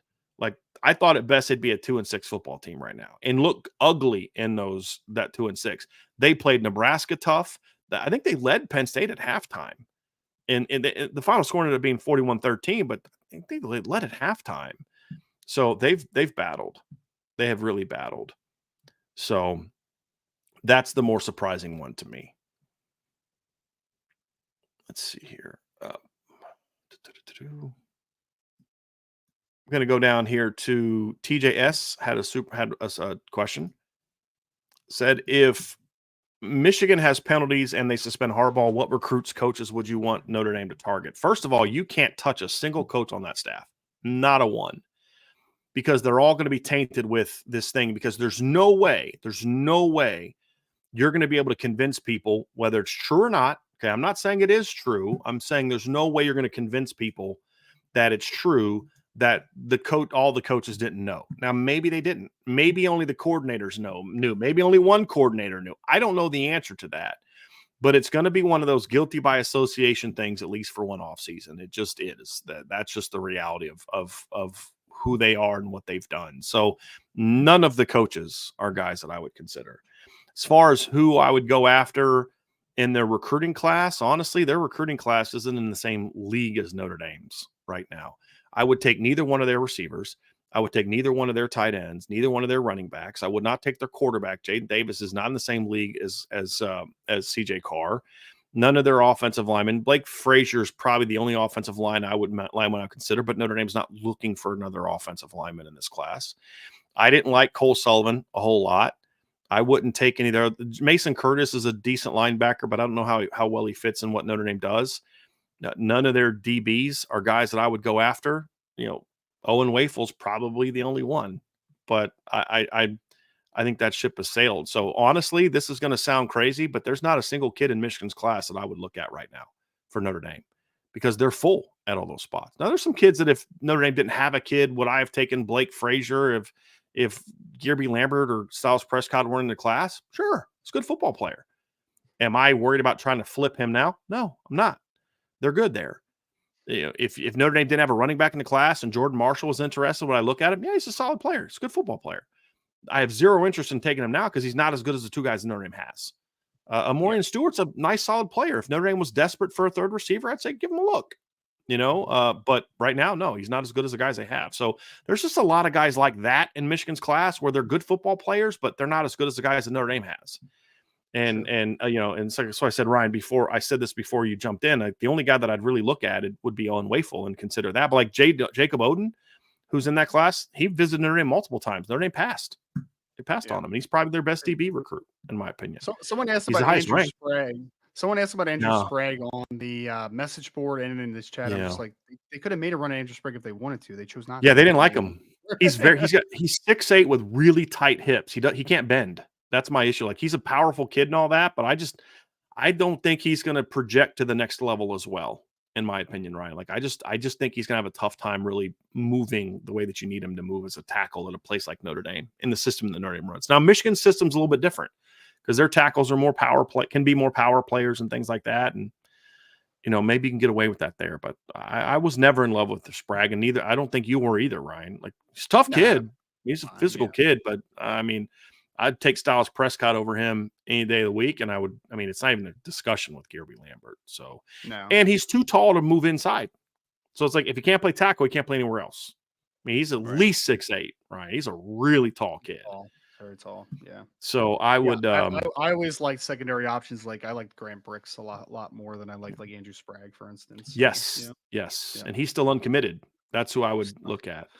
Yeah. yeah, The only other kid that I would have maybe considered is Mason Curtis if Teddy Rizak wasn't in the class, but he's basically Teddy Rizak. So yeah, it's Notre Dame's class is way better than Michigan's class. And some of their highest ranked guys that raise their rankings shouldn't be ranked that high. I'm sorry, just shouldn't. Jaden Davis should not be considered a top 100 recruit. I've always said this. I'll continue to say this. He's not that guy. Like Jordan Marshall's a good football player. Rivals ranks him way higher than Kedron Young. That's a Rivals mistake. He's not as good as Kedron Young. On3 has him ranked higher than Kedron Young. That's fine if you care about recruiting rankings. He's not as good of a football player. yeah. But he's good. He's a good football player. I saw him at Notre Dame's camp. But look, at Notre Dame's camp last year, when I'm watching them go through drills, Aeneas Williams blew him away athletically in all the drills. Blew him away. Just watching those two kids, both of them going toe to toe. Aeneas was quicker, faster, more elusive, caught the ball better. It's a better prospect. That's why Notre Dame went after Aeneas instead of Jordan Marshall. And Kedron Young is without question. So, no, that's a good football player. It's a good pickup for Michigan, but it's just not a need. Notre Dame is right now, Ryan, there's not a need in this class other than, I think, one more interior defensive lineman. That's the only quote-unquote need they have in the class, in my view. Yeah. Especially now with Mitchell Evans' injury, because there's less chances that Mitchell leaves, which would have necessitated a second tight end, in my opinion. Right. Yeah. Yeah. I would really like them to hold on to Owen Wafel, but that was a weird whole situation. Yep. So yeah. Ryan, I wanted to ask you this question that I answered while you were out, just real quick. More surprising 4-4 team, Northwestern or Colorado? I said Northwestern because I had Colorado slated to be about 3-5 right now. I thought that they would beat the Nebraska, beat Colorado State, and then beat Arizona State and then lose to everybody else. So they're only one game better, and then I expected them to basically lose all of them down the stretch. I didn't think Northwestern would win 4 games the whole year, and not only they're 4-4, but they've been competitive against Nebraska, competitive against Penn State for half. I said that one. What say you? It's Northwestern by a landslide for me because I still think that Colorado brought in some talent, obviously, right? Like you still brought in Shador, you still brought in Travis Hunter, you still brought in some guys where you're like, okay, it's going to be better than it was. There's no doubt. Northwestern went 1-11 last year, and I thought they were probably going to be about the same, right? Like this season, because you are still not a great roster and all the turmoil with the Pat Fitzgerald situation. Like I thought that team was just going to kind of be in flux all year. So hats off to their interim man because getting a lot out of that team right now, which is great to see. Yeah. So it's good for them. Yep. Here's one from Jason Rose. Said, hey guys, what makes the corners so good? They're very talented. I know there's a lot of talent in the room, but what makes Mike Mickens such a good corner coach, and how does he get his guys to play so well? Well, number one, Ryan, you nailed it. He's working with talented players. That's important. Yes. The thing that I think works for Notre Dame's kids is just big picture. They're easy movers. And I think to be a great corner, you have to be an easy mover, meaning you're not tight hips, you've got quick feet, you're smooth, you're fluid. I think they're both very smart football players, especially Benjamin, because Cam is smart, but he had to kind of transition into being more of a corner. Where in high school, it was literally he just lined up and play man coverage all the time. That's all he did in high school as a corner. But he's a naturally smart football player, instinctive football player. They're tough kids, especially Cam. But it really just comes down to they have a lot of ability. They can flip their hips effectively. They've got recovery speed, especially Cam. Benjamin has great ball skills. That's an area where Cam needs to get better. Cam's a great open field tackler. That's an area where Benjamin can get better. They complement each other very well, and they fit what Al Golden wants to do, which is that he wants to play a lot of man coverage. So they're just easy movers and they're instinctive. That's really, if I could boil it down simply, it's that. And then what makes Mike Mickens such a good coach? He knows how to get his players to play at their best more consistently than just about any coach that they have on staff. It's whatever he's doing in practice and preparation, his guys play at a mental and technical high level, snap after snap after snap. And if anything, if you can get your kids to play hard, play focused, and play technically sound throughout an entire game, and then you have talented kids, that's how you become a coach that gets great results. I'm getting the most. That's what getting the most out of your guys is. Take the talent, make them fundamentally sound, and make them smart. Not make smart, but like help them to play smart. If they have the instincts, get them to play smart. And that's what Mike Mickens does as well as anybody, in my opinion. Well, I think the great coaches get their players' eyes in the right spot consistently, and I think that Notre Dame's corners play with great eyes because obviously they're Benjamin Morrison's 6 foot with pretty good length. Cam Hart is almost 6'3" with outstanding length, and they both can move very well, and they're both very talented overall. But like, why is Cam Hart so good against screens?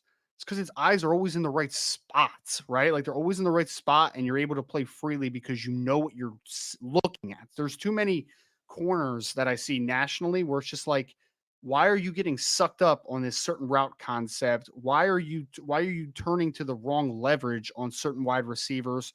Why are you getting so antsy down the football field? And I think it all comes down to discipline, but more than anything, like eye discipline. Like it's so important to understand where your eyes are going, especially in zone coverage, especially working against releases, especially in the screen game, and especially against RPO stuff. Like that stuff, I think it matters so much. So I think that the defensive backs, the corners in general, and this is extended beyond Benjamin Morrison and Cam Hart. Like we saw this on Saturday as well. I mean, why was why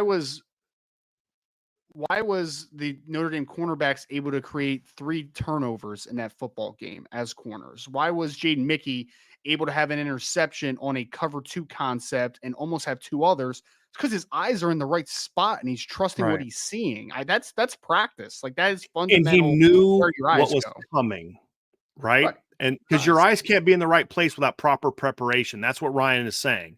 And they knew what was coming, right? It's man, it's like, but you also need smart players to do that. And that's what we're saying. It's like you've got the God-given ability. Now get the most out of them. And he's doing that at an incredibly high level. Incredibly high level.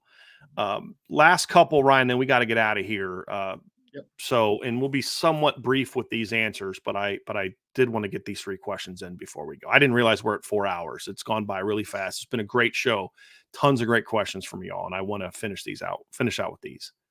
Sloppy Joe says, I personally don't think we should ever go for starters at vital positions, quarterback, Mike, safety. Those players should always be guys who come through the system, in my opinion.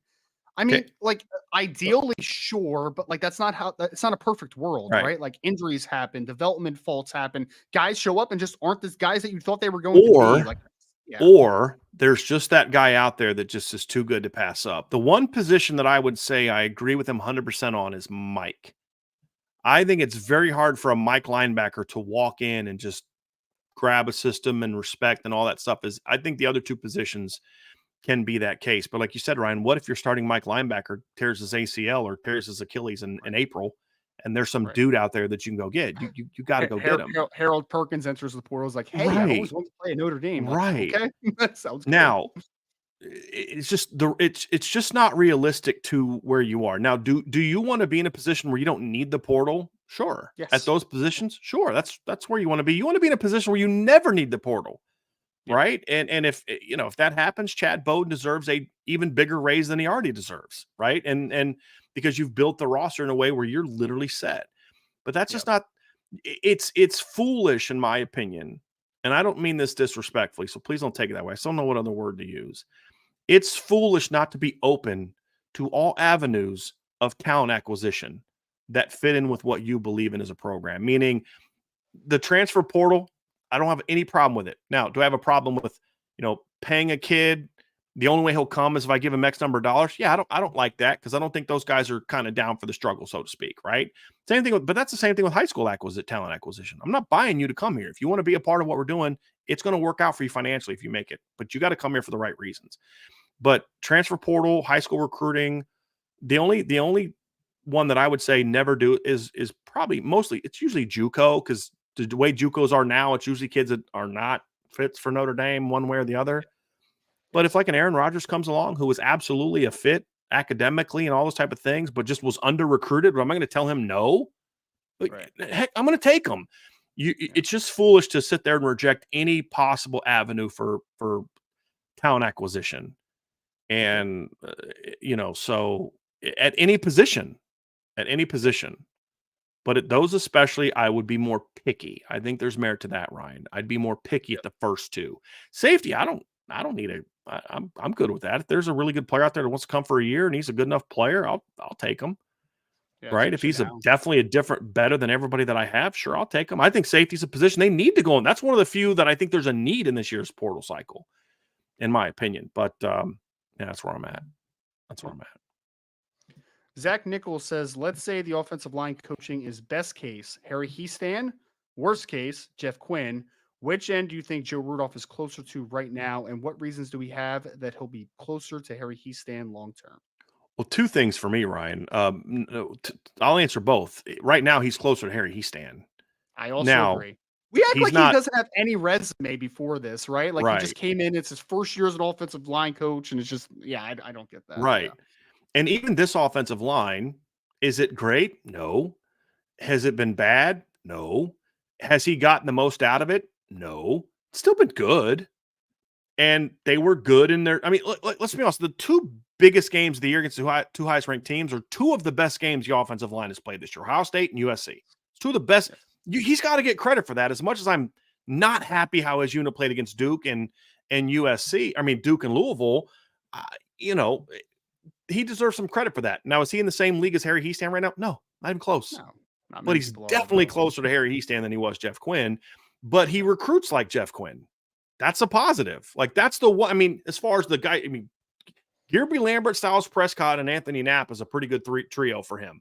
Now, I don't count Peter Jones in that because Peter was already committed, but he's been able to convince Peter to stay. You know, You're but like in that's on some 2025 guys very early. that are dudes. That are dudes. Yeah. So yeah, he's definitely closer to Harry Heastan. And what reasons do we have to that he'll get closer to Harry Heastan long term? I mean, I don't know how much better he's going to get as a coach because he does have a track record. But it's like with anything, any coach that's good, even not just great, just any coach that's solid is going to be better the longer he works with kids. Yes. That's the reality of it. So I expect him to be better next year and the year after that than he was in the first year because, you know, of what he steps into. I mean, Harry Heastan walked into a unique situation in 2012. He had a senior Zach Martin. He had a senior Chris Watt. He had a fifth-year senior Mike Golick. He had a senior Braxton Key. He had a very veteran group that just needed the right coaching, right? And Ed Warner, Ed Warner was a solid O-line coach. Like he wasn't like getting coached by bums. They were making a transition scheme, but Ed Warner was a decent offensive line coach. So they were prepared relatively well. But even last year, Harry's unit struggled out of the gate. Why? Because he walked into a bad situation coaching-wise. It took him some time. You know, so Joe Rudolph's got to get a lot better than what he is right now. But part of that's just time with these kids, them learning him and him learning them. That's the same thing we said about Al Golden last year.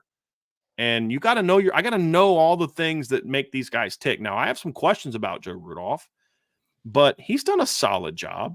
You just need better than solid at Notre Dame. That's the reality of it.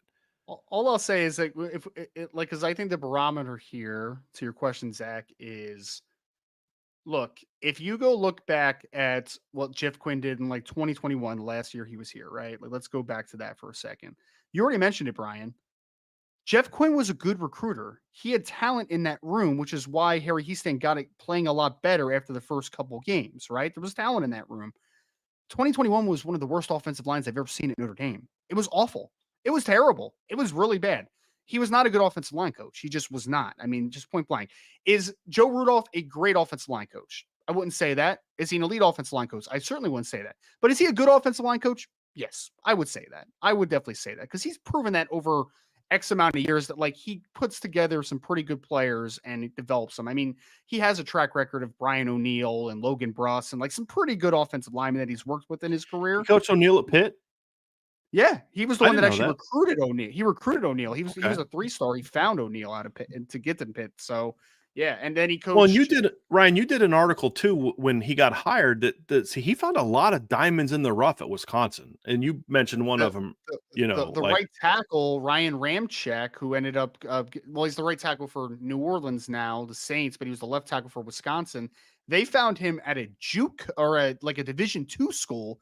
Came there, Worked with him his last year, and he goes in the first round. So, like, Right. it's not like he's developed nobody. You know what I mean? Right. Like, he's developed some Now, players in his career. have they been great? Has he been great? No. Again, he's a good. They need better than good. But year one, you know, uh, he's not way far away from what I thought he would be this year. Right. And I've actually learned some things about him that I like, because what was one question we had? A good track record of finding diamonds in the rough, but can he go out and recruit studs? Well, Kirby Lambert showed he can do that, right? And he's in a So, great place to win Streebig in 2025. So, right, like, yeah, man. exactly. Yep, So yep. now got to get better, but it's a good Sure. start. It's a solid start. But again, Ryan, let's see how they finish. Yeah. Because if they finish on a strong note, if they go out there and kick Clemson's butt again, that's like, okay, all right.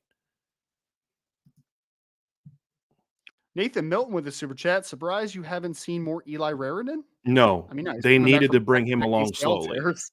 Yeah. They needed to bring him along slow. They're doing exactly like, honestly, if they don't up his reps the next couple weeks, like this next game, I'm not going to be upset about that. Like, all I would say is, again, if you maybe give him 5 more snaps, just throw him a couple balls. That's all I'm going to say is, like, maybe give Cooper some more reps, but I'd go more 11. I'd go more 21.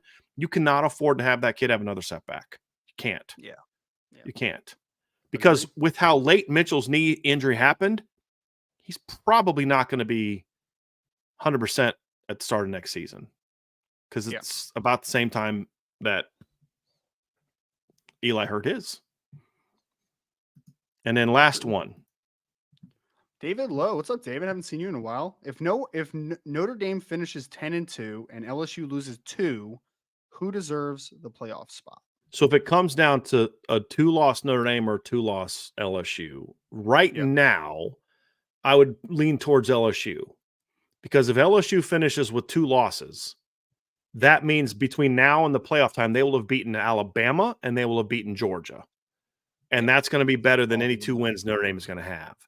Now, the only thing that could change that is Georgia goes out and loses another game, and then Alabama loses another game on top of that one, and those wins aren't as good. And Notre Dame needs USC to run the table, because then Notre Dame would have an equally good win, because if USC runs the table, they'll be back in the top 10 because of who they'll have beaten. They'll have beaten Washington and Washington and Oregon and that kind of thing. So, look, I don't like to say this, but I'm also honest. If LSU runs the table and goes 11-2, they'll have more wins than Notre Dame. They'll have an SEC championship than Notre Dame. Notre Dame will have the better losses from a point total standpoint.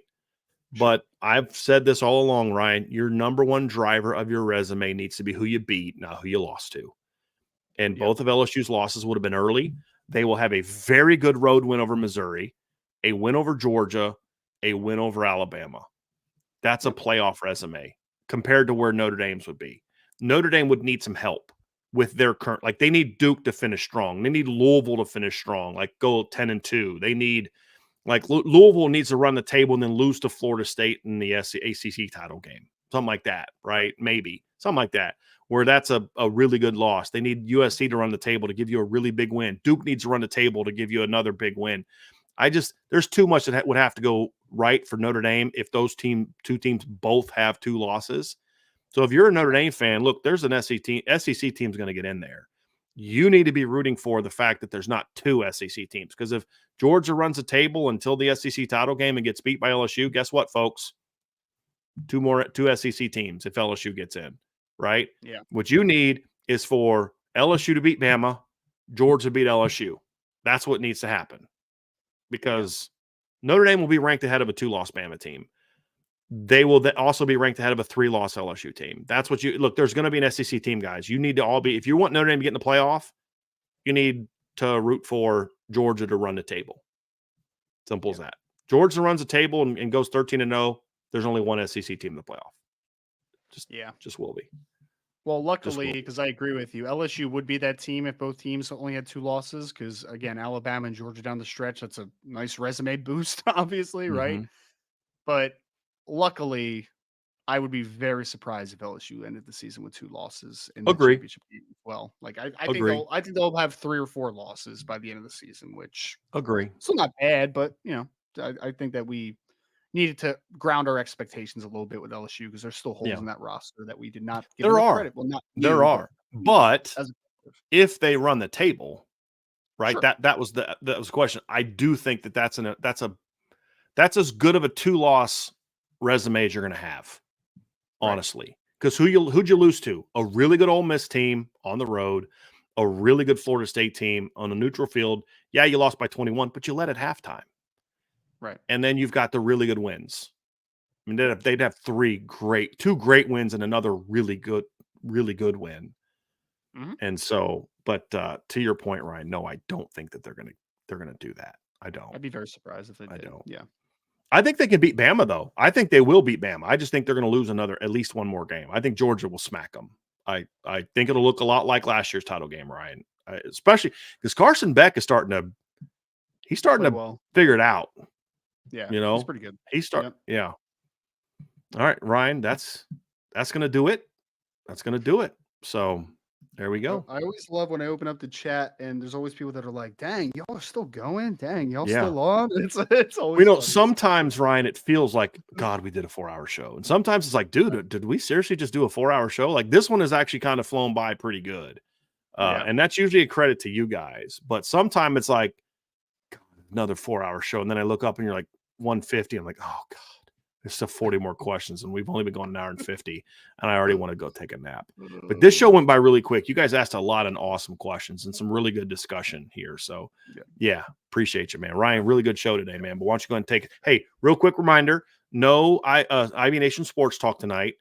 Tomorrow night there will be, but also tomorrow night after the playoff, after the top 25 is announced, we're going to go live on CFB Nation. It's going to be me and the CFB All-America crew. We're going to break down the college football playoff rankings. So if you have not subscribed to CFB Nation, and I know we don't put a lot of shows up on YouTube right now. We just haven't been doing that. We haven't done a lot of live shows, but we will be going live tomorrow night and every Tuesday after on CFB Nation to break down the college football playoff rankings. I'll be on there. Bill Bender will be on there. Bill Troche will be on there for at least this week. Some weeks Bill Troche won't be able to make it, but Bill Bender and I will always be on there breaking down the rankings. So that's why you need to be subscribed to the CFB Nation channel, and you need to turn your notification bell on. But essentially, once the top 4 is announced, we will basically go live about 5-10 minutes after that. You want to enjoy that. And we're going to talk, obviously, about Notre Dame because I'm going to be on there. So we're going to talk about where Notre Dame is. But then we're going to break down the whole rankings and just kind of dive into what surprises there were. Who are the teams that right now are best aligned to make a run outside of the top 4. So it's going to be a fun show. So you guys are definitely going to want to join us for that. So that's going to be on CFB Nation. Make sure you subscribe to that channel and turn your notification bell on so you hit it. But Ryan, the thing they need to be doing as you take us out of here is making sure that they're doing all those things for Irish Breakdown as well. Yes, sir. Hit that like button. Make sure you subscribe to the YouTube channel. Hit that notification bell as we'll have more and more shows this week, getting you all ready for Notre Dame taking on Clemson this Saturday at noon Eastern at Clemson. Make sure you also go to boards.irishbreakdown.com for all the latest team and recruiting intel. I just had a couple recruiting tidbits from this past weekend that we dropped on the board earlier today. We'll be having more as we continue to circulate information, folks. Boards.irishbreakdown.com. Make sure you're just taking a look at the website all the time, obviously at irishbreakdown.com for the free content as well. We'll talk to you guys tomorrow. We're going to be breaking down a little bit of some early thoughts on Clemson, kind of give you some intel on what to expect from them and players to keep an eye on. So make sure you tap into that as well. That's Brian Driscoll. I am Ryan Roberts. As always, we appreciate you guys for stopping by with us here on the Irish Breakdown podcast.